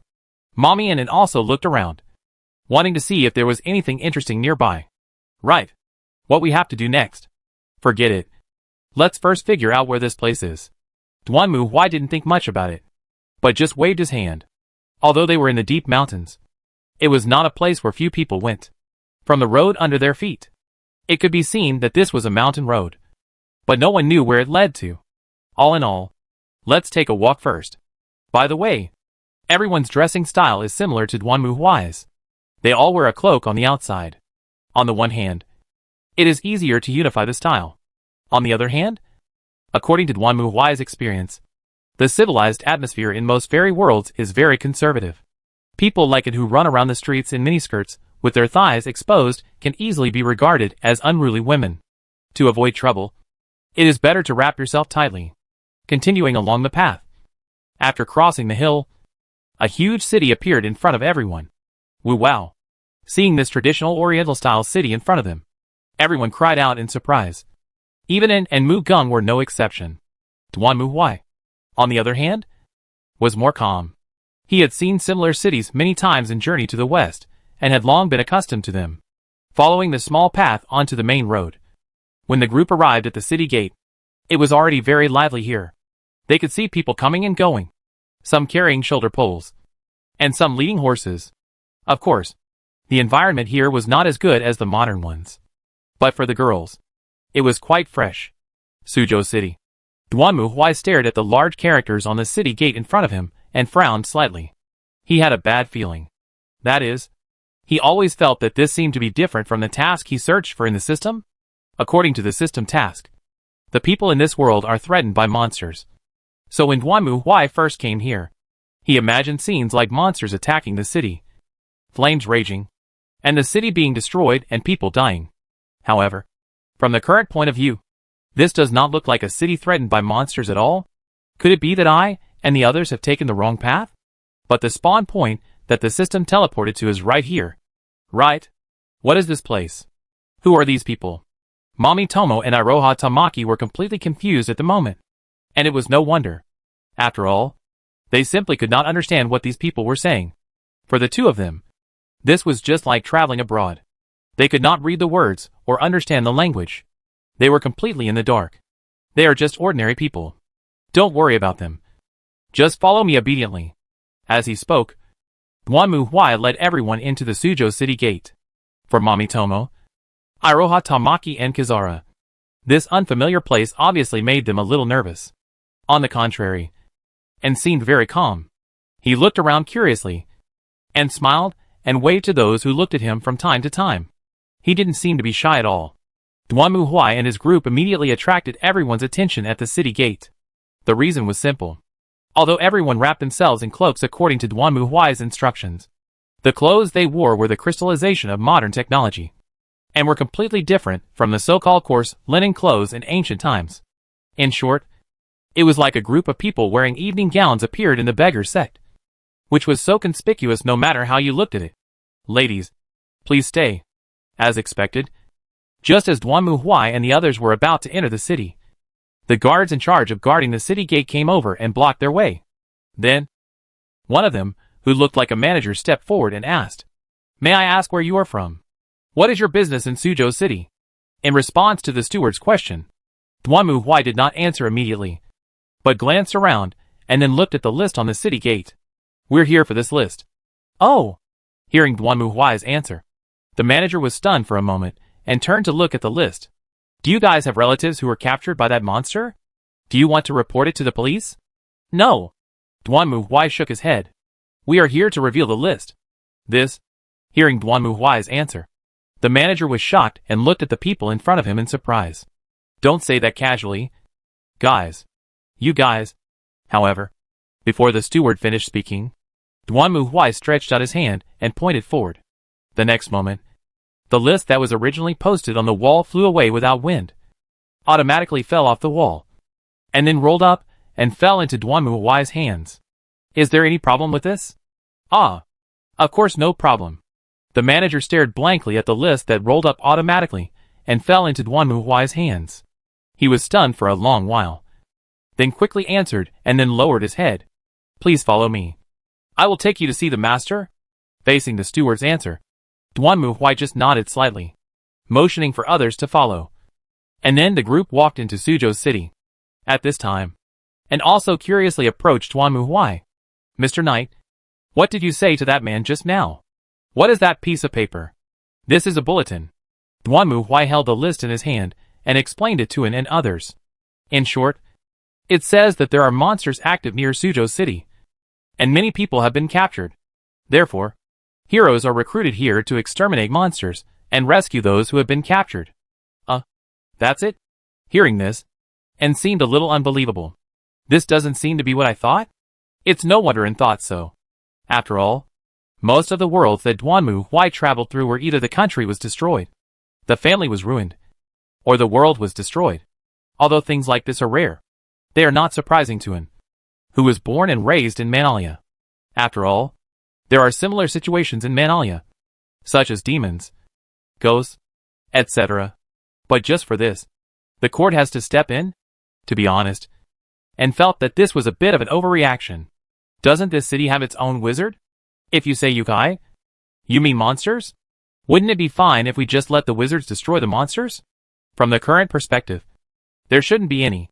In a world like this, spellcasters and ordinary people are usually separated and don't interfere with each other. It's really strange. After listening to Duanmu Huai's explanation, and shook her head. The world she lived in was totally unimaginable. Because Manalia itself was a magical country, mages naturally occupied every aspect of life. In fact, not to mention Manalia, even in the world of Faerun, the lords of each city would be equipped with magic consultants. So in Anne's opinion, she couldn't understand why such a big city didn't even have a spellcaster. How should I put it? Different philosophies. Duanmu Huai sighed silently. For a mage, Magic is more of a skill. Strictly speaking, it is no different from forging, metallurgy, or brick resistance. But the magic in the world of immortal heroes is different. As the saying goes, a gentleman does not talk about strange things, and respects ghosts and gods but keeps them at a distance. Therefore, there is a clear distinction between immortal cultivators and mortals. Unlike mages, although mages are powerful, their scope of activities overlaps with that of mortals. Those who practice Taoism have become completely independent and have completely separated themselves from mortals. And the idea is very simple. Since mortals can't deal with the demons, why not let the spellcasters deal with them? But in fact, in this kind of world, cultivators will indeed eliminate demons and monsters when they encounter them. But the premise is that they encounter them. They won't care if they don't encounter it. Managing the heavens and the earth is not as important as cultivating oneself. After all, cultivating oneself is not for fairness and justice, nor for the common people of the world, but simply to transcend the mundane world and ascend to heaven. There may be differences between good and evil sects, but the nature of most cultivators is actually the same.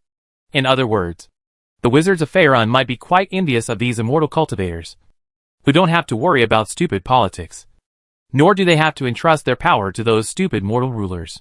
They can just hide in a small building and be in control, regardless of winter, summer, spring, or autumn. It's none of their business if the world is collapsing and the earth is turning upside down outside. This made Duanmu Huai feel helpless. At least for now. It might be hard to find immortal cultivators in this world. What he hated most was this group of damn otakus. Not only did they like to hide away, but they also had to hide their territory tightly, making it hard to find them. Forget it. Now that I'm here, what else can I do? Taking advantage of this time, Duanmu Huai also gave the others an okay explanation, and told them to watch their own actions, and not to move around randomly. Everyone nodded.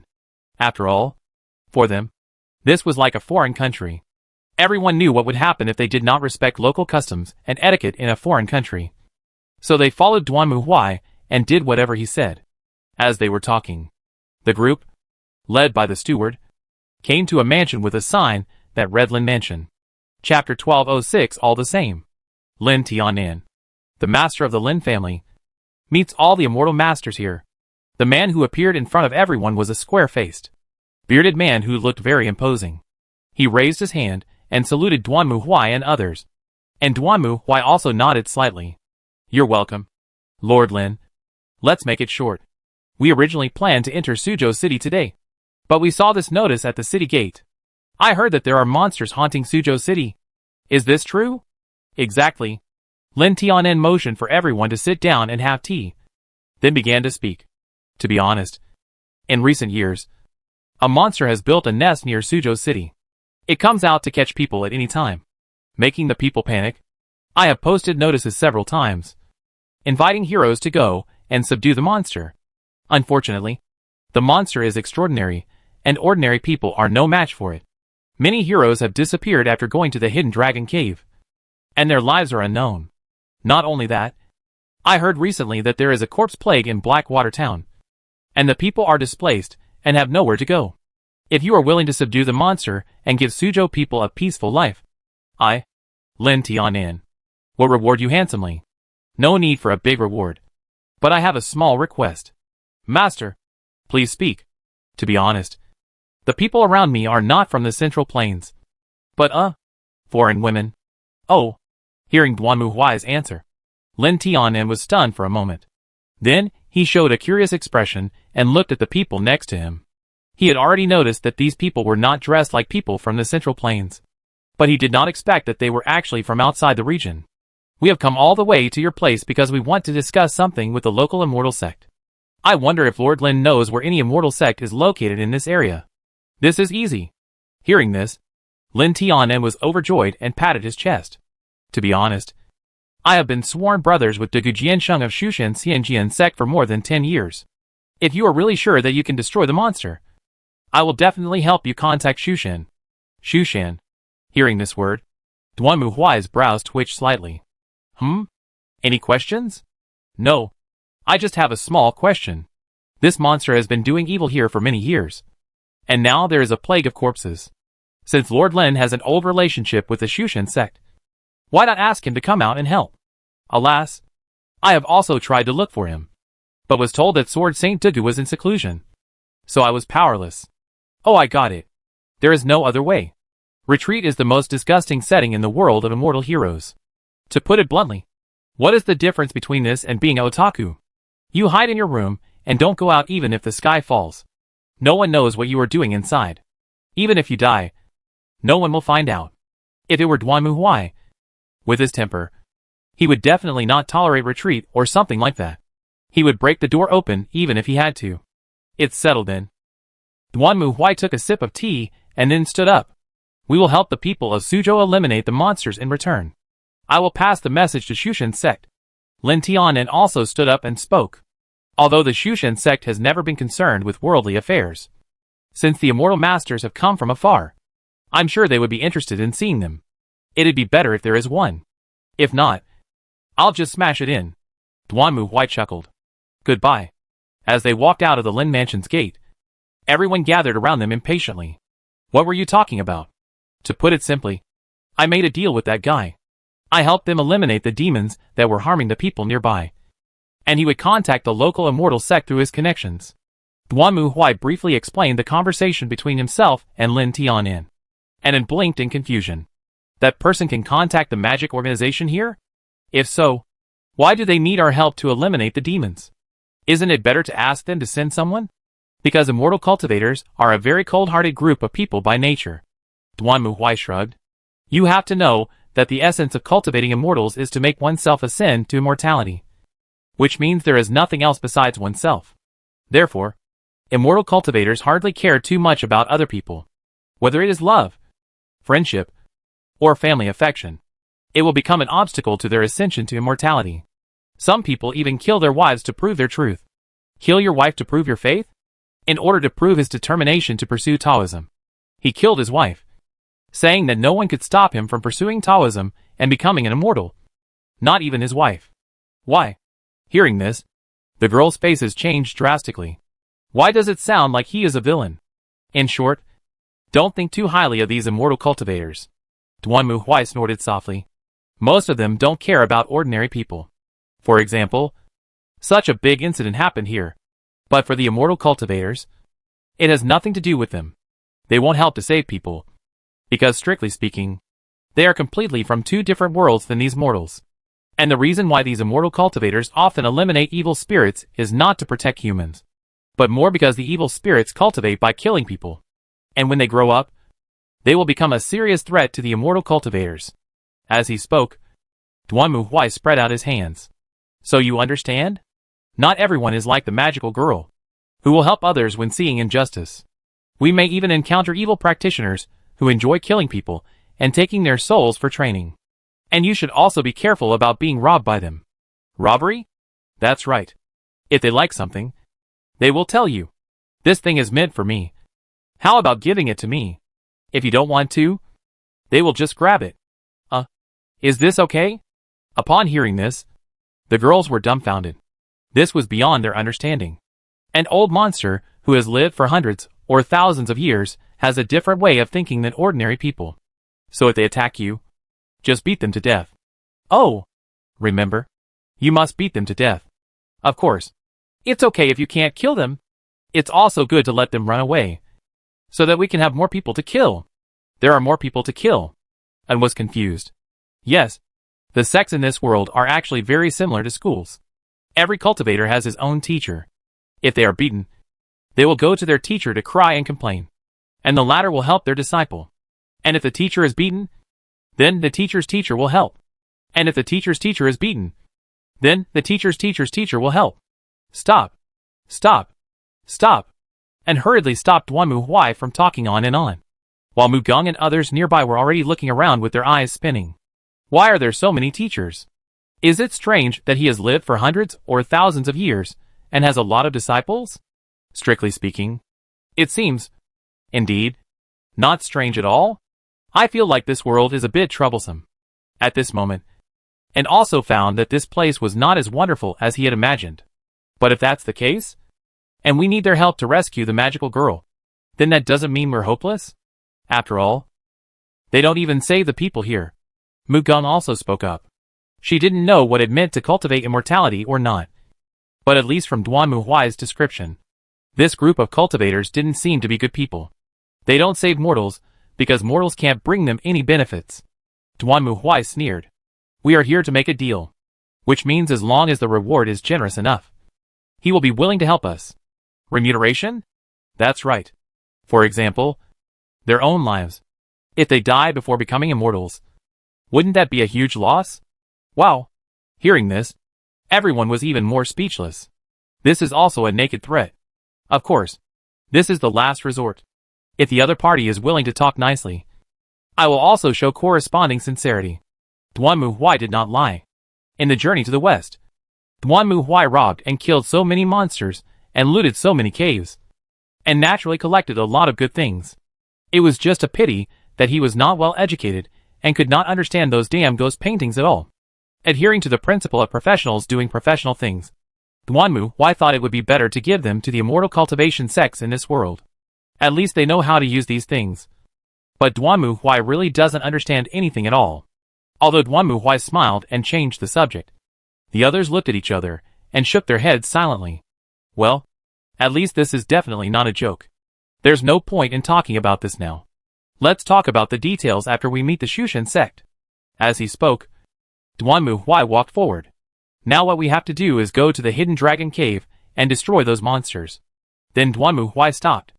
Looking at Duan Muhuai who was standing there, the girls were filled with question marks on their faces, while Duan Muhuai turned his head and looked at them. Where is the hidden dragon cave? Even if you ask us this question, we don't know the answer. You guys are going to the hidden dragon cave? Just when Duan Muhuai was considering whether to grab a passerby and question him, a voice suddenly rang out. Duan Muhuai and others turned their heads and saw a black-haired girl in a white suit standing on the eaves not far away with her hands on her hips, staring at them curiously. Are you the immortal masters from the western regions? Yes. May I ask who you are? My name is Lin Yueru, and my father is Lin Tianan. Oh, then Miss Lin Yueru, what you mean is, I think you guys are interesting, so I decided to go to the hidden dragon cave with you. As she spoke, Lin Yueru leaped down from the eaves and landed steadily on the ground. You don't know where the hidden dragon cave is, so follow me.